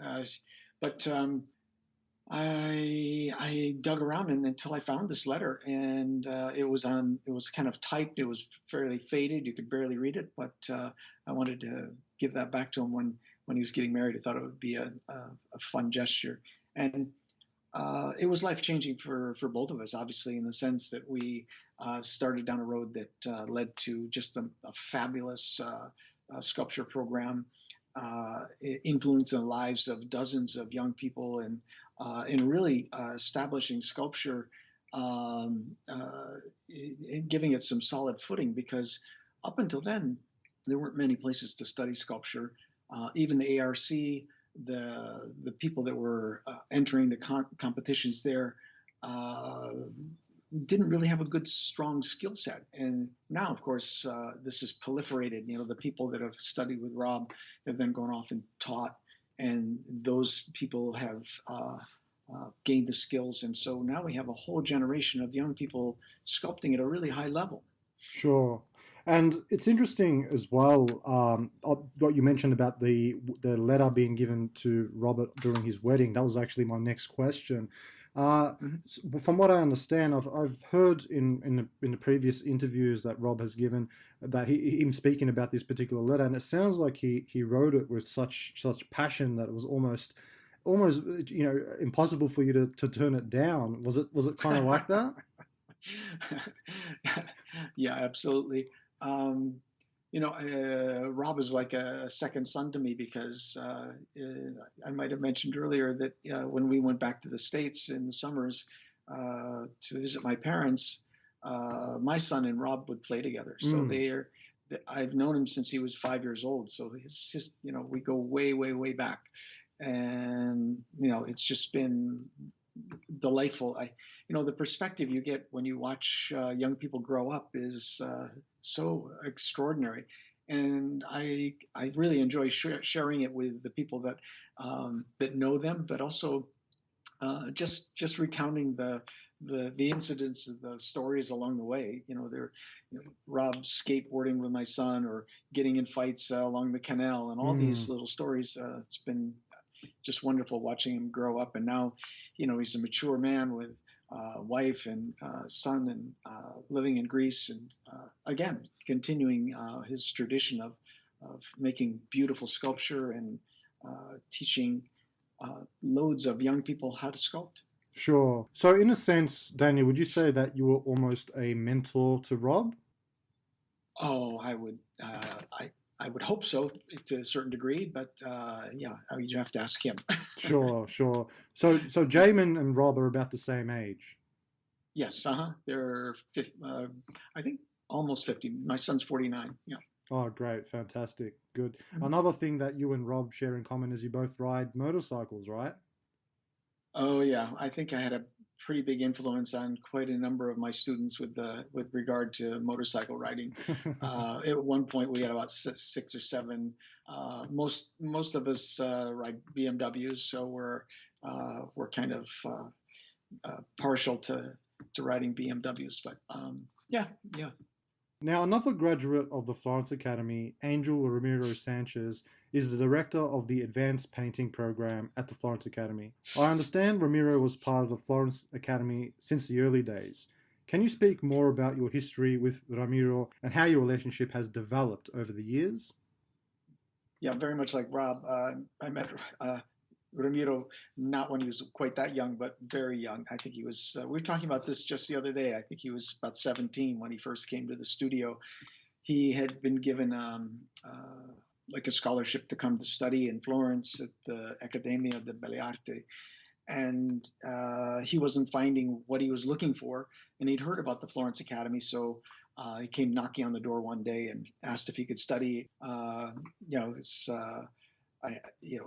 he spoke a few words of Italian, a few words of English, and so his communication was difficult. But I soon realized that he was really passionate about what he was doing, and a real artist through and through. He's driven from his love of music and love of painting, and it's a tremendous sense of history of art, history of the culture that he has come to really enjoy and love here in Florence. And like Rob, you watch them go through their ups and downs of growing up, all the girlfriends and all the crazy stories we both have, and then now he's married with two wonderful children, lives in Fiesole, and he's been a huge influence in the Florence Academy, from his incredible rapport with the students that he teaches, his openness and sincerity about his passion for what he does. The school just wouldn't be the same without him. Sure, fantastic. Now, the Florence Academy is one of three schools of traditional representational painting in Florence, along with the Angel Academy of Art, which is directed by Michael John Angel, and the Charles H. Cecil Studios, which is directed by Charles Cecil, all of whom are past colleagues of yours. What has been your experience of building the Florence Academy when you've had two other neighbouring schools in the same city working towards the same goals? I imagine there must be some competition between all three schools. Um, some competition. I mean, obviously, uh, there are differences in the programs, and so those are highlighted. People that prefer one variation of the same theme will find one studio more, let's say, adapted or more pleasing to work in. Um, and I think it's been a fairly friendly competition. I mean, there have been times where there's been a little bit of friction, but not really. I think overall, it's created a kind of a melting pot for people to come to study realist painting. You have numerous choices in various studios that overlap to a certain degree. Like Charles Cecil will give a lecture, and some of the students from Florence Academy and Angel Studios will attend. Tom Richards gives lectures at our school, and we're open to having people come from the other studios. Of course, right now with COVID-19, we're Mm. our doors are closed for pretty much everybody. We have very, very small classes, and so things will change this year. But I think uh, having three studios, actually four or five, I guess there are a number of other Mm. studios that are running shorter programs, or the Russian Academy, which I don't know much about. Hmm. Um, Give people a great number of possibilities, which is always, it's a good thing. Sure, absolutely. And I have heard that in the past there was more of a rivalry, whereas now it seems like you've all come together, come to embrace one another. I've heard it referred to the three schools, that is your school, the Florence Academy, the Angel Academy, and the Charles Cecil Studios, referred to as the Big Three in Florence. I've heard the Florence Academy referred to as the Harvard of Realism. I'm not sure if you've heard that one before. Uh, so this idea of rivalry, would you say that was something that was more prevalent in the past and that's dissipated nowadays? I think it's still there to a certain degree. I think it's healthier. People are it's the rivalry stuff has been around long enough, so everybody kind of rolls their eyes about it, I think, now, and take it with a grain of salt. Mm. At least I hope so. And uh, and it's nice. In the past, we've all had end of the year exhibitions, open studios up. Everybody interested comes to see the exhibition and get to really understand the differences in the programs, and realize that it's six of one, half dozen of the other. And but for some people, those differences are very, very important, and so having the choice is a good thing. Absolutely. And one thing as well that I think is really good that comes from that is that healthy competition. I mean, it helps everybody elevate their work. When you look at another school and what the quality of work is that they're actually putting out there and creating, it can really motivate you to really lift the own quality of your own work and want to do a whole lot better as well. Absolutely. Yep. Now, do Michael, Charles, and yourself discuss issues related to the realist movement nowadays, or do you prefer to focus on your own schools in isolation? Yeah, we don't have much dialogue. Occasionally, we nothing formal. But, we occasionally bump into each other at an opening or something, and we have an opportunity to exchange ideas. Very, very informal, but it's still there. I mean, we're concerned about many of the same issues, and uh, those are uh, those are the things that I think we share. We have in common. We were talking earlier about educating the public about what we're doing. These are all very, very important concerns for all of us. Sure. And do students from the different schools all get along well together? Well, that would be pretty idyllic, I guess. I think so, pretty much. Yeah, occasionally they have,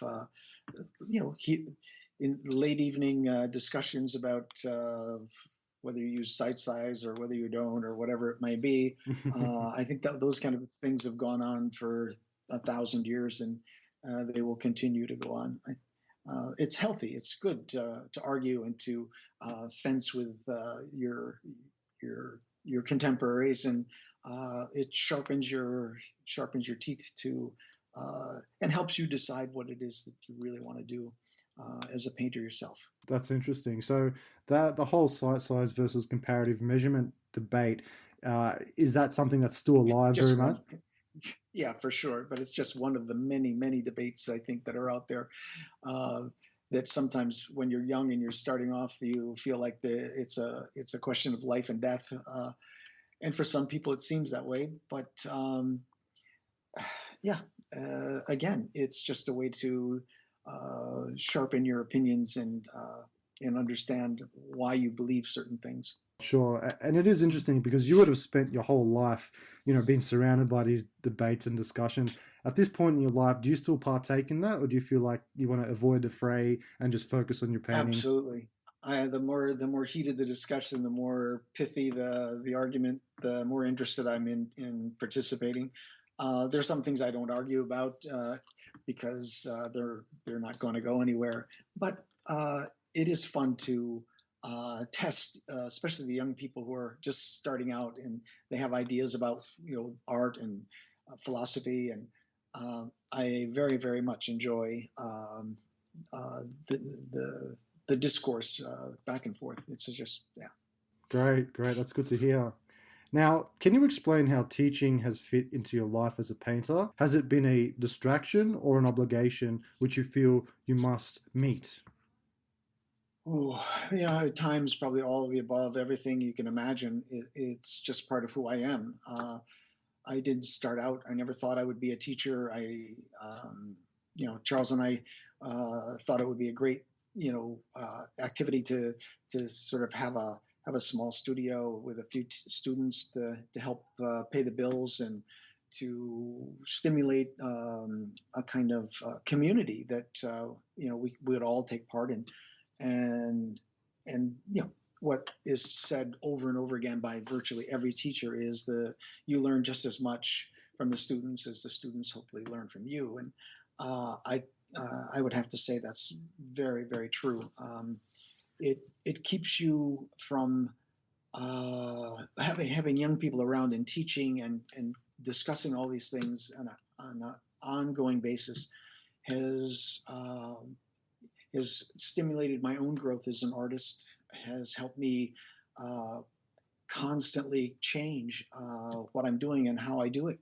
And I think if I didn't have that, I would have probably fallen into a few ruts along the way, um, and that's never a good thing for an artist. So I'm Sure. so happy to be part of this environment, this community that is formed here in Florence, and I hope Florence Academy is a positive part of that community.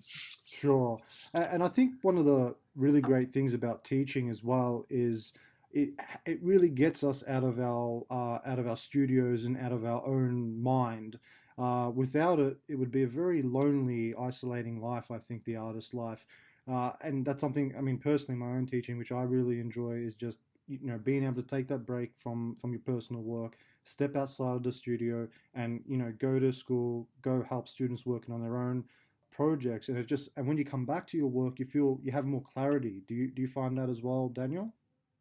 For me, it's often I'm all day long repeating myself to students saying, step back, look at the big shape, squint, and then I get into the studio and I find myself not doing those very things, Mm, and I berate myself and say, here you spend all day helping other people do the things that you're not doing. Why aren't you doing them? So it's a constant reminder about the basics, which without that you fall into patterns of they're just convenient for you, which it's not such a good thing. sure. Now, how many days per week are you currently teaching at the Florence Academy? Since I started teaching in '83, I usually have taught for 2 days a week. When Charles and I had the studio together, he taught 2 days, I taught 2 days. That went on for virtually the entire time that we had the studio Cecil Graves. And the first few years, I was teaching I was the only teacher when I first started out. So I was teaching more like 3 days a week. And then, you know, I had Paul Brown, I had others that were helping me teach, and then eventually John Angel. Um, and then I reduced my hours to once a week. And I've stayed pretty much at either 1 day a week or 1.5 days a week for the last 25 years. Fantastic. That sounds like a healthy balance as well. Mm-hmm.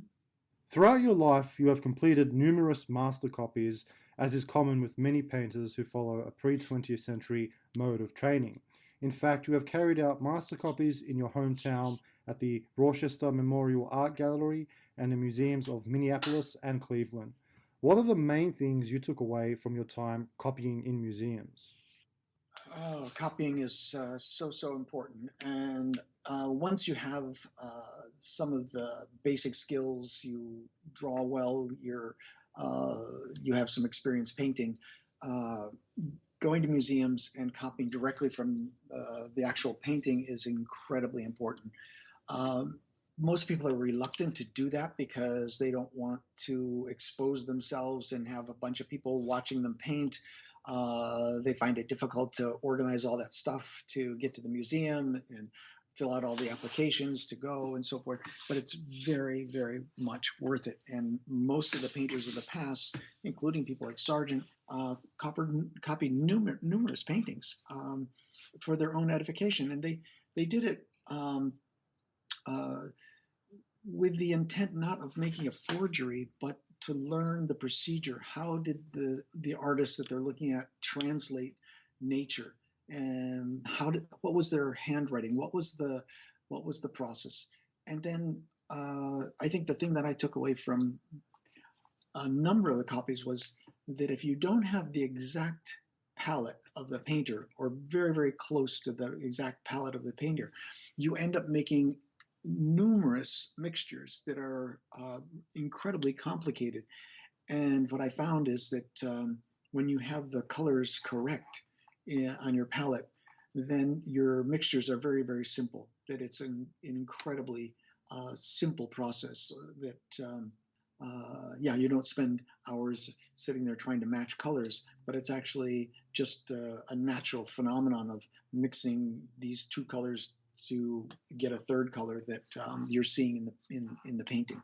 So there's many small things, subtle things that you learn, and you should copy in quite a number of different painters. And I suggest I think the next questions you're coming up to are some of the order in which you copy. The more recent painters usually are the most direct. They don't have a tremendous amount of technical mastery behind them. They're like Sargent's pretty much direct paint, and you can see every brushstroke and what was mixed and how he put it down. Whereas when you get into the Renaissance painters or the 17th century painters, it's a lot more elusive, and their procedures and their materials are not commonplace today, so it makes it a lot more difficult. Absolutely. And that leads me to my next question. I understand you encourage art students to carry out master copies in museums to extend their training. Now, why do you encourage them to start with 19th century paintings, particularly the works of Sargent, Zorn, Soroya, Croyer, Bunker, Paxton, Lawrence, Reynolds, Rayburn, and Romney, whereas more advanced students are encouraged to copy from Bouguereau and Bonnat, while the highly advanced students are to copy from Rembrandt, Ribera, and Titian? Is there a reasoning to this order? Yeah, I think I just kind of mentioned that. It's mostly about the complexities of the technical side, and the more you paint, the more you've experimented. Hopefully, the more you understand about the materials, the closer you can achieve some of the effects of some of the earlier painters. Sure. Yeah, I think that sums it up. Right. And I've heard you in the past, Daniel, state that someone like Bouguereau could really paint the illusionistic qualities of flesh. Then you've got someone like Ribera who could actually create flesh with the impasto that he would use in the actual paint mixture. There's a different dynamic there completely between the two painters, and you feel it's equally as important for the art student to absorb both sides of the equation? Well, I mean, for me, I've always been drawn to the earlier, well, the 17th century painters and earlier. Um, there are a few like Bonnat and Ribot and so forth of the 19th century that I absolutely, I love their work.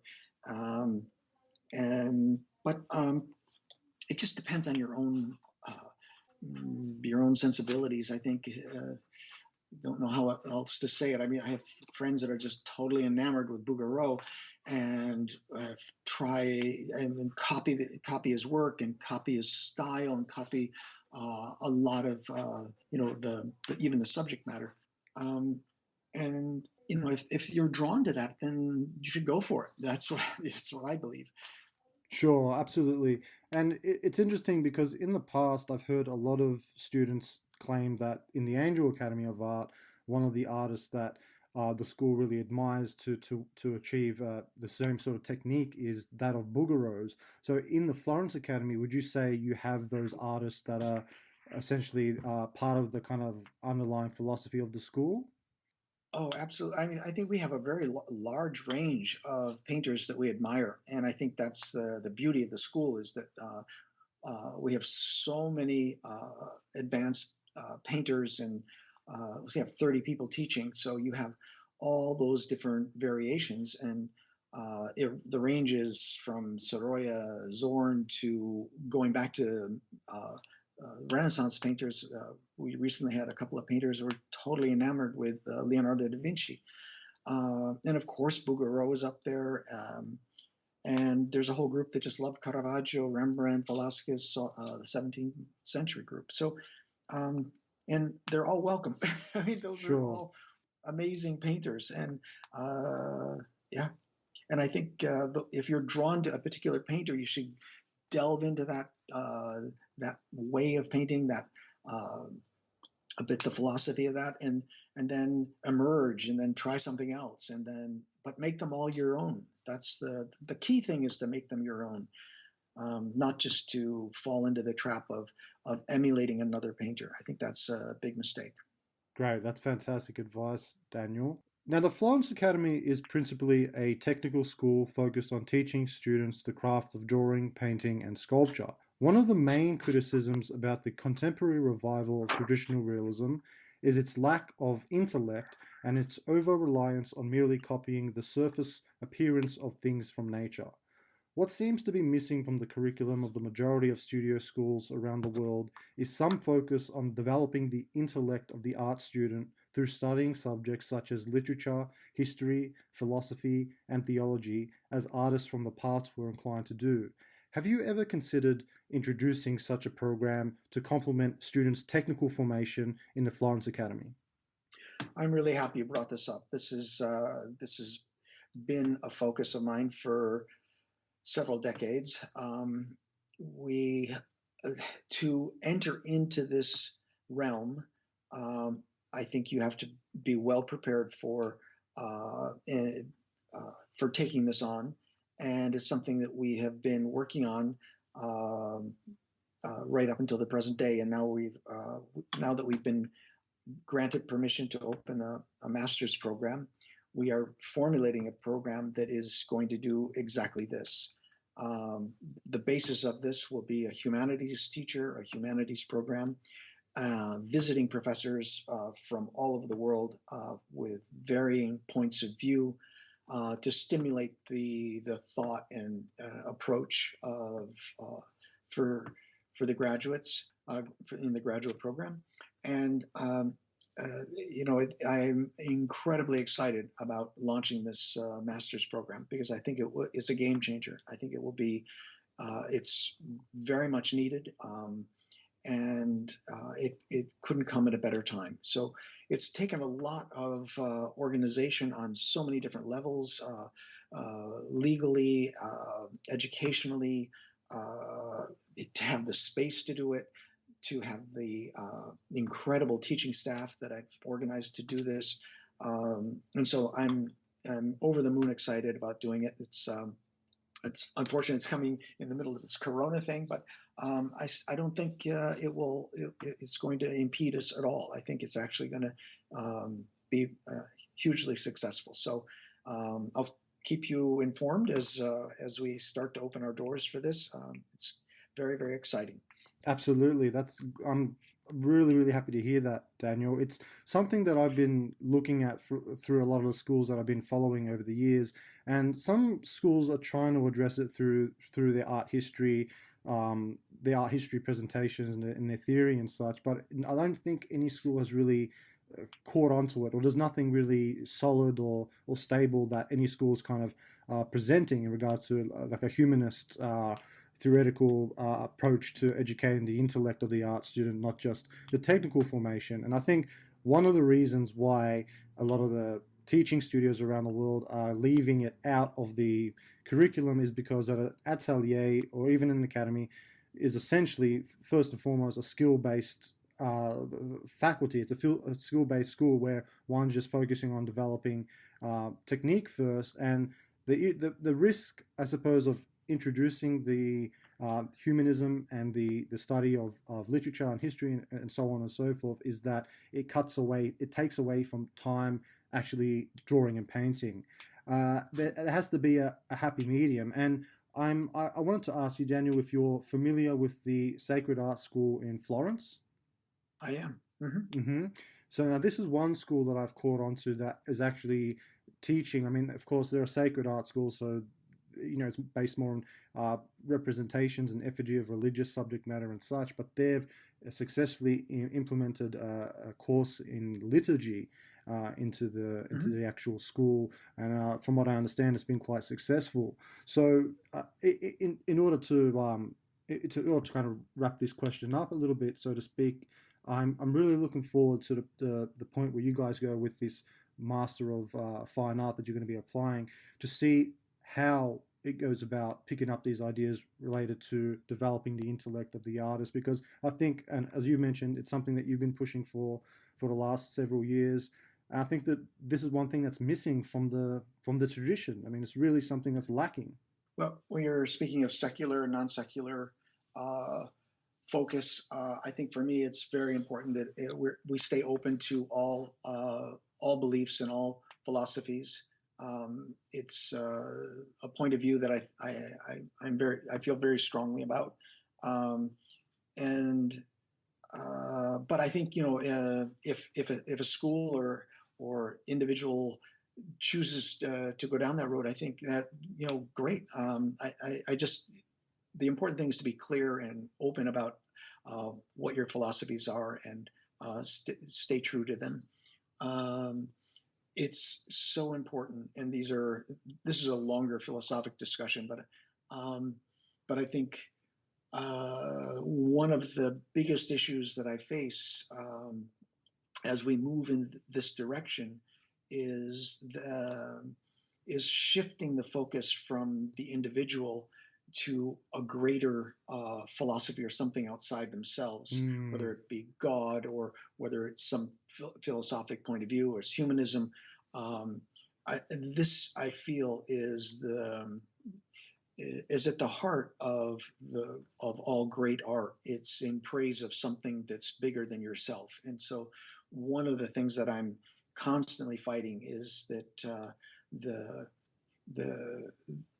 the reason behind why most painters are working today and most sculptors are working today is for self-glorification, that they really are thinking, this is so cool, everyone's going to love it, and they're going to buy it, and it's going to make me famous and happy. I think if we can shift that thinking to something that's outside them that would be beneficial to all mankind, it would be a step in the right direction. Absolutely, and I think you're touching on something really, really important here as well. And in regards to developing that classical sensibility, Daniel, I think it is a little bit problematic as well, because when you think about it, you've got the students in these schools, not only your school and schools around the world, that are trying to reconnect with the classical painting tradition, that are studying all the materials, the techniques, the methods and processes and such. But at the same time, when they sit down or when they stand there and they're painting, they're they've got some may have earphones in their ears and they're listening to pop music or contemporary music as they're painting away. So you're trying to develop this interior life, which the painters of the past had through studying the similar subjects and such. But you can't ever get away from the fact that we are here now, today, living. It's a 21st century. That's a disconnect that I always bump into. Do you find that to be problematic? I mean, how do you address those things? Wow. A lot of those questions you've just proposed need to be answered on a personal level. I have friends are deeply uh, connected to humanism and to their spiritual side who listen to pop music. It's not Hmm. a necessary evil thing, or negates one or the other. We do live in the 21st century. We are part of this society, but it doesn't mean that we have to be part of all the values that are not healthy, that are not life giving, uh, that are destructive. Whether it be racism, whether it be global warming, and these are all issues that we have to confront. In our work, our painting, our thoughts can be focused on changing or moving people off this path, this trajectory that we're going on that is destructive. Um, and we can be a part of it. I mean, the artists of the past, that's what we do. We're forward thinking. We're looking into the future, trying to make some impact that would hopefully be positive.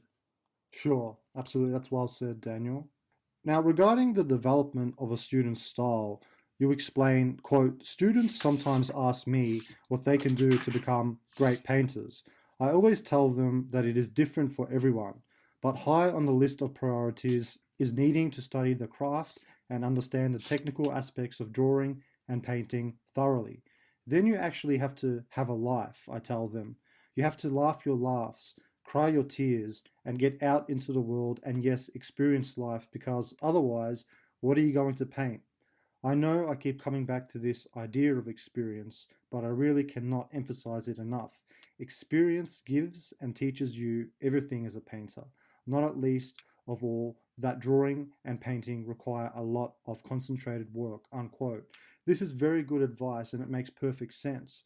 One cannot expect to create great art if all they do is hide in their studio and perfect cast drawing and painting. One must get out there and deal with the trials and tribulations of life, love and grief, fall down and get back up in order to understand what is most dear to them.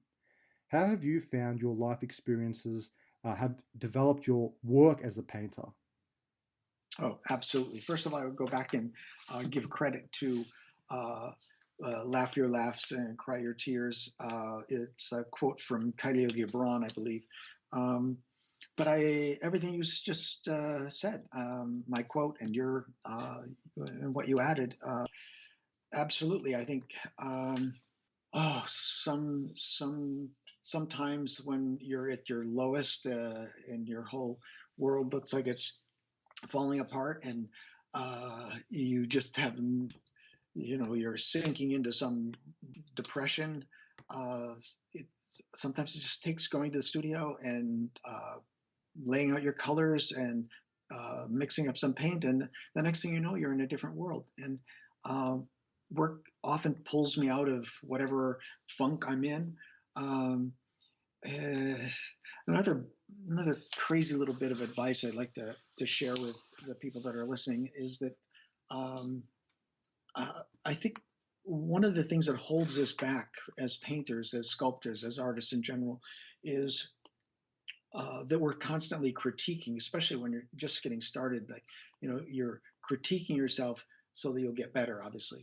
And the critiquing aspect just sometimes takes over and becomes so uh, it just stymies you. You just can't actually get to work because you're asking, well, this isn't good enough, or I haven't finished this the way I'd like to, or whatever that critique is. It just keeps you from working. And someone once said, stop critiquing your work and just do the work. Let somebody else do the critiquing. And I thought that's a great bit of advice. And so I share it with everybody out there. If you haven't heard it before, take it to heart, because, just do the work and let somebody else worry about critiquing it. Sure, that's fantastic advice, Daniel. Sometimes we're our own toughest critics. It's almost hard to begin a work without becoming disheartened because of how hard one can be on oneself. Yeah, no, it's true. And just get to work, just do it. And at the end, you will have learned something about the process. You will be more experienced, and so you can apply what you learned to the next painting, and you get better. And that is the process of getting better, not all the critiquing. It's just the work. Absolutely, well said. Regarding the process of painting, you have stated, quote, "It has taken me my entire life to paint as I do.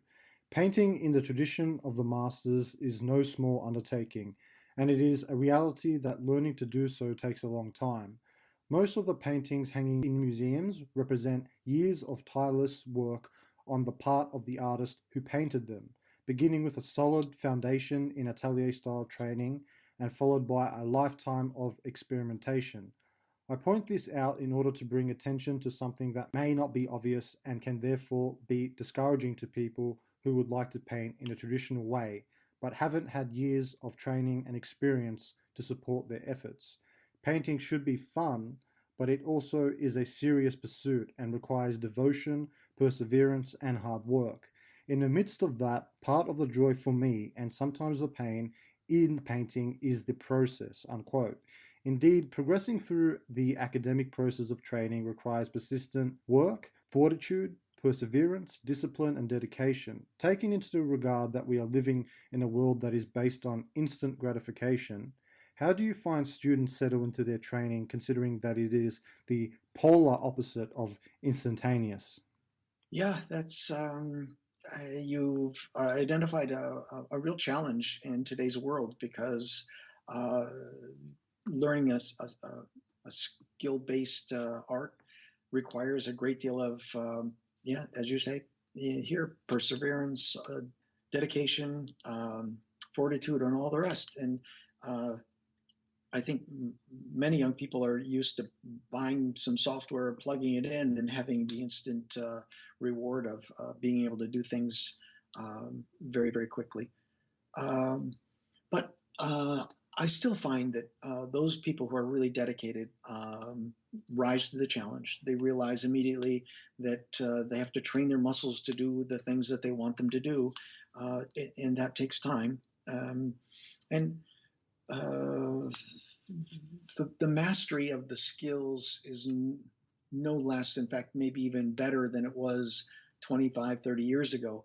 That because of the proliferation of information and the accessibility of all the information that one would need to be able um, to undertake the learning and training of the skill-based arts, people are doing fabulous work. I mean, it's just incredible the quality of control and mastery that I see out there. It's yeah. Sure. And it's interesting. One of a really developed sculptor that has come out of your program, Daniel, out of the sculpture department, Alicia Ponzio. You're familiar with Alicia? Of course, at least, sure. Of course, yeah. She, prior to coming to the Florence Academy of Art, from what I understand, she was in the army, and she was living, I think it was in the US somewhere, and she came to the Florence Academy of Art. She spent, she went through the curriculum. She spent quite a number of years there. And one thing that she's expressed is that when she got back to her home, when she finished her training at the Florence Academy, she got back to her home. She found it hard to adapt and to become familiar with the pace of the modern world at the time, because she had spent so long studying so intensively in Florence in a controlled light studio, dedicating everything she had to just improving her craft, that when she got out of that kind of routine and she headed back to her home, she found it very, very hard to kind of re-enter that the fast-paced uh, daily routine of life. Do you find that to be the case with a lot of students that pass through to Florence Academy once they get back to their homes and start their professional life? Um, I certainly believe what she says, but I haven't heard. I mean, it's not something that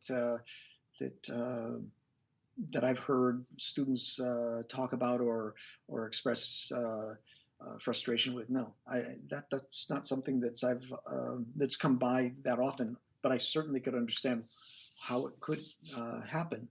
She was, uh, I think, she was trained as a nurse and extremely high up in that profession, and trained other nurses and so forth. Her understanding of anatomy obviously was incredible, and very intense person, very knowledgeable and serious about what she did. So, as she unplugged from Florence, if you will, I think she probably found it challenging to get back into normal life. But I've seen her since in San Francisco, where she has her studio, and she seems very well adapted and doing extremely well. Sure, sure. How about yourself, Daniel? When you leave Florence to go visit the US or any other part of the world, do you find that there's this difference in pace from Florence to wherever it may be that you're visiting? No, no, I find I've been going back and forth from the U.S. to Italy, so it's kind of, in my mind, it's like one country. It's like it's where I live between those two places, and now I've added Sweden to that. So they're all slightly different, but no, I find I find it very almost seamless. I just feel like sometimes. Just traveling around Italy seems like a different country. It's not, you don't have to go that far to feel like you're a little bit out of water. Sure, absolutely. I understand that you have spent over 40 years of your life studying historical painting materials and techniques, including grinding and mulling your own paints, cleaning your own linseed oils, making your own varnish, and stretching and preparing your own canvases. In fact, one of the things that has kept you in Florence is the knowledge of historical materials art suppliers have. For instance, in your early days in Florence, you would go into a material store and you were taken aback by the knowledge the store owner would share with you about the materials they were selling. Everything from historical pigments to specific grounds would be discussed all afternoon, which you absorbed and brought into your own practice. Further to this, you have poured through many books such as those written by Eastlake and Maryfield, furthering your self-education on painting grounds, mediums, supports, and paints. Although it may seem like an obvious answer for artists who are interested in traditional realism, why continue to place so much emphasis on understanding your materials and continuing to grind and mull your own paint, considering that tube paints and prepared panels and canvas are readily available nowadays, which can in fact be more archival than historical options? Well, I disagree with the last part that you said, that are more archival than historical options, Sure. because um, for first of all, we have real proof how long some of the older preparations last, because they're 400 or 500 years old, and the new ones that are supposedly archival have only been around for 20, 30 years. So until they're here for 500 years, we don't know. Um, but you're absolutely right. I've spent a tremendous amount of my time researching, learning about materials, and more importantly, whenever I would learn about something or read something, find out information from another painter or whatever, I immediately tried it. You have to prepare it, make it, and then use it. It's not enough to just be a chemist and just concoct all this stuff in the studio and say, well, I put it on a piece of white paper and it didn't turn yellow, so therefore it's really archival, it's really good. Um, uh, I think one of the things that to balance all this archival stuff out is I remember a quote from I think it was Norman Rockwell, uh, of all people, who said, I paint using anything that I need to get the effects that I'm looking for. And if my paintings start to fall apart, then the next generation has to make their paintings. So Mm. he had the attitude that he was trying to create something, whatever he could use to make that happen was okay. And to a certain degree, I kind of agree with that. I also agree with being archival as much as possible, um, but I don't allow either one of those two extremes to dictate too much. You want to be able to get the effects that you're looking for. You want to stay within the archival range of that. Uh, and so there's a lot of latitude. I mean, there's a lot of things that people have used in the past that weren't that archival, that we see, bitumen, for example, the Raft of the Medusa by Géricault is suffering greatly because the bitumen's starting to let go and slide down the canvas, and Mm. many other painters that used it in the past. But it was also used by Rembrandt, and it's completely intact. Like it hasn't really suffered greatly at all because he understood how to prepare it and how to use it effectively so that it would not damage the painting. And that knowledge probably had been lost by the time the 19th century came along. Although they loved the color, they didn't know how to prepare the pigment. These are things that I could keep talking about for hours and hours and hours and hours. So to just try and sum it up, I try and use as many things from their origin as possible. It's kind of the way that my wife and I eat as well. Mm. We would grow all of our own vegetables if we could, but we go to the farmer's market, we get fresh vegetables. We're pescatarians. We try and eat plant-based diet as much as possible, with adding fresh caught fish occasionally, just for health reasons, and also because we enjoy it. We love fish. so, Sure. so the same thing applies with my painting materials. I get the linseed oil from a producer in Sweden. I clean it. I, I, I prepare it in numerous different ways, from boiling it, cooking it, making black oil, cleaning it for grinding paint. The same with all the other materials. I order my painting canvas, which is hemp from either China or India, because it's very difficult to get in Europe and the U.S. Because hemp was the go-to material in the past. Now we use linen a lot, but if you actually research, you'll find that hemp was used a great deal as well. Mm-hmm. And the way you prepare everything is I do everything by hand, everything from scratch. So rabbit skin glue and traditional gesso or emulsion grounds, grinding my own paint, of course. In fact, this whole idea of like pure colors and unadulterated fillers and so forth. Sometimes fillers are really good in paint. Mm. They're not bad at all. The concept of having this pure color might be the paint doesn't actually work very well at all. Mm-hmm. You have to be smart about how you use your materials, because what you're doing is you're manipulating, you're creating, and the more control you have over that whole process, like how quickly your paints dry, how glossy they are, how much the canvas is absorbing your paint.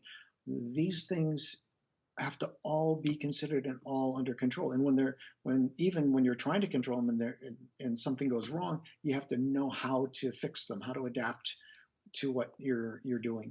And so you always feel like you're one step up. You're in control of what's going to happen of the whole process, because it's a daunting thing. Like you're juggling 1,000 balls at the same time as you're painting, and if if something goes haywire, you have to know how to fix it. Sure. And in regards to your linseed oil, Daniel, you actually store it outside in large vats, don't you? I buy 25 liters at a time in a large container. I usually decant it into glass. Depends on how long I'm going to store it for. And then I clean it in small batches because it's too big of a job to clean a huge quantity at one time. And then from that, once the oil's clean, then I prepare it in different ways. Sometimes, recently, I've been boiling the oil with no additives, just to get a thickened oil, and I'm really enjoying the effects of that. But I normally paint with just a simple black oil that's been filtered yeah. Sure. I think one thing that you've touched upon as well, discussing this, the painter's relationship with the materials of the past. There's this idea of the romance of it all, the romance of getting the raw pigment, putting it out onto your glass slab, getting your muller, and mixing. Do you think that's what is fascinating a lot of the younger generation of painters to stick with traditional materials, is the kind of romance of grinding and mulling, the labor intensive approach to kind of getting your materials prepared? Do you think it's the romance that they're kind of in love with? Maybe it's a little masochism because it's a lot of hard work Mm. grinding your own paint. It used to be that the pigment was really inexpensive. When I first ordered back in the 70s, my powdered pigment from Fazandi and Sparrow, it cost nothing. I still have Naples yellow, probably about a pound and a half from when I ordered it then. And it's the best Naples yellow I've ever found. Mm-hmm. But now the pigment manufacturers, the people that sell it, like Kramer and others, they're so expensive. Mm. It's discouraging for young people to even buy the pigments and grind themselves. When I was living in Minnesota, we went to the iron range, and they were doing strip mining at the time, probably still are, who knows. And you could walk through the iron fields, and the pigment, the earth was just the most beautiful rust browns, deep purples, and we would gather this stuff up, and then with a sieve we would get out the finest particles, and then we would use muslin and even finer particles until we got down to the pigment, and it was free. It's just Sure. that's all oil, that's all paint is. It's just most of it comes from the ground. Yellow ochre and all the umbers, all the red oxides, the siennas, all those pigments are just dirt. Absolutely. And that's something I wanted to ask you as well, Daniel.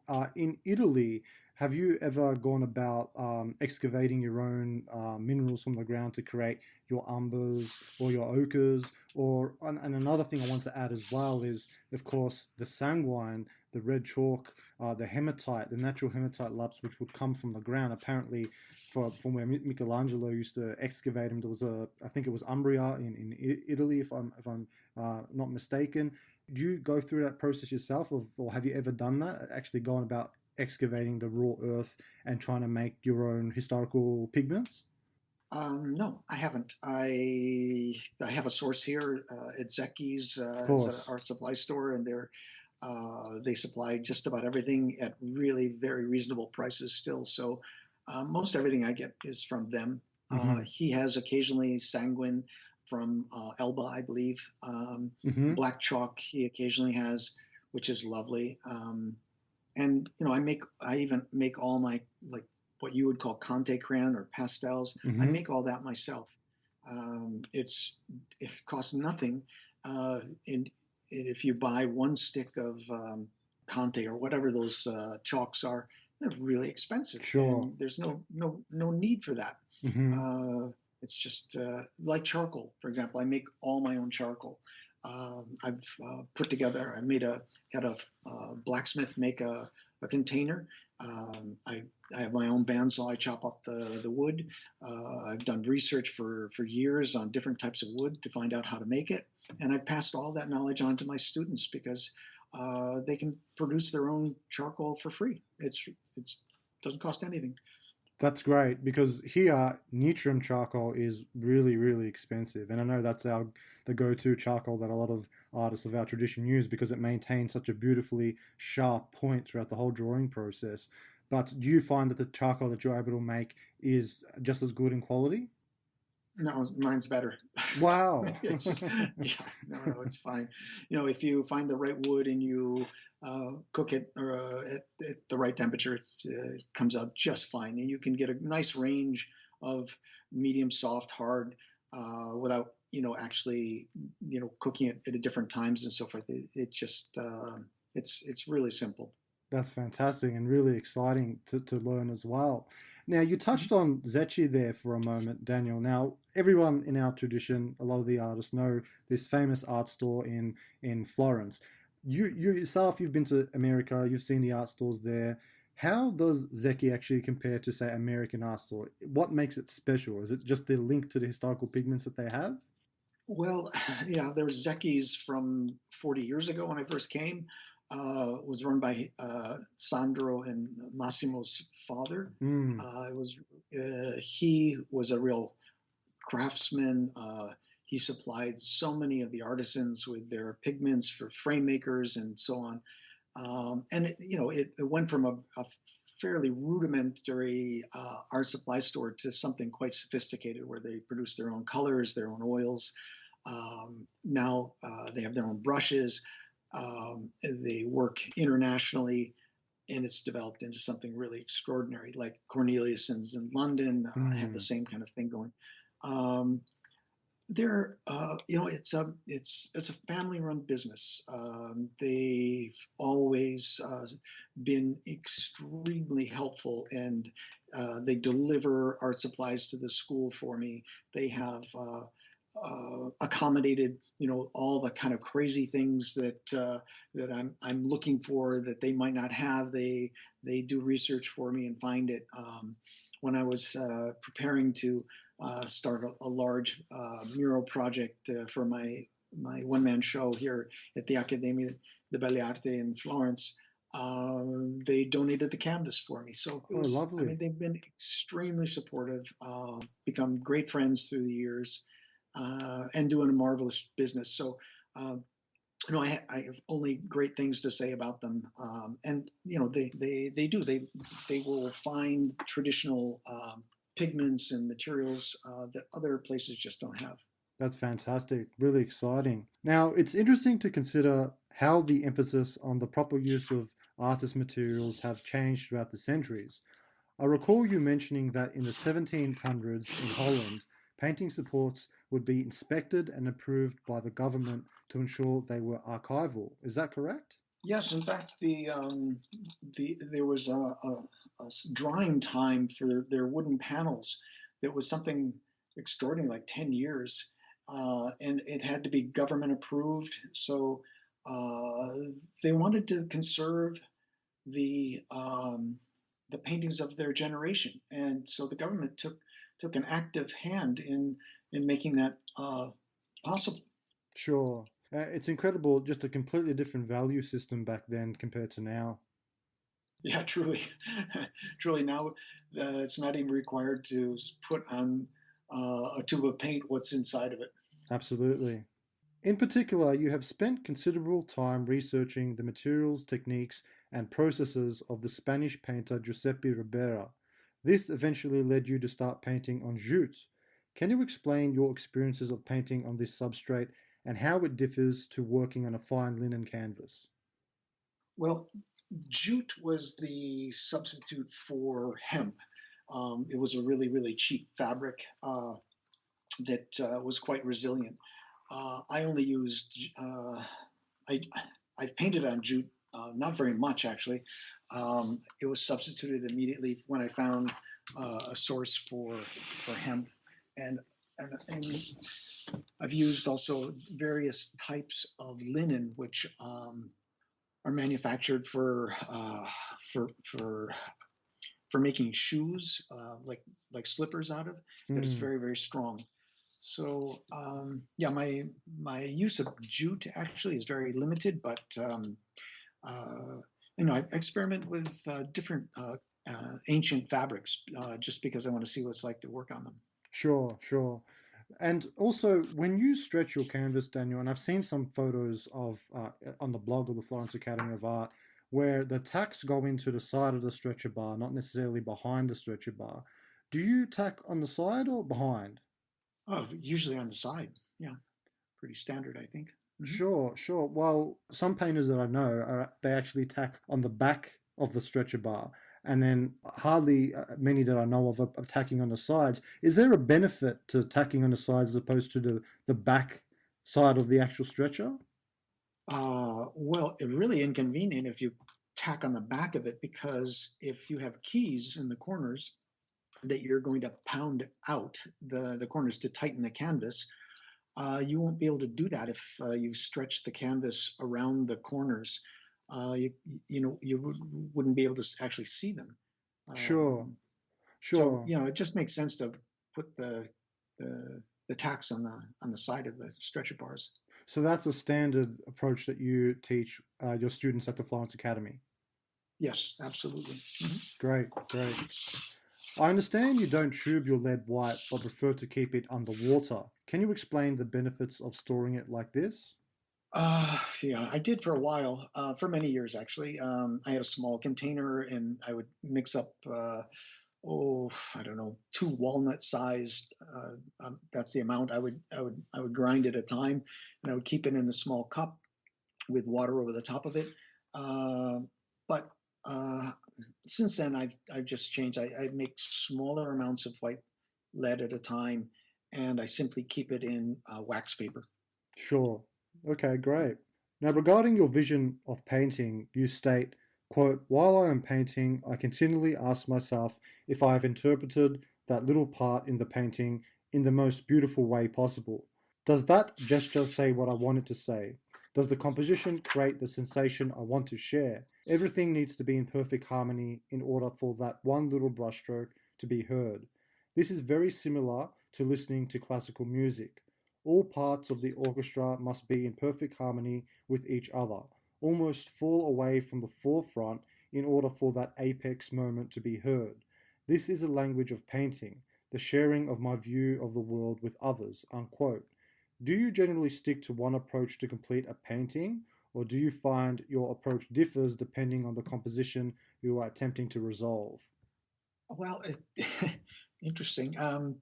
I I often feel like I've never followed the same process twice in making a painting. That it's radically different each time. On the other hand, I would imagine that they're far more similar than they are different in my approaches.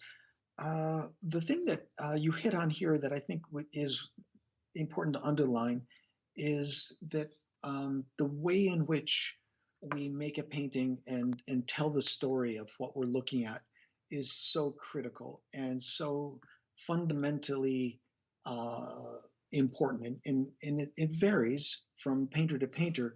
But I think the traditional idea, and you'll see this in the work of, well, let's just take Sargent because he's a uh, common example and people know his work. But if you think of a portrait by Sargent and you're looking at the whole painting, your eye is drawn to a particular area of the painting immediately. And then something else might catch your eye, like a hand or a shawl or something else. And then your eye starts to move around the painting. Um, this movement, this calculated movement by the artist to um, it invites you into the painting and then shares with you the experience, the visual experience.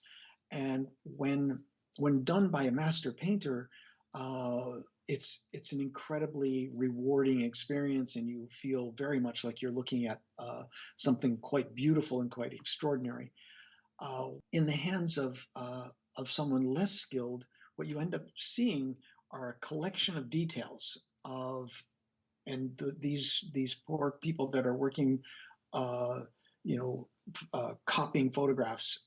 You see that their their efforts uh, are just confused because you end up looking at every little detail that the person's put down and are unable to actually see the big view of the subject, and nor do you get a sense of what's important and what's less important. So the artist is constantly selecting and describing directing your view uh, of how he's telling you this story, the story of what he has chosen to paint. This is at the base. This is the foundation of the Florence Academy of Art teaching. It's like we're not just copying nature. We're not just robots and copy machines or mimicists, or whatever you want to call them. You start off copying to see how skillful you are in terms of your dexterity and your eye and whether you can see shapes correctly. But then you quickly move from that to, okay, I'm looking at a three-dimensional object, and I must interpret the shape that I'm looking at in my own particular way as I simplify it and put it on my drawing. And in that process, your work becomes much more individual, and you take control over how somebody looks at it. Very, very important difference. Right. So you're touching upon here the visual order of drawing, the ability to capture the ensemble in the composition rather than focusing on all the little bits and pieces. It has to read as a whole, as it has to have oneness essentially. Exactly. Beautiful, beautiful. What place does drawing have in your own practice? And what I mean by this, Daniel, is do you create drawing for drawing's sake, or do you create drawing as a study? Well, mostly I use drawing as a way of directly getting down an idea or my interpretation of what I'm looking at. But it carries through. The same kind of drawing that I do as a study is exactly the same kind of drawing I'm using while I'm painting. In fact, the methodology, the techniques of the Florence Academy are based on exactly that we don't do drawing for drawing's sake. If you were, let's say you were studying anatomy and you wanted to emphasize all the particular muscles of the arm, whatever, and so you were over modeling or really exaggerating the volume of every single muscle of the arm. It's great for in terms of descriptive power, and it's amazing to look at, and it's incredible in its own right. And I'm not saying anything's wrong with that. I'm just saying that it's not necessarily a preparation to then make a painting, unless you're maybe copying a Ribera or something where you see every muscle, every striation, every tendon. But normally if you're painting someone's arm, you want it to look like their arm, not like an anatomy lesson. So finding the balance of how much you're modeling and how descriptive you are is really, really important. And so we emphasize our drawing as a step into painting. And I understand this is one of the critiques you have with the Russian academic approach, as their drawings are over-modeled. Is that correct? Well, I'm going to reserve my criticism. I said something about the Russian Academy that I was talking about St. Petersburg Academy, and the person listening to it thought I was speaking about the Russian Academy that's in Florence, which I was not. But they never asked. Anyway, they were upset, and I don't want to talk about something I don't really know that much about. So I will reserve my right not to answer that. Absolutely, I respect that, Daniel. Considering how much we have now uncovered about the materials, the working methods, and the modes of training that artists from the past used, how do you think some of the finest painters of today compare to those of the past? Oh, wow. I don't even know where to start with that. Which painters of the past are we comparing, and which painters of today are we comparing? In a big general mush them all together, I think skill-based, some of the painters today are doing amazing work. Even just 10, 15 years ago, we wouldn't see that kind of skill level. So that is definitely improving. I think the thing that resonates with me is the kind of humanism that I feel in the earlier work from the Renaissance, let's say, till the 19th century. That there's something else at play. When you look at the work, you immediately feel a connection. that's sometimes lacking, that sometimes in today's work, although really well executed, what's missing is uh, the reason why. And this is like one of my big pet peeves, or my one of the things that I spend a lot of time challenging young people about is the why. Why did you make that painting? Why is it that you found that interesting? And the exercise I like to propose to painters and connoisseurs in general are: you're standing in front of a work of art, and you're at a gallery or whatever, and you look at the painting, you say, wow, that's so beautiful. It's drawn so well, and it's so, just has such a nice atmosphere and light and everything. And then you get to the point where you say, okay, well, why did the artist paint that? And and the dialogue that it starts opening up with is just like, well, I took a photograph of a lady standing in the middle of a room, and I thought it'd be really cool to paint it. And so I got out my paints and I did it, and I put it in a frame, and the gallery loved it, and I sold it. So I want to go and take that same thought process and go back and look at a painting, and it probably is religious. So let's say, let's take something non-religious, take something that was painted, just a portrait by Velázquez, and Mm, you look at it and you ask, why did he paint that? And the discussion is completely different. sure. And I'm not going to necessarily propose like what I think it, his ideas are. I think it's up to everybody to just have that conversation with art, um, and and and when we understand what the artist was trying to say, then we can start to understand the value of what was painted or what Mm, was sculpted. Okay. absolutely. And I know you're big on this idea, Daniel, of figuring out what you want to say. And one of the things that you've explained in the past is the idea that the painters of the past really had the ability to speak clearly. They had their hierarchy in order. They knew what they valued in life. They knew what they loved and what they mourned over, what they grieved over. The ability to develop the capacity to think deeply is something that you're big on encouraging students to do. Is that correct? Absolutely, absolutely. And you can't lump all old art is not great, and not all modern art is bad. I can only see people who may be listening to this saying, well, what are you talking about? There was a lot of crappy art in the 90s, and I agree. And there was a lot of superficial art throughout the history of art. um, I'm trying to, sift through all of that to have a discussion about the stuff that I really am passionate about, that I really care about, because to find the common ground between all of our differences and all of the things that we think are so important to. Uh, to direct us in a way which will help all of us create more significant and more beautiful works. I think that's the discussion that I'm interested in participating in, not just being critical. That's not my aim at all. Sure.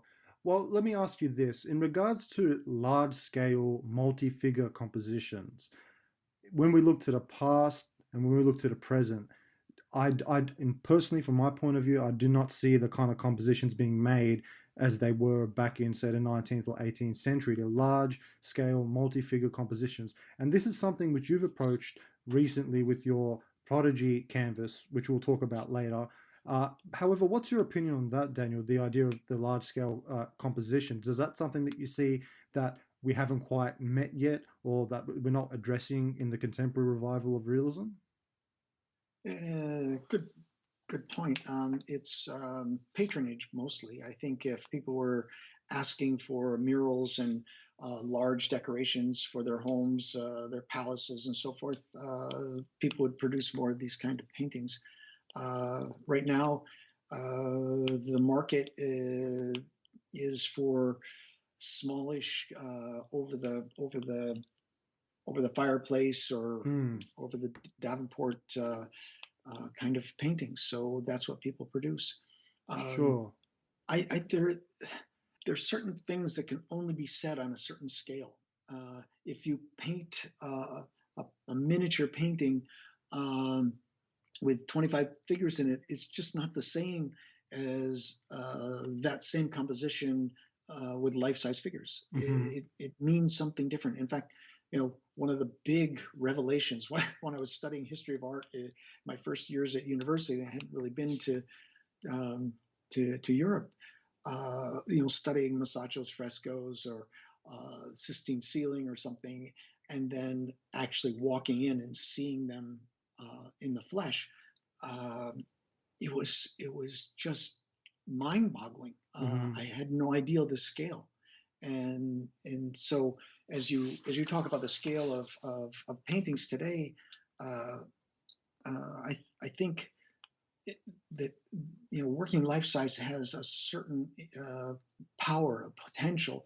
If you notice that 90% of the portraits that are done in the 19th century by Sargent, Zorn, Sorolla, all the big names, they're all pretty much just slightly under life size Mm. or life size. Hmm. There's a reason for that. They didn't paint small paintings because it doesn't have the same impact. You don't feel the presence of Mm. the person quite the same way there. Sure. Interesting. And there is a lot of that. I mean, there's a lot of little paintings going on, a lot of quiet little still lives, quiet little interior compositions that are going on nowadays. I mean, if you look at a lot of the exhibitions that a lot of the schools have put on, whether it's graduate exhibitions or whether it's mid-year exhibitions, you do get that sense of the smaller scale. You don't really see the big, the big canvases, which I've been commenting on, the life size, the multi-figure canvases. What do you think? Is it really just a question of patronage? People have to commission the artist to make these paintings, or do you think it's those kinds of works don't sell? Multiple problems. One, it's expensive to ship them. It's expensive to frame them. The materials are expensive. You have to have a lot of room in a gallery to hang them. And the person buying them has to have a house big enough to actually hang the painting in it. So those are all 4 or 5 drawbacks right there. So you work on a smaller scale. Uh, it's just easier in every way to move them around, less expensive to frame, and they're when you work that scale, it's more photographic size. The other thing that I think is, and I don't know if this is the right time to talk about it, but the one thing that I find um, curious with the advent of the computers and the and looking at so much art through on our laptops and so on, that is that we look at images, but we don't look at paintings. And so Hmm. often I'll ask students, like, well, have you seen this painting? And they go, yes, I know that really well. And I'll say, wow, you've been to St. Petersburg? And they go, no. And I'll say, well, that's where the painting is. And it doesn't register that they haven't seen the painting. Mm. Paintings, you can only truly appreciate in the flesh. You can see them online, you can see them in books, but you've got to get out and actually see the paintings because it's an object. It's a tactile, three-dimensional object. It is not just an image. And so much of the work I see today are just images. They could be done on a screen. They could be done on paper. They could be done. You can't see the texture of the paint. You don't feel the sensation of any of the elements that are there, and you lose so much of that experience, which is really sad. Absolutely. And we've been accustomed to this photographic sensibility, and also through the space of the screen, looking at our computer monitors, the scale in which we experience things, we've become very accustomed to. So it would make sense that the paintings that the traditional realists are now producing are within the same format as the size of a computer screen, or the size of a photograph, essentially. So basically, the question that everyone would be asking, or I ask even myself, so what's the solution? What do you do? I mean, you're saying you can't look at the screen, you don't see the work. Of course, you can experience to some level seeing a lot of different images, but all these images become just images. I I strongly advocate going to museums and spending time just looking at a few paintings, like memorize them, put them in your memory bank, make copies of them. It's the profound understanding of a painting or the profound understanding of a particular subject that will create the depth in your own work.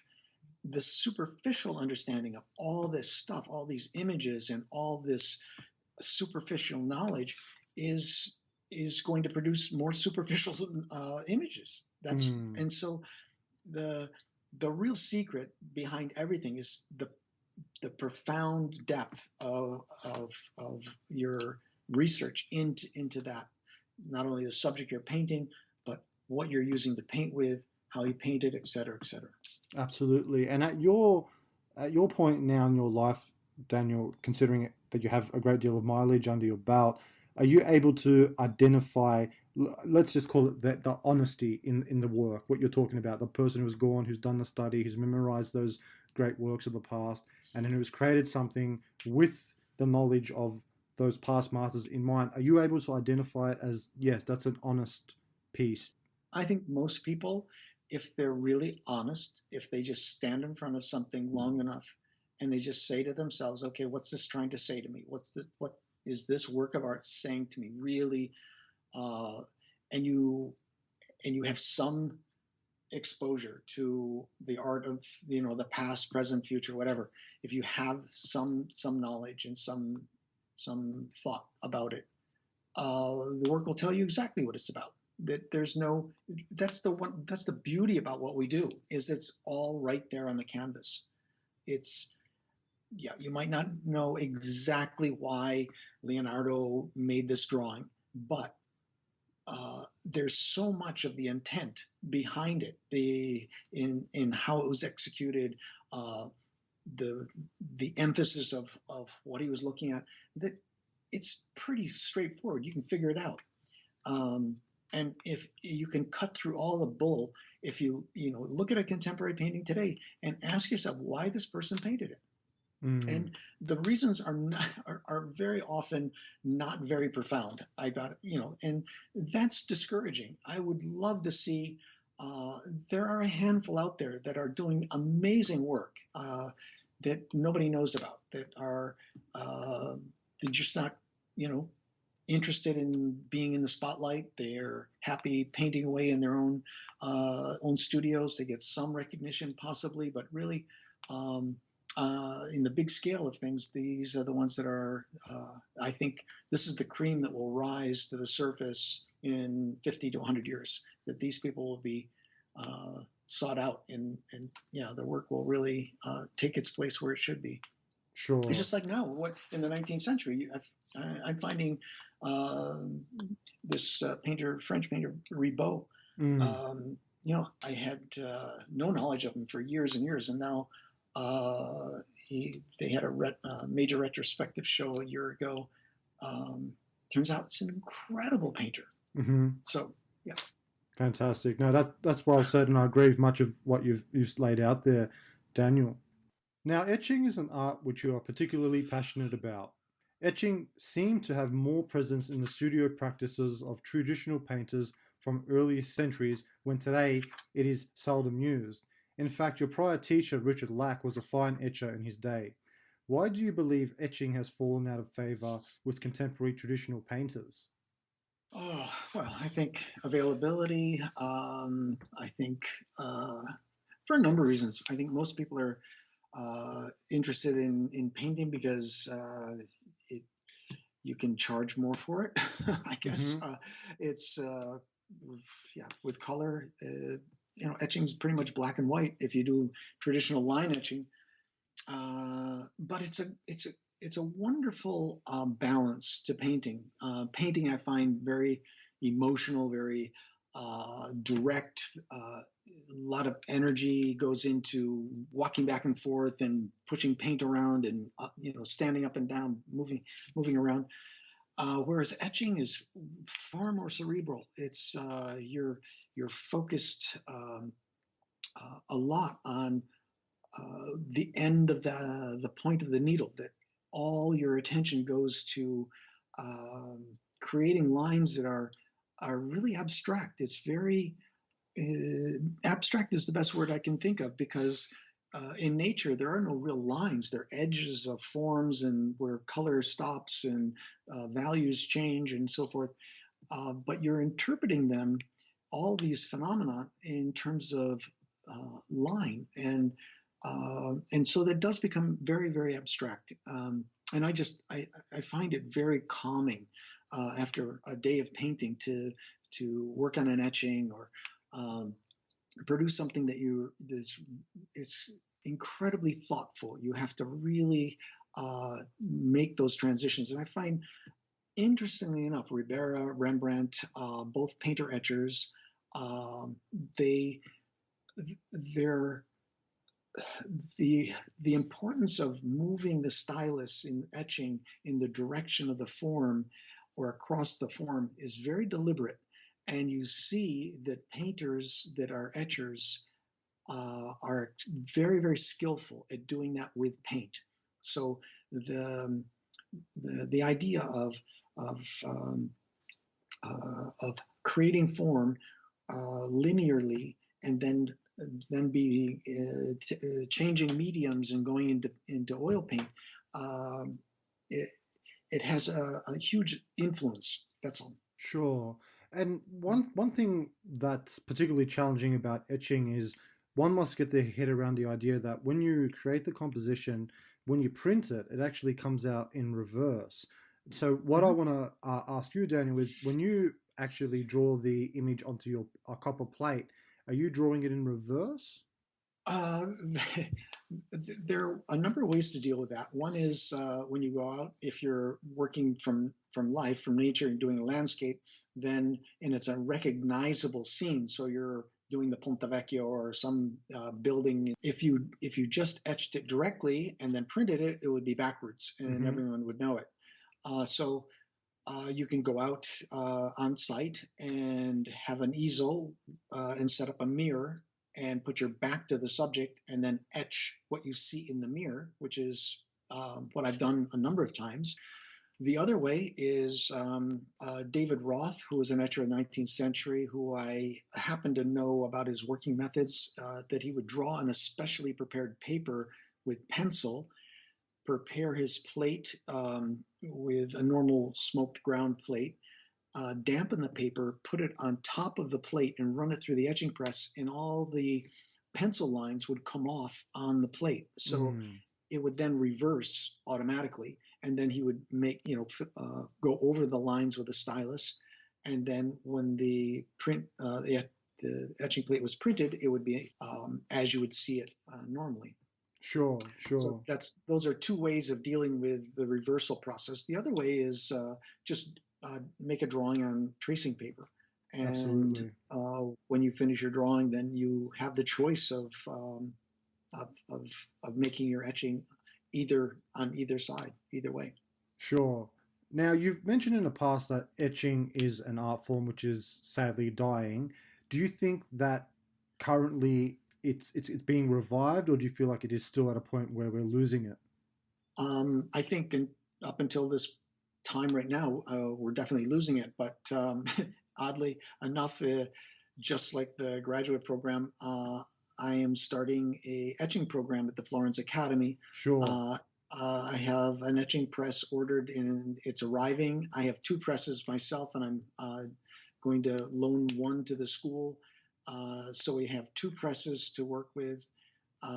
We have a room set up. Um, One of my uh, very, very first and very best students and teachers, Charles Weed, who's Mm. currently in Denmark, is going to be coming down and sort of heading up the etching program. So he'll be coming down in a couple of, well, in 1 week's time with his press, and then he'll be coming down to help set up the actual workshop program. So I'm very, very excited again by opportunities to be able to teach quite a number of people. the techniques of etching, and it's an area which I've devoted a great deal of time and energy researching the technical side. I didn't know much about it. Richard Sarin got me started years ago, and then I learned a little bit more. Taught at LAC Studio, and I supported the family here in Florence for 5 years, producing etchings and selling them on the streets of Florence. So I wanted to get better and better, and so I got a fair amount of experience, because when you're printing in volume like that, I think in the 3 years, after 3 years, we added up. I kept very careful records of all the prints that were made and sold. So it sold over 10,000 prints after Wow, 3 years. Yeah, that's so amazing. there are a lot of Graves etchings floating around out there. So, but now I still enjoy etching a great deal, and I still etch on occasion. And mostly when I produce a new etching, it becomes gifts for friends. I don't usually sell them any longer. Sure, and that's one thing. If it works to encourage the painters of today, the contemporary traditional realist painters, is that people can afford an etching. Not everybody can afford an oil painting, but an etching, because it's a duplicate, uh, people can afford that. And if that stimulates artists to take up the art today, let it be so, because it is more accessible. I mean, the whole way that the print came back in the earlier centuries was from the woodblock print. Obviously, you had the artists like Durer and such who were taking the wood engravings, were printing them, and now disseminating their work. And their work reached a whole lot more of a broader audience than it would if they were just creating paintings on their own. Because again, it goes back to the idea that the print is more it's more accessible. One can disseminate it amongst public a lot easier. It's cheaper, and it makes a lot more sense. So would that be something that you would encourage painters that are listening to do, Daniel? Is in take up the art, because it's a cheaper way for you to get for collectors to take on images of your work, essentially. Yeah, absolutely. Totally in total agreement. The other thing is that you don't have to display all your etchings, because they're quite a small size. They're sort of A4 size, notebook size paper. Many prints are that scale. You could just take a blank, book with blank pages and just put them in the book the way they did in the 19th century. And of course, is where the phrase or the line the pickup line, would you like to come up and see my etchings sometime, came from, is that people would be invited up to your apartment or to go through your etchings, because they were highly collectible in the late 19th century. Sure, that's interesting. So I actually haven't heard that line before come Oh, up. really? Yeah, yeah, that's Okay. really fascinating. Now, moving forward, in December of 1988, you were featured in a cover story for American Artist magazine. Many affluent realists were featured in American Artist magazine in the early days of the revival of realism, which helped bring them recognition. Do you consider this moment to be your big break? No, not really. It was very nice to have an article in American Artist magazine. Stephen Doherty wrote an article, as well as Jerry Ackerman. They both got in a bit of a discussion about it, but in the end, Jerry's article got modified, and it was fine. It was very nice to have the recognition, and but no, I was already in the Wunderlich Gallery in New York, and I was starting my career as a painter. Had already started earlier than that. That's interesting. So, in that case, Daniel, what would you identify as being your big break? Wow. Oh, I'm still waiting. I don't know. My big break. Well, I think being part of the Wunderlich Gallery back in the 80s was definitely a step forward for me. It gave me some credibility in the art world. From there, I moved to various other galleries when Wunderlich closed its gallery in New York and moved to Chicago. Jerry moved out to Chicago, so then I just moved from gallery to gallery, and Unfortunately, through the years, most of the galleries I've been represented by, especially the ones in New York, have all closed Mm, due to recessions and bad returns for the art market. But yeah, it's brutal. When galleries that are selling, many paintings are struggling to survive. Yeah, it's hard. It's really sure. hard. So, Daniel, you mentioned the gallery that you were represented by was called the Wunderlich Gallery. Is that correct? Yes. Now, was that gallery known for representing realist painters? Yes, it was one of the top, if not the top gallery. There was Kennedy Galleries just across the street, 57th Street, and then Wunderlich Gallery. The two of them, I think, commanded the highest prices, the best known realist painters. Yeah, Sure. Now, definitely. 2003 was an important year for the reappreciation of realist art in the 21st century due to a traveling exhibition that was organized by the Florence Academy, which was titled Realism Revisited, the Florence Academy of Art. This exhibition traveled throughout the United States and Europe, and it was recognized along with its accompanying catalogue by artists, scholars, and connoisseurs of representational art as a definitive moment in the resurfacing of traditional realist art. Can you recall your memories of this exhibition and the impact that its reception had on you and your mission at the time? Yes, this was a fabulous opportunity. Bad Frankenhausen Museum in Germany offered this exhibition to the school. It gave us a chance to assemble all the young painters that had just gone through the program, our faculty, just everyone who was had accomplished something through the efforts of the Florence Academy of Art, and we got them all together, brought them to the exhibition, and it was a real celebration. The board of the Florence Academy attended. It was just one of those highlights of all the hard work, uh, all the ups and downs and everything, just to have this celebration, and it was wonderful to see everybody get together. A lot of the students had never met each other; they knew about each other but had never met, and it was really great. And then the show, part of the show, traveled to New York, the Herschel and Adler Gallery. Um, it was a celebration for, I think, the largest group of people since the 19th century working in the realist tradition actually having a museum exhibition. Wow. It was quite an achievement. We were very proud. We were thumping our chests, saying, "Yeah, we did it! We did it!" Um, Sold quite a few paintings. The work sold very well at Herschel and Adler. Huge support. Greg Hedberg did a tremendous job. Also a board member. Hmm. We got some of the worst reviews you could ever imagine from the newspapers, but for me it was a huge success. Sure. And Greg he wrote an article that was actually titled "Realism Revisited: The Florence Academy of Art," which outlined a little bit of the history of the school and which put forward the ideals in which you guys were pursuing in your work essentially. Now, Mhm. regarding the exhibition itself, you mentioned that there was the reviews by newspapers and such weren't very good.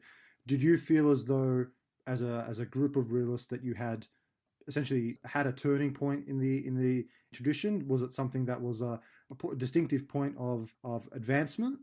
Absolutely. I thought, I felt like we got a little traction. We were gaining some ground, and that felt good. It was an accomplishment. Of course, we're not being featured at the Metropolitan Museum of Art. Of course, nobody knows. Like, if you ask the average Joe on the street who the Florence Academy Art was, or what, nobody knows anything about what we're doing. But it's a small inroad. This is a grassroots movement. We're not starting at the top and moving around. To get any kind of recognition is a major achievement. Every person who extends a hand to us, we greet them with enthusiasm, because we want to share what we're doing, and I think it's definitely a positive thing for society and for art in general. Sure. And there was a catalogue that was published alongside that exhibition as well. Is that correct, Daniel? Yes. Hmm. Fantastic. That brings me to my next question. In the exhibition catalogue for Realism Revisited, the Florence Academy of Art, you included an essay which you wrote titled Tradition in the 21st Century, in which you explain your training, past teachers, and the philosophy of the Florence Academy. Was this essay written especially for the catalogue, or was it written prior to the exhibition being scheduled? It was written for the catalog. Hmm. Okay, interesting. Because to provide some context to what this actual essay is about, it's quite thorough. You actually begin from your early days at the Maryland Institute. You talk about your shift to Florence. You talk about the painters that you encountered. You provided some context and explained the atmosphere of what it was like for a young painter living in Florence. And then you start to sum up by giving a personal statement. You talk about the Florence Academy of Arts curriculum. It was quite an extensive essay that you wrote. Yeah, yes, it was, but we needed that kind of explanation for the catalog, I thought. Hmm. Do you feel, as nowadays a lot of people in the tradition, students and such, comment on that particular essay? I mean, do people say that, well, thank you for writing it because it really helped them understand more about the lineage of where traditional realism comes from, essentially? Well, quite surprisingly, I've had through the years many people approach me and say that that article really inspired them to follow their passion and become an artist. Um, I I'm humbled by that, obviously, and thrilled that it had that effect. Yeah. Definitely. It's a powerful essay. You can really sense your passion and your conviction for the tradition as you're writing this essay. One thing I want to mention as well, Daniel, in regards to one of the paintings, which it's a self-portrait, which has really stood out to me, something that I really remember from the first moment I saw it, was the painting that's titled Survivor of Abstract Art. Now, this particular painting, it's a lovely self-portrait. On top, you've kind of got it's almost a half a spiral in the painting. It starts and then it sort of just stops abruptly. Was there any particular significance to that aspect of the painting, or was it just something that fit quite well into the particular composition that you're working on? It was it was an afterthought, I must say. I was thinking as the title of the painting kind of emerged as I was working on it. Um, I was thinking of the self-portrait by Rembrandt in the Kenwood House, where he has two circles behind him, and there's nothing in any of his work that is even similar to have such a symmetrical shape uh, that that has no volume, and it's really bugged me. Like it's sort of jolted my curiosity because I keep wondering why on earth did he put those circles in there? That's so unusual, so unlike him. And as I was coming up with the title for my painting and sort of thinking about it, I was thinking, well, um, I looked like I was coming out of a battle, so I gave myself a jacket with Mm. some very very slightly indicated medals on my Mm-hmm. lapel Mm-hmm. to indicate that I was a survivor of a battle, and so therefore the title. And then I thought, well, I'll indicate this abstract because some paintings, abstract paintings, have circles like that, and I could be standing in front of like an abstract painting with circles on it, and I was wondering maybe was that what Rembrandt was thinking, or was that premonition? God Mm. knows what. But anyway, it was no more. There was no more thought than that. It was kind of tongue in cheek, and I thought it would be an interesting element to add to the painting. Definitely a striking portrait, and I think it really positions you as a institutional figure, someone who's really been a guardian of the tradition of realism over the years. It's very, very much resonated with me when I first saw it, and I still think about it a great deal whenever I think about Daniel Graves' lineage and the tradition in which you've represented over the years.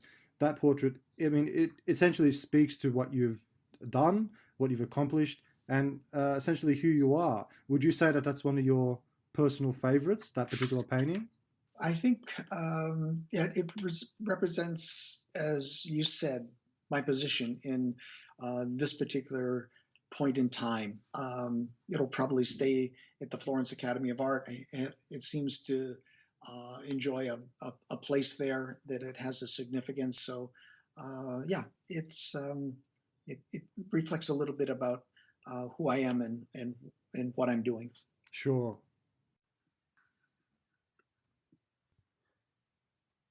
Moving on to my next question. In April of 2008, you and the Florence Academy received an award from the Portrait Society of America for excellence in art education. This moment must have validated that what you have dedicated your life to is being recognized and appreciated by the realist community at large. How did you feel after receiving this award?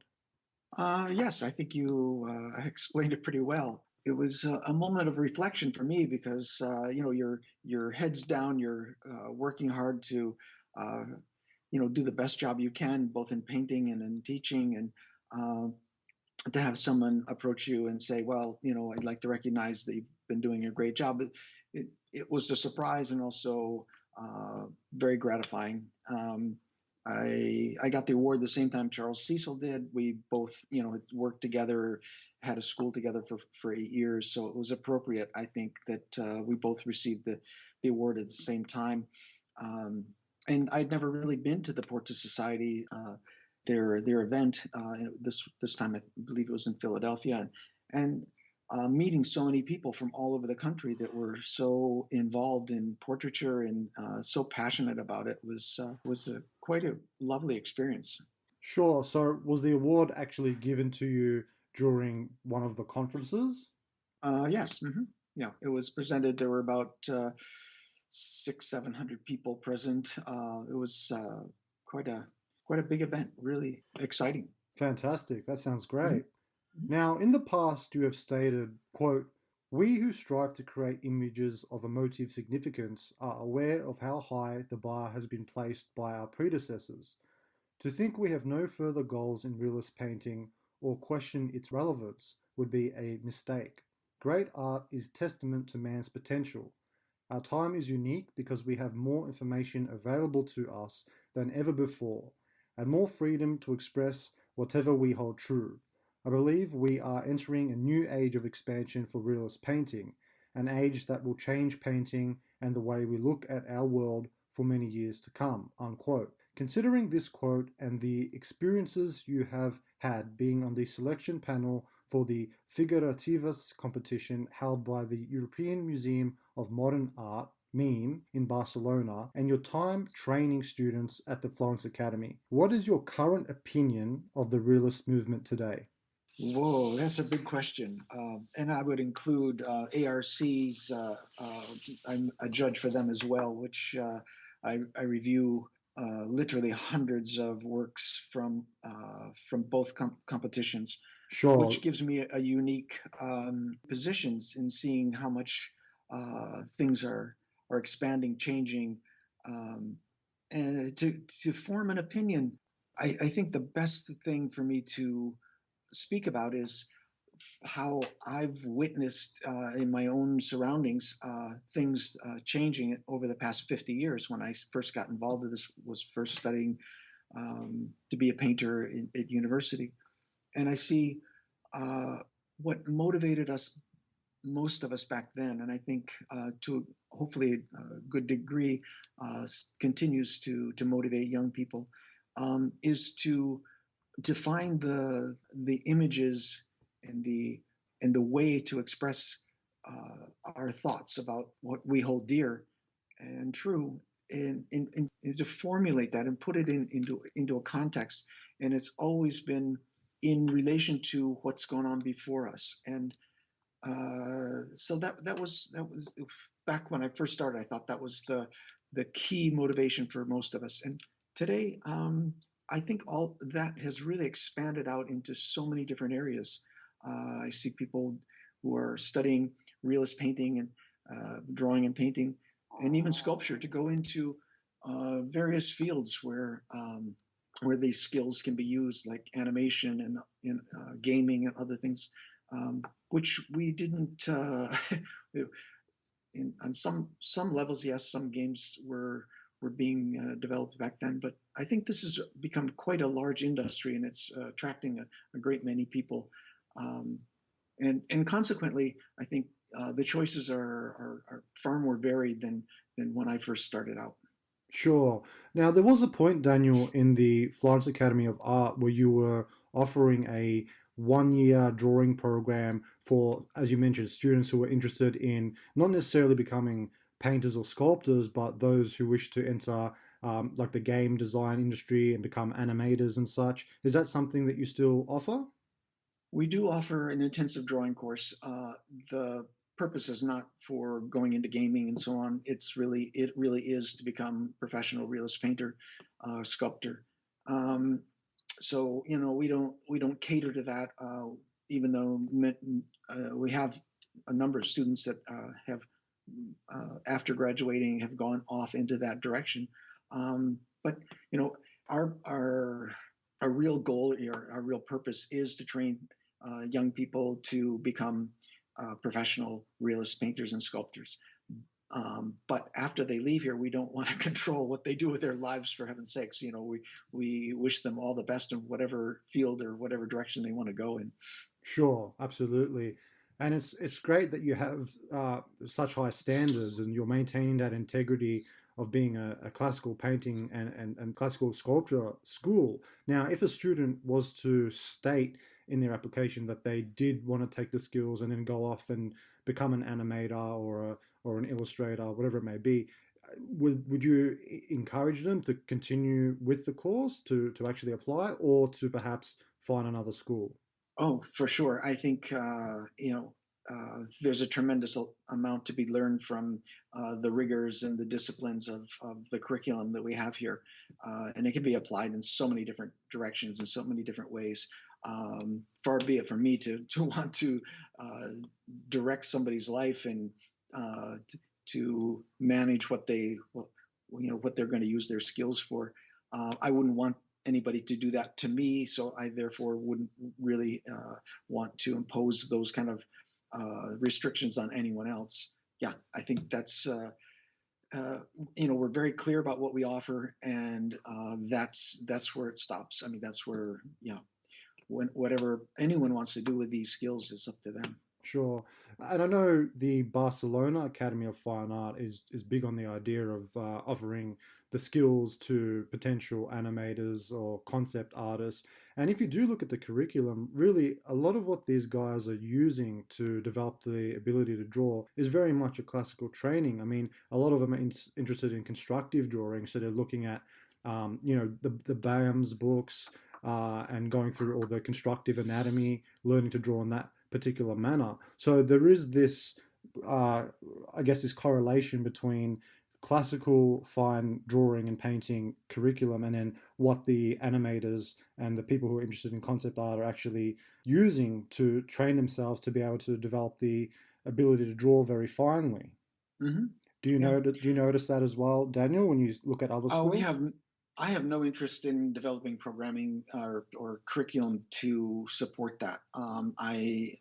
This is exactly the curriculum that I've developed in in the direction that I'm focused on is that someone who would want to become exactly what I said before, a professional realist painter or sculptor. This is what it's all designed for, and we don't stray right or left of that very far. Um, I have an example that one of my most talented, most promising first students, and then teachers, and then became the director of my Swedish program, Joachim Eriksson. has gone into gaming and has found an incredible career. He's sought after and works on very important projects and has a tremendous imagination, and he's adapted his skill sets from oil paint to working on a computer. So, I've seen some of his work. It's just incredible. And I don't think many people acquire that degree or that level of being able to render, whether it's a person or a monster or whatever it is, that would be that believable without having really trained for many years. Absolutely, it makes perfect sense that those people who are interested in those fields are coming back to a classical training to develop the Mhm. skills necessary to be able to draw, whether it's from life or even things from their imagination.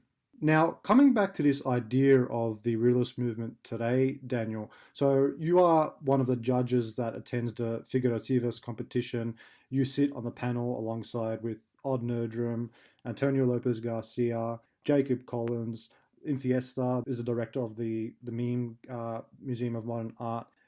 He's there on the panel as well. And one thing that I notice a lot of when I look at the videos that are released of the selection process is the work that comes out of Spain is technically is magnificent, but it's very, very photographic. Do you care to comment on that at all? Yeah, without with the risk of stepping on people's toes um, and being misunderstood.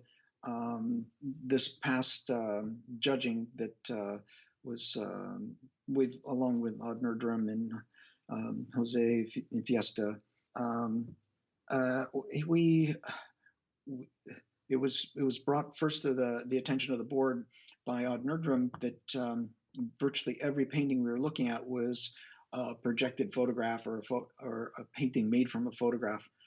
And he raised his hand and sort of wanted to make an objection to, having we don't really have the skills to judge works that are completely done from photographs.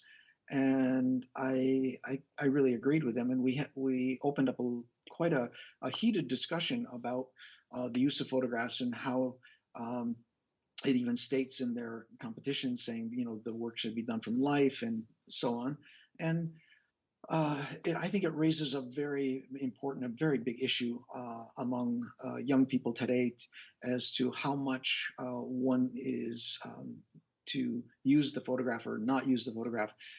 I, in terms of judging one's work by whether it's done from a photograph or not, I want to stay clear of that.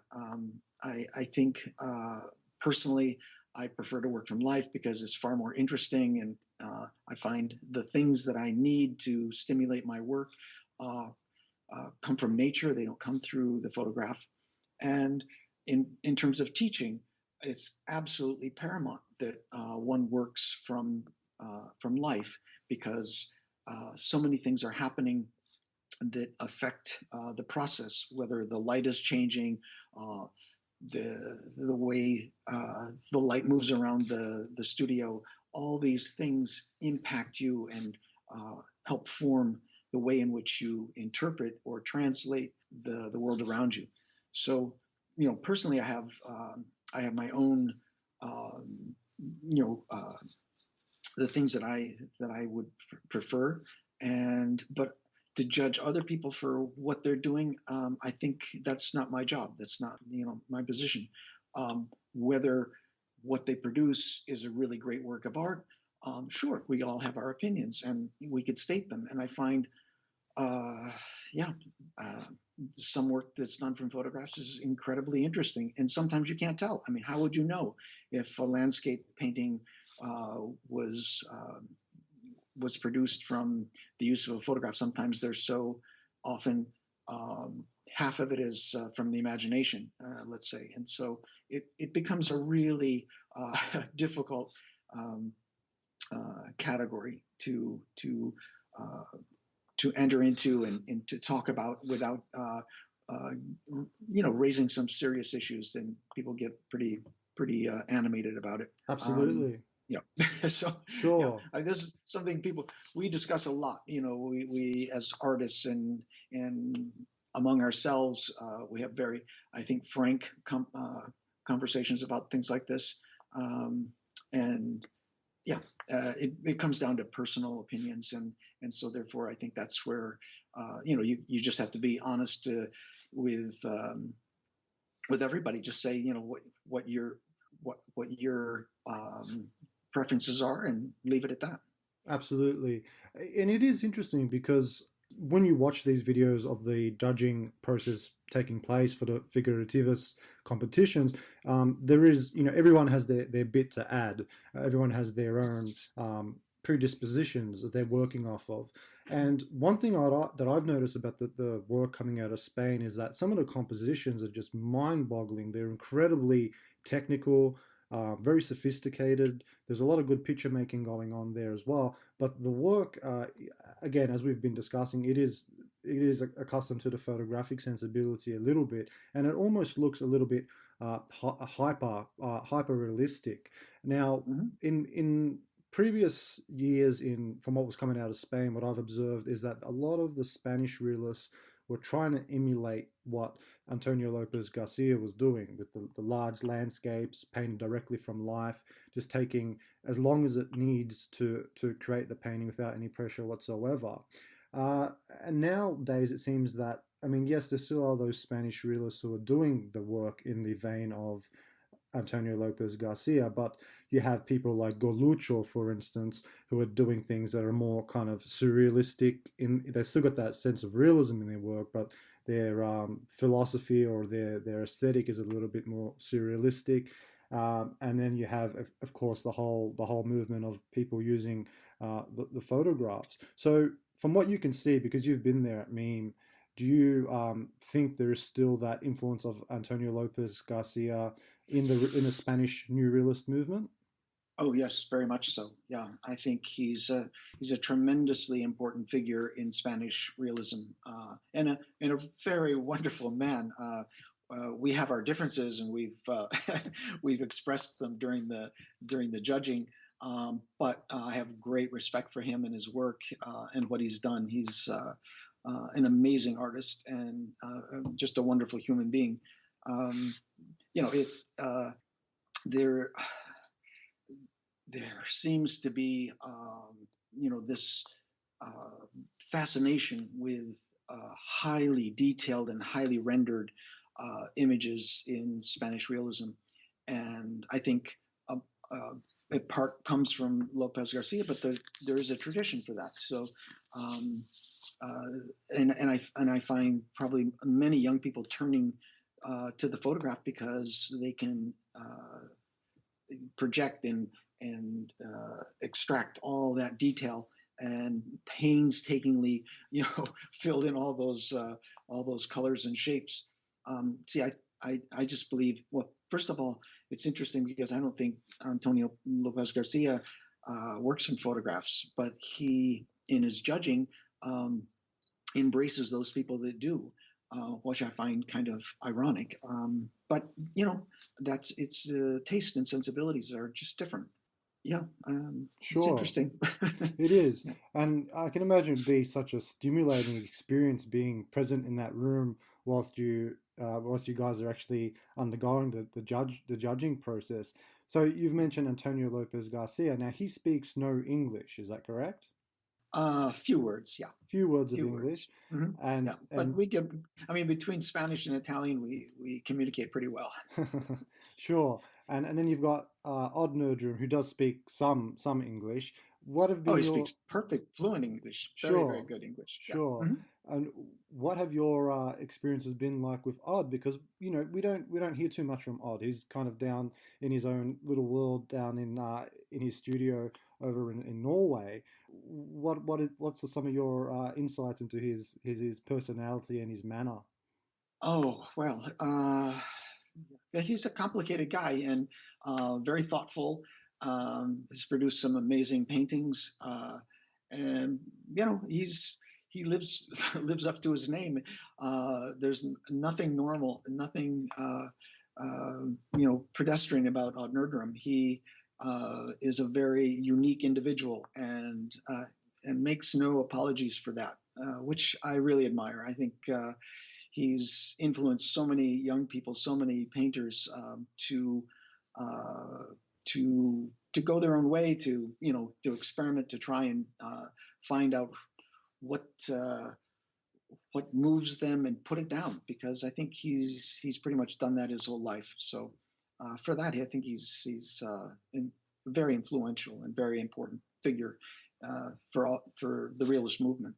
Absolutely, he's an amazing artist. And by the way, Daniel, in one of the figurativas judgment during one of the competitions, I'd noticed that there was one particular year you had a moon boot on. You had a cast on your leg and you had crutches. Do you care to comment on what happened there? Yeah. Motorcycle accident. I've only had a few in my life. I've ridden a motorcycle since I was 14, pretty much every day.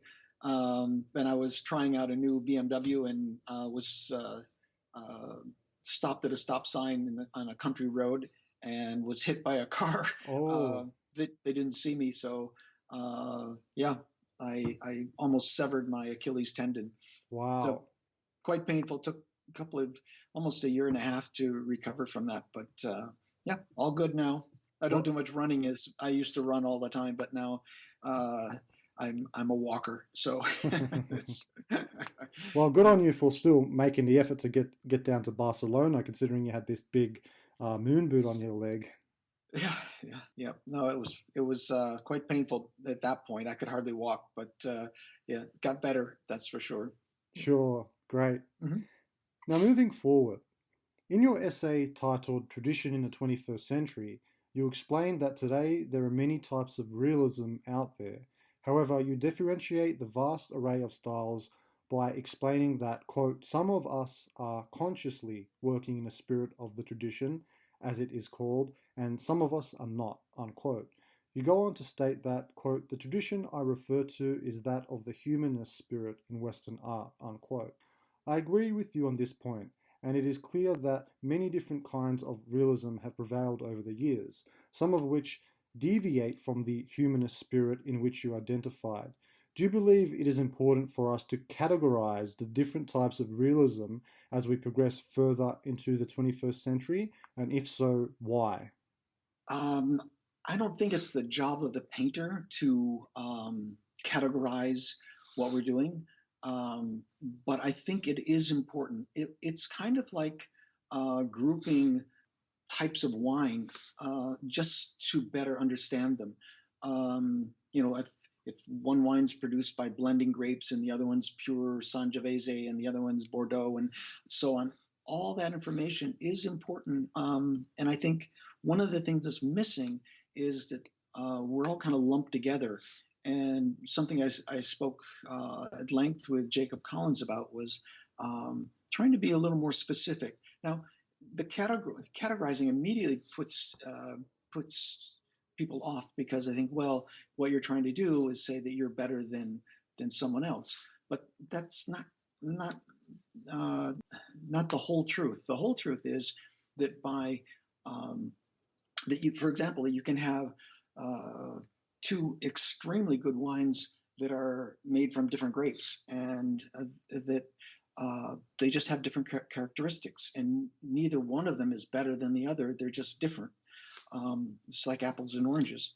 And I think this is why I think it's important that we start to make an effort of saying, okay, well, this is traditional realism, and this is photorealism, and this is this, and this is that. So we can, by naming or grouping, we can better understand what we're looking at and Most how it was made definitely. and what the intent was. I think that's also for me that's key. Like, what is it that you're trying to produce? I mean, what are your aims? What are your goals in this particular painting or genre? Absolutely. Because to the untrained eye, if we were to take a series of realist paintings, some done from photos, some done from life, some done from imagination, and place them together, the layperson won't really be able to tell the difference in regard to something that was painted from life, something that was painted from a photograph. So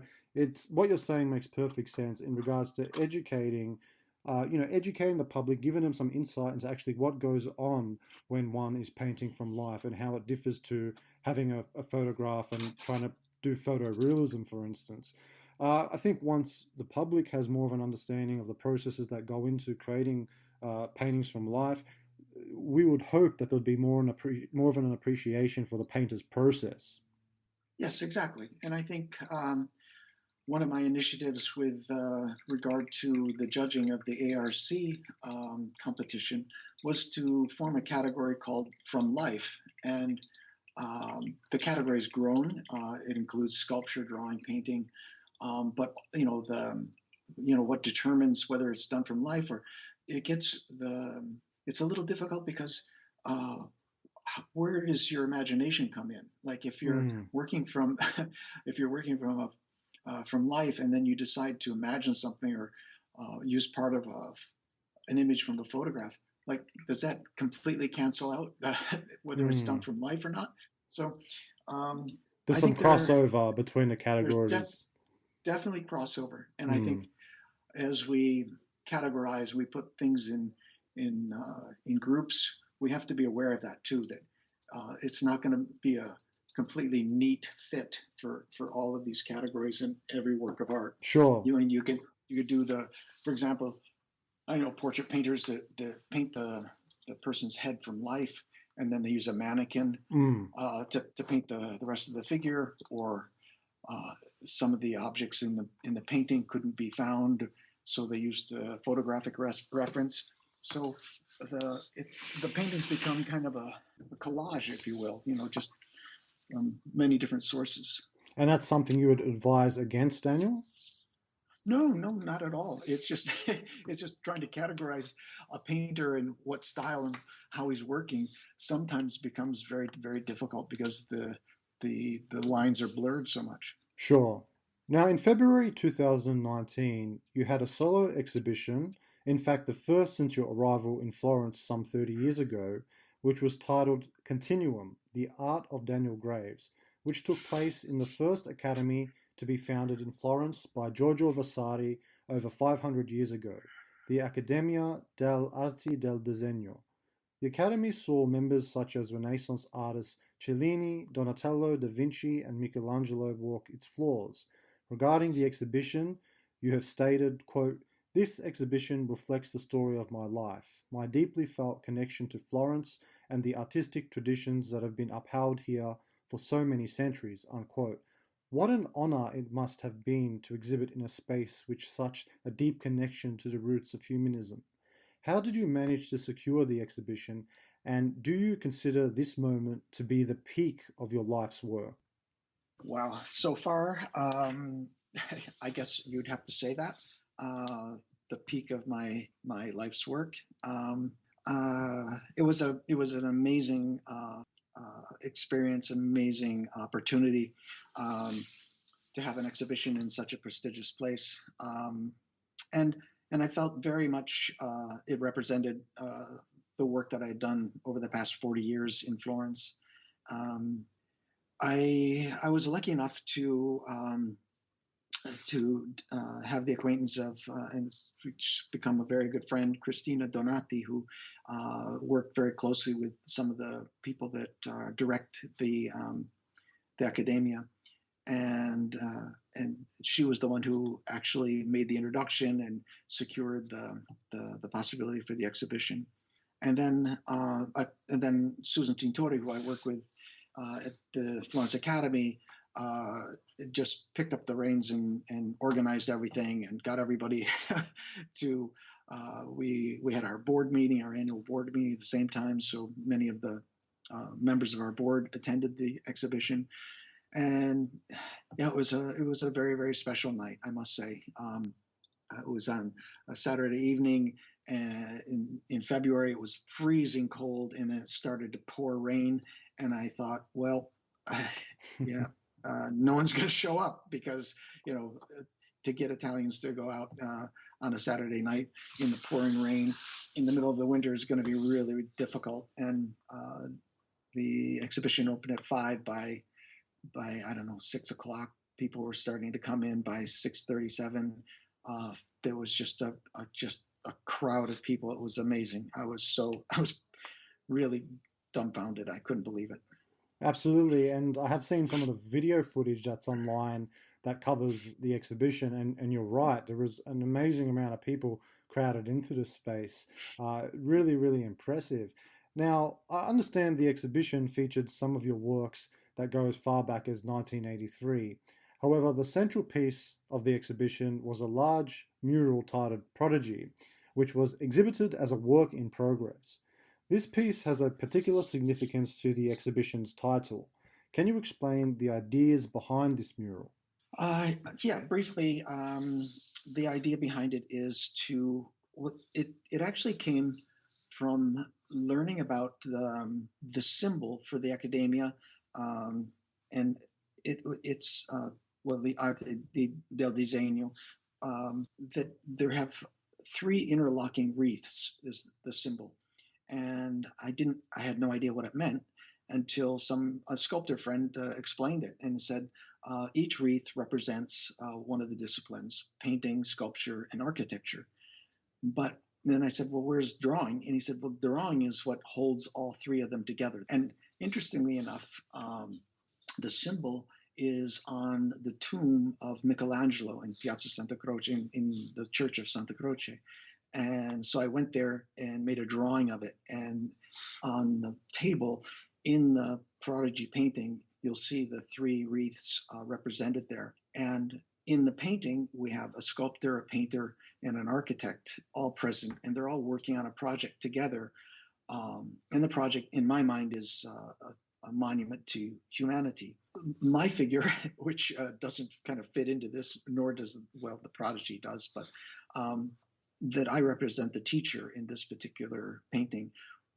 And that's partly the continuum. That's the emphasis that I'm trying to make, not only for the arts, but in order for these arts to continue, you have to teach them. Mm. And so the young girl on the left side of the painting that's coming into this bottega, this workplace, and showing the drawing, is showing that, and everybody turns to look at the drawing, because you don't have to say anything to recognize when you see something that's really beautiful. Mm. And this is something that has happened over and over again at school.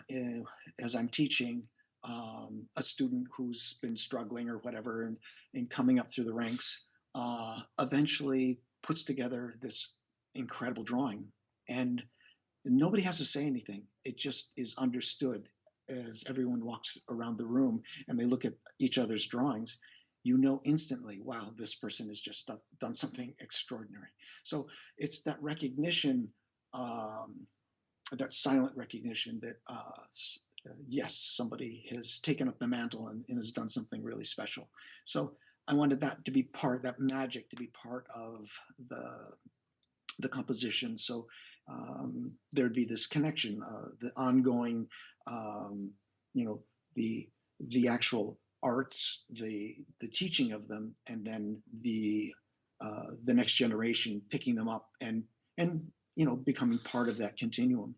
That's lovely. It's such a profound idea behind that particular mural. Now, the mural itself was displayed or exhibited as a work in progress. So Mm-hmm. how did you go about the production of it? Was it created especially for the exhibition, or was it something that you had going on in the studio before the exhibition and you just didn't have time to finish it by Mm-hmm. the exhibition date? How did that work? Now, as soon as I knew that this is a painting that I wanted to make, I'd made many sketches. I had ideas about it for a long time. And when I knew the exhibition was going to take place in a year's time, I thought, well, I can get this done if I work really hard. Well, that didn't happen. So, uh, but it was about probably 3/4 of the way done when I exhibited it. And I'm still working on it. It's been difficult because I have, in order to actually, I've set it up, but it's outside under under a roof. But when the temperature is too hot, it's really difficult to work on it. And so, yeah, I've just started again and should be done pretty soon. Lovely. And how big is this piece, Daniel, this painting? Oh my gosh, what is it? It's six. I'm saying I think 6 meters. Wow. I have to check again. 6 by 2, 2.5, 3, something like that. Yeah. That's Mm-hmm. incredible. And this is, in regards to your total body of work, this is something that perhaps is quite new for your work, right? You're not usually working at this particular scale in your previous paintings.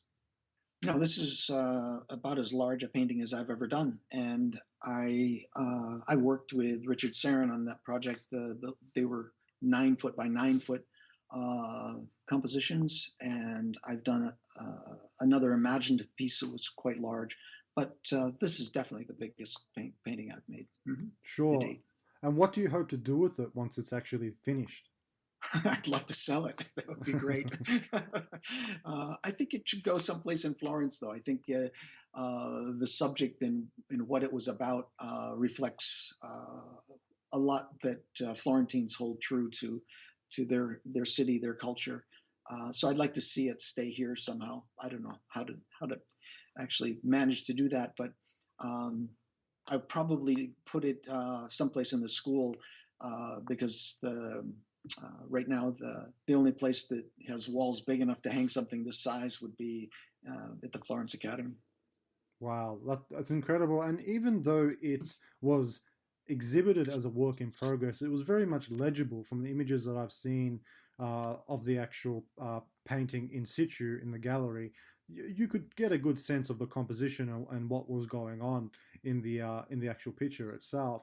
And can I ask, Daniel, with the actual process of painting it, because it's such a large canvas, was it challenging for you to go from your usual scale to blowing up figures that were, meters tall? Well, the scale of the figures didn't really change. They're slightly smaller than life size. The largest figure of the sculptor is, I think, 1.60 meters, which is slightly smaller than life size. So that didn't change. What changed is when you're painting something that's that high, you have to have scaffolding to sort of walk up and work on, and then you can't get back away from it as easily. So it's physically demanding. You have to kind of climb up a ladder, walk onto scaffolding, paint for a while, then walk back down, look at what you've done, go back up. Mm, So that that that becomes the one of the um, important elements of working on that scale is that it's inconvenient. It's not like sitting in a chair and working on a head study for 3 hours and getting up and feeling relaxed. After 3 hours of working on a painting that size, you're pretty exhausted. At least I am. that's interesting that you brought that up because when I was reading Pietro Annagoni's biography, there's one particular account where the part of the biography which is in his later years, where he's older and he's got some physical problems, some arthritis, and he was recollecting a certain night where he was lying in bed and he had just received a commission for another fresco.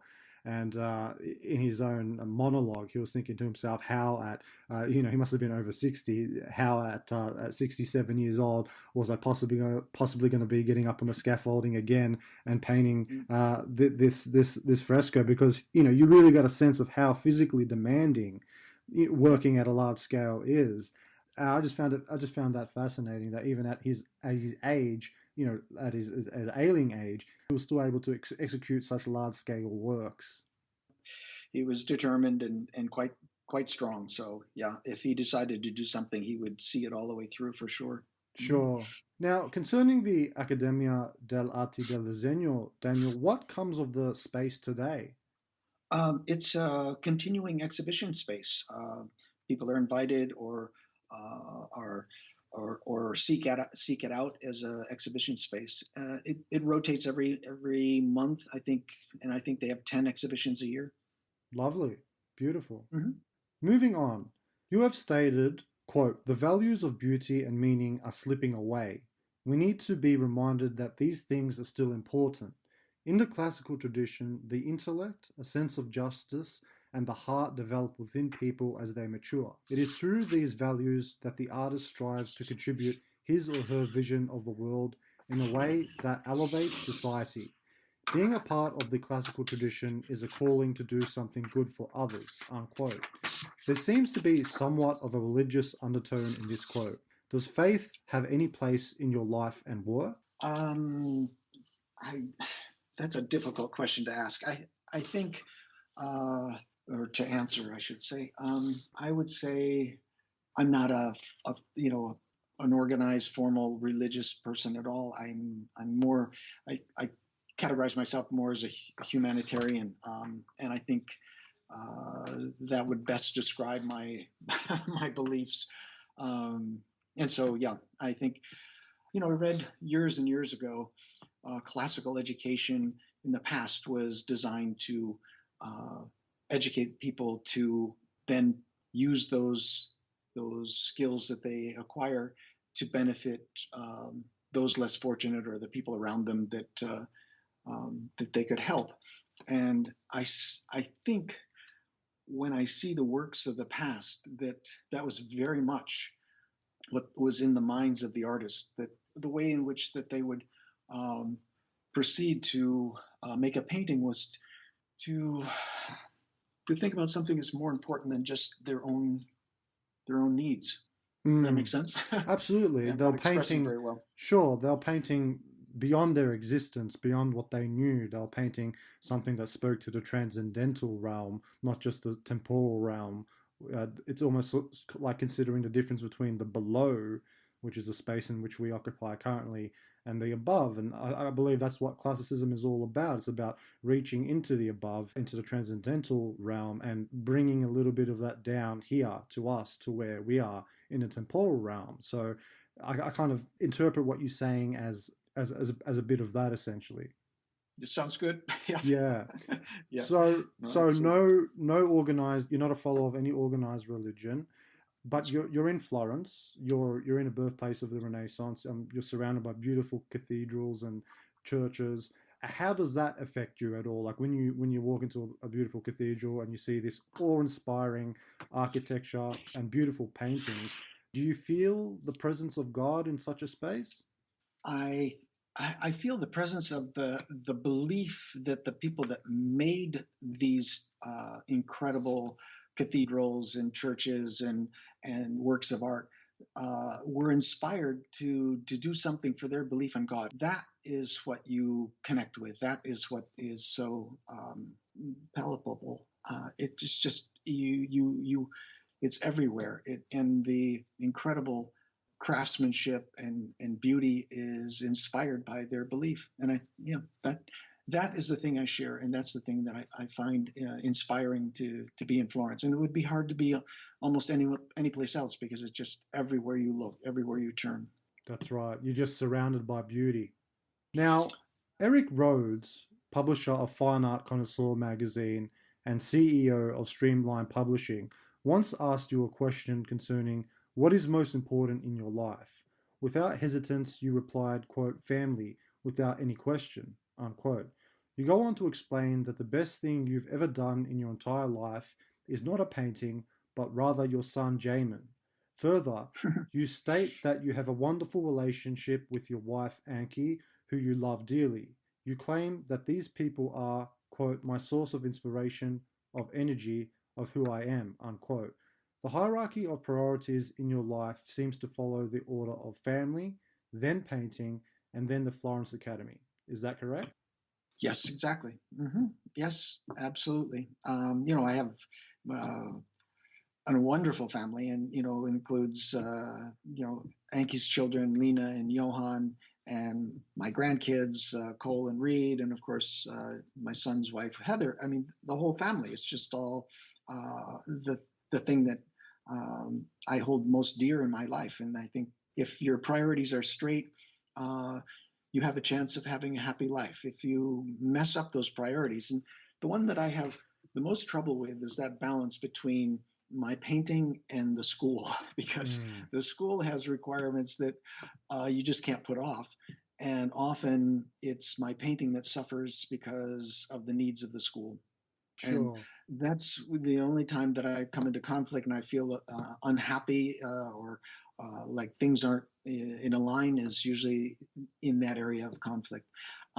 Rarely do I have conflict with family, and when there's family things to be done, then that always takes priority. Mhm. Fantastic. That's lovely to hear, Daniel. Now I know as well one of the hobbies that you have on the side of your painting is you also do some woodworking. Is that correct? Yeah, I got bitten by the bug of turning wood on a lathe, and while I was in Sweden in the summers, and there's wood everywhere, and I thought, well, yeah, I'll give that a try. So I bought a small lathe, and that was it. I was just I really enjoy things that go fast, like motorcycles and cars, and the idea of some chunk of wood spinning on a lathe. It was really exciting, and then to slowly turn it into a bowl and learn all the techniques of how to do that and how to finish and the challenges of seeing how thin you can get the bowl and uh, all the other things. I read a lot about it and had a lot of fun. I don't do it much anymore. I just don't have the time between painting school and now setting up an etching program and an MFA program. I'm a pretty busy guy. Sure, and that's something I was going to bring up is how do you manage to have your hand in all these different things while being such a an important institutional figure and maintaining your painting practice. It's a lot. It's a great deal. But now that you've mentioned that it's something that's had to take a little bit of a back seat, I understand. Is that particular skill in woodworking? Have you been able to apply that to say making frames for your paintings? I do make my own frames often, not all the time, but when I can, or if something is special is required for a painting, I have no problem making a frame. It's a lot of fun. I wish I had more time to do it. Again, uh, the the COVID kind of lockdown that we went through, it was interesting to slow down and take more time with certain things because you couldn't do other things, and so you just seemed to have more available time to focus on something that you were interested in. And both in my painting and in other areas, I really enjoyed uh, being able the luxury of just going back over something several times, whereas in my usual life where it's pretty hectic, you just have to churn things out and keep moving, and you don't get that extra time to go back and really rethink it, repaint some area you're not happy with. So this is I've learned a lot in the past couple of months about just taking more time to do the things you really care about. And that's one of the positives I look at when I consider the COVID-19 and the year that we've had. It has really forced people to slow down and to reconnect with their home life, being at home, and to be productive as well while Mm-hmm. being at home, not just consuming things, but also taking up a hobby, whatever it might be, doing something productive with the quiet hours of your day. That's one of the positives I see that have come from that has prevailed from this whole COVID Mm-hmm. situation. Absolutely, yeah. Mm-hmm. In the past, you have likened the aesthetic experience of viewing an artwork, which deeply resonates with us, with the experience of being in love. As you state, quote, "We truly feel great art. It's an experience that cannot be described, like falling in love. It's common to all of us, but it's individual, falling in love, different for everyone, but similar, because we read about it, we think about it, we connect. Beauty is the plate that these feelings are served up on. It holds the substance that allows us access to the nourishment we enjoy in the experience of art." Unquote. This is a very beautiful notion. How would you say that your life has changed after your son was born and marrying your second wife? Wow. Well, those two events impacted my life tremendously. That your life never goes back to what it was before that. I think I was quite young my son was born, and I'm so happy that I was that age. At the time, I was I was unsure. I mean, I didn't have any experience in either just didn't have any experience, so um, it wasn't necessarily planned, but there he was, and so you adapt and you change your life to make everything work out. And I think that was one of the significant changes in my life that, again, when you talk about trying to do a lot of things, like I had to work, I had to study to be a painter, I had to take care of my son. So you manage your time from an early age really well. It changes. I see people that have children that are older, in their late 30s or 40s. It's really hard for them to Mm, uh, to adapt, to manage their time. They realize that they don't have the time that they used to have, because children require so much of your time. Uh, sure. and then meeting Yankee was one of the best things that ever happened to me. I was I'd been divorced for a while and living on my own for quite a while. And yeah, a mutual friend introduced us. We were good buddies for a long time. We hung out together, did stuff with mutual friends, and then slowly it became more romantic. So yeah, I think we don't have children together, but we have three children, the two of us, and thank God they all get along, and we all, uh, you know, unfortunately don't get together. All of us get together as often as we'd like to, but special occasions we manage to do that. And yeah, I think yeah, it's impacted my life in so many ways to have a partner that is so supportive and is there for me, and brings a whole cultural difference perspective of being Swedish and spending our summers there with her family. And it's been phenomenal, and it continues to be better and better as we find things that we love to do together, travel and visit the grandkids and all that. It's yeah, it's a new chapter for us, and we're very much enjoying it. That sounds fantastic, Daniel. Congratulations. Thank you. Was there a particular moment when you were courting Anki that you realized that she was the person that you were destined for? um, I guess so. Yeah, there was one of the nicest things is that we were friends for so long, for several years, and then as it becomes romantic, it was like we were just really good friends. We just hung out. It was just really, really wonderful. That had never really happened to me before. My first wife, we met when we were in high school, and it was all passion and craziness, and yeah, and this was quite a different experience. So yeah. That's lovely. And how did you go about the proposal? Oh yes, proposed in Rome. Asked first of all her children and my son whether they thought that was a good idea, because I thought it would be good to, have the whole family in agreement with that. And yeah, so she accepted, and we got married the next year. So yeah. That sounds fantastic. Lovely. Now, Daniel, your first wife, Laura, are you able to still maintain communication with her? Oh yes, oh yes, sure. She's living here in Florence. She's runs a gym where she teaches, I think, Pilates and stretching and all this. So she's remained in Italy as well. Fantastic. I'm glad to hear that. Hmm. Now, in the past, regarding your life's achievements thus far in building one of the finest art academies in the world and maintaining a successful career as a painter, you have explained that you couldn't have done anything else, and that this, teaching and passing on the tradition to the next generation of artists, is your duty. At this point in your life, do you ever consider what will become of the Florence Academy when you're no longer able to teach? Oh well, I hope to be a part of the Florence Academy until the very end, in some capacity, whether it's being on the board or teaching.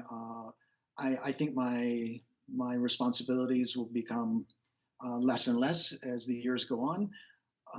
And I've found wonderful support in every area of the school. So we've got great teachers, great administrators. Tom Richards is going to take over a lot of the responsibilities, and so I've carried the I've carried the torch, so to speak, for a while, and I think it's up to the next generation to figure out how to do that for themselves. So um, no, I'm not concerned about the direction. I really believe it's in great hands. So no. Sure. Previously in the interview, Daniel, you commented that you were looking at perhaps leaving the school, or not leaving your affiliation with the school, but leaving the actual teaching side of things. Is that something that you see happening in the next few years? No, I don't think so. I hope not. I, as long as I'm able to teach, I would like to continue. And yeah, no, I don't see that happening anytime soon. Sure, sure. So at this point in your life, you've mentioned that it's now up to the next generation of painters to take over. I mean, you've carried the mantle for long enough. Do you feel like you've earned your time in the studio and you just want to be there painting quietly, or do you feel like you still got to be at the forefront of maintaining this tradition and you almost have to fight the fight, so to speak? Or is it a point now where you've done your bit and it's time to just be in the studio and to enjoy your painting? No, I find it's important to find a balance in all of that. Again, no, I don't want to just pull away and say, okay, it's up to the next generation. No, that wasn't my intent. I still want to be involved in what's going on in our community, in the international scene where I hope to continue being a judge for the ARC and for the meme competitions, and again being an ambassador for what we're doing, hopefully speaking to more and more people about what we do and how we do it, to just to educate the general public. I think that would be an important part of my responsibilities in the upcoming years. Sure, lovely. Now, what are the plans for the Florence Academy of Art in the future? Now, you have mentioned that the etching program is going to be starting soon. You've got the Master of Fine Arts that's going to be coming in. Is there anything else that you see happening in the coming years? That's not enough. I think I'm pretty much at my limit right now. If I can manage those two things in the next year or two, I will be extremely happy. Because I think establishing the etching program is something I've been flirting with for 20 years and just have not been able to quite pull it all together. With the help of my dear friend Charles Weed, he's coming down with a press this Friday from Denmark, and with his energy and his knowledge, we're going to put together a really first class etching program. He's going to drop off the press, then come back, and then we'll do a workshop teaching some of our teachers how to etch, and then from that we'll pick people that will go on and teach workshop classes and so on in the future. That's great. I'm really looking forward to seeing some of the outcomes of these etching classes, these etching workshops that you're going to be introducing to the Florence Academy. So I'm really excited about that. And just speaking on your life there and on how busy you are and things like that, Daniel, what is your daily routine? Do you have a daily routine, or is every day kind of different for you? It varies throughout the year, but pretty much Monday through Thursday, I get to the studio by 8:30. I either have a model or work on a project that I'm working on. Break for lunch, 12 to 1, and then work until 4:35, and jump on the motorcycle and go home, go for a walk with the dogs. Anki and I love to cook, so I'm mostly in the preparation. She's the chief chef, and so we have a glass of wine and make dinner and read or watch a movie or whatever. That's pretty that's pretty much day by day. Weekends we tend to do other things, but yeah. Do you try to keep your weekends painting free, or do you continue to paint on your weekends? No, I paint pretty much every day. Wow. If I can get away with it, I'll paint on Sunday, but usually it's yard work, or Anki and I entertain, or we travel, we do something outside of Florence. But Saturdays is a work day for me. I'm in the studio. I might go home a little early, but usually, yeah, just normal work day. Mhm. That's amazing. Otherwise, I just wouldn't get anything done. I mean, I have to work whenever I can. So, and Friday is the big change in my week. Friday, I get to school at 8:30. I teach all day long. Then at 4 o'clock, when the classes are over, we congregate around the cafe, have a glass of wine, talk about art, and then Tom Richards or a guest speaker will come in and give a lecture on art history or an artist, or we'll have a concert or whatever. And then we stay around afterwards, have a bite to eat, and then go home. So, Fridays is really intense. It's all about the students. It's all about, being in school. That sounds lovely. What a fantastic routine. And considering how dedicated you've been to maintaining your practice over the years, Daniel, is there ever a point, or has there ever been a point in your life where the fire, the kind of passion, your inspiration to actually be in the studio and paint was momentarily extinguished? I would want to say no, but actually, when I was working toward having an exhibition at the Ettinger Gallery, and I'm trying to think of the year. It's not coming to me. It was 2003 or four, I think. Maybe a little later than that. Anyway, I don't remember the date. I worked for pretty much a year and a half straight, every day, 5, 6 days a week. And finally, put together a body of work enough to have an exhibition. It went very well, and I came back to Florence, and I went to the studio, and I was completely spent. I just didn't have any desire to paint or draw. I had no ideas left.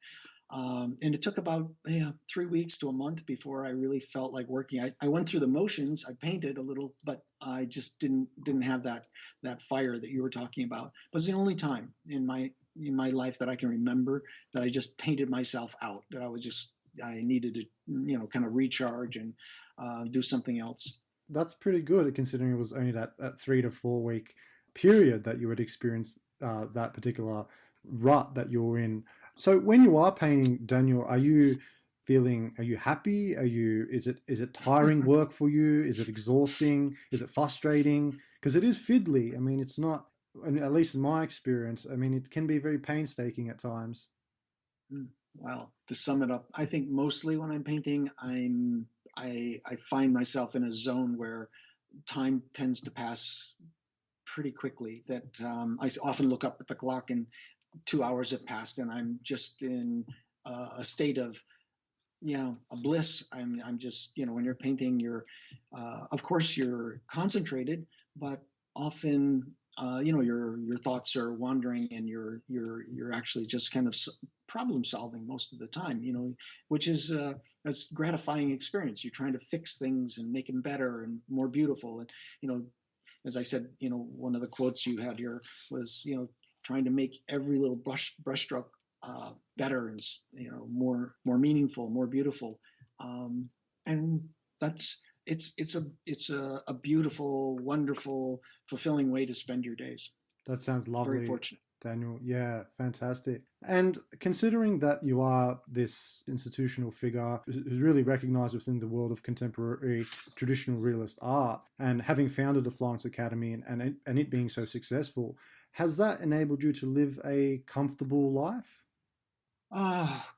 Comfortable. Yeah, I'm not. I've always been comfortable. I guess even when I was at my poorest, I never went without food, and I've been very destitute in terms of my finances for many years. And so, yeah, right now, yes, I couldn't be happier. I'm extremely comfortable situation.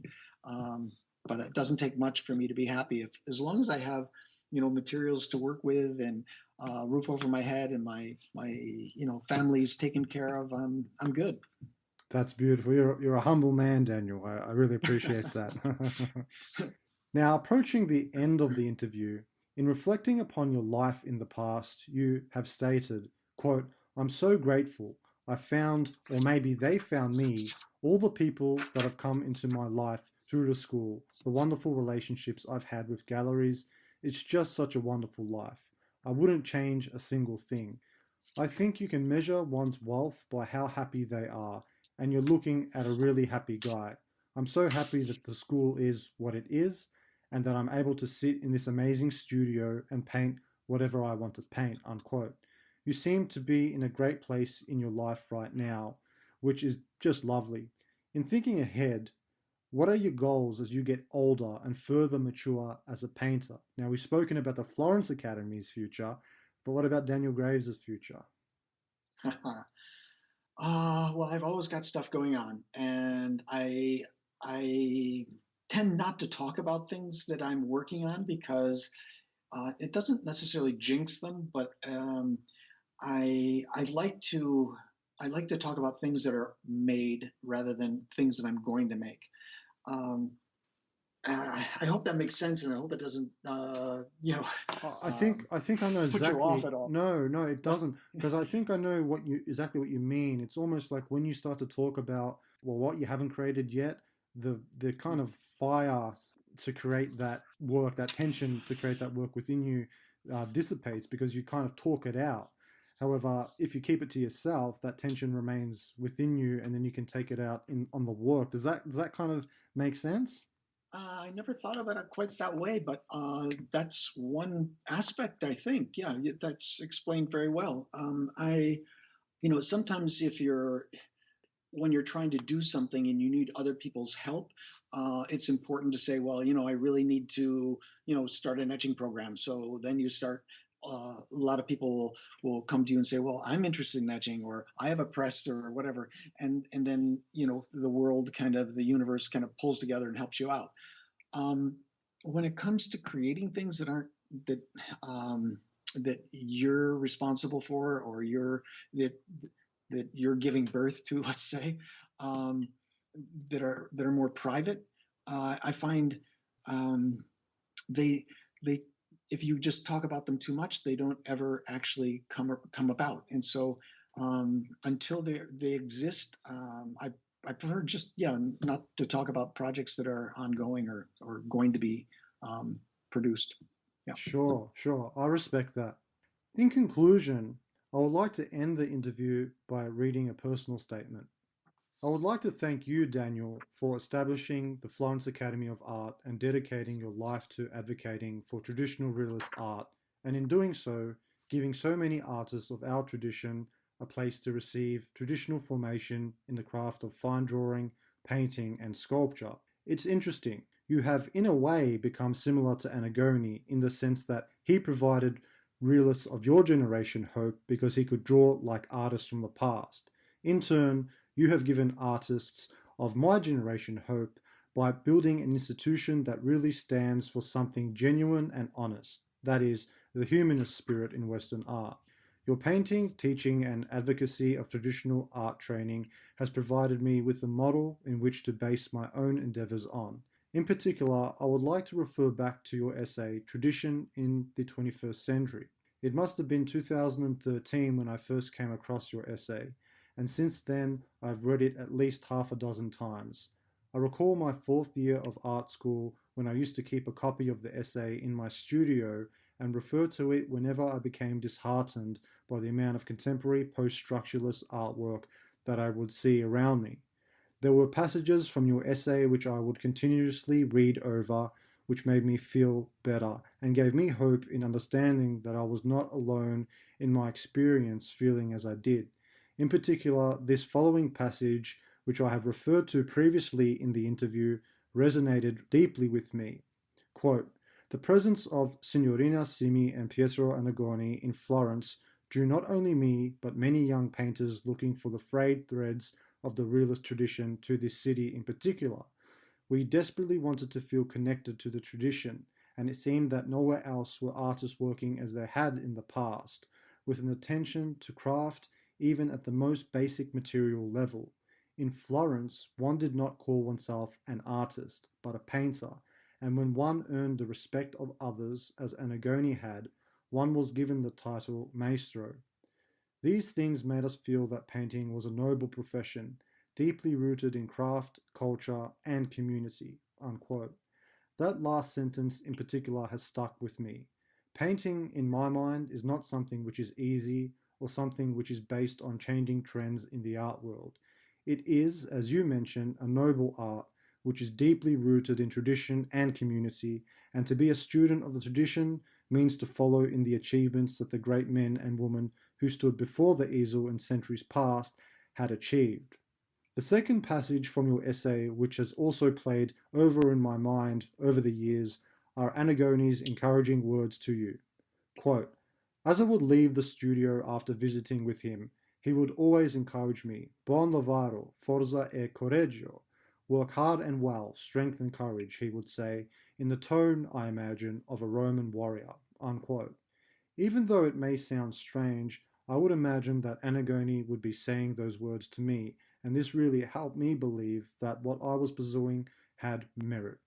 Through your example, I have come to slowly understand that our tradition is not dead, it is indeed alive, and it is growing. As you explain, quote, in 1946, R.H. Gammell saw approaching the twilight of painting and the death of a revered tradition.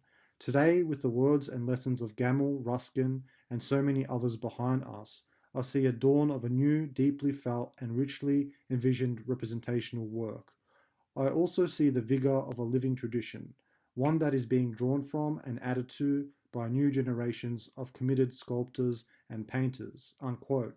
Through your reference to John Ruskin's quote, that one's art is to be the praise of something that you love, I have come to understand the importance of questioning what is most dear to me in my own life and how I can then transpose that into my work, or as you so eloquently put it in your essay, quote, to continue the testimony of what humans have seen, believed, felt, and thought, we must have the courage to ask ourselves what we really care about, because if we do not know, we cannot express it. We must develop our capacity for deep feeling, for what we know with our minds is only part of what we have to give to our art. We also have our hearts to give. Today, many of us are adults in our minds, but children in our hearts. We must grow wise in our hearts in tandem with honing our craft in order to express ourselves in a way that will both touch and be meaningful to others. To seek beauty and meaning in our lives is to bring it into our art. Unquote. I thank you, Daniel, for influencing my life and work, and I wish you the very best with your future endeavors. Well, thank you, Emilio, and I wish you all the best in your endeavors in the future too. And if I can be of any further assistance or give you words of encouragement, I'm always available. Thank you, Daniel. I really appreciate that. And I appreciate your earnestness and sincerity in answering all my questions in this interview. I'm very much indebted to you for your time. Now, Daniel, is there anything else you would like to mention or perhaps revisit before we end? Well, I think your questions were really thorough. We touched on virtually every aspect of my life, pretty much. And I, you know, I would like to just, because I just gave the orientation to the group of students coming into the Florence Academy yesterday morning, and there were 30 young people there, all eager to get started. And you wonder, what is it that you can say that will help them on their journey? And as often as I've done the orientation and spoken to the people as they start the program, the thing that keeps coming back to me is that it's just so difficult to acquire these skills and the amount of work. There's a quote from Michelangelo where he says, if people knew how hard I worked, they wouldn't like what I do. And it kind of sums up for me the challenge is if you were learning to play the classical piano, people would understand. Of course, you spend 8 hours a day practicing over and over again fingerings and scales, and then trying to put your own emotional connection with the music into the music, and that's exactly the process. So it's tremendous amount of hard work, and then you have to, on top of that, uh, you have to dig very, very deep to the core of your existence to find out what you really care about and somehow connect it. You mentioned earlier the duente element, that it's us experiencing emotion through art. And when the artist makes us connect with what they are experiencing is the most profound, one of the most profound human experiences I think there is. And so the challenge for the artist is so great. And so I find that, you know, try not to be discouraging and try to be supportive of the people that are trying to do this, because it's incredibly difficult. So if I was to end our discussion, I would like to offer these words of encouragement to the next generation to work really, really hard, dig deep, and share with the rest of the world your own very personal experience. Fantastic. What wise words to end on. Thank you for sharing that, Daniel. Before we conclude, would you like to state your contact details so listeners can reach you? Oh, yeah. I'm on Facebook and on Instagram and those places you can find me, and through the Florence Academy of Art. If you Google Florence Academy of Art, it'll be the first thing that comes up. Fantastic. So if listeners contact you through the Florence Academy, those emails will eventually reach you? Sure. Yeah. Great, great. Absolutely. Once again, Daniel, I thank you so very much for providing me the opportunity to interview. It has really been a milestone for me to be able to sit down and conduct this interview with you. It's definitely been a long time coming, and I'm very grateful for your humbleness throughout the interview and for your hard work in elaborating all of the wonderful answers that you have shared. Thank you, Emilio. Thank you. Thank you, Daniel. Take care now, and I hope to catch up with you again sometime soon. Very good. Thank you. Okay, bye bye now, Daniel. Take care.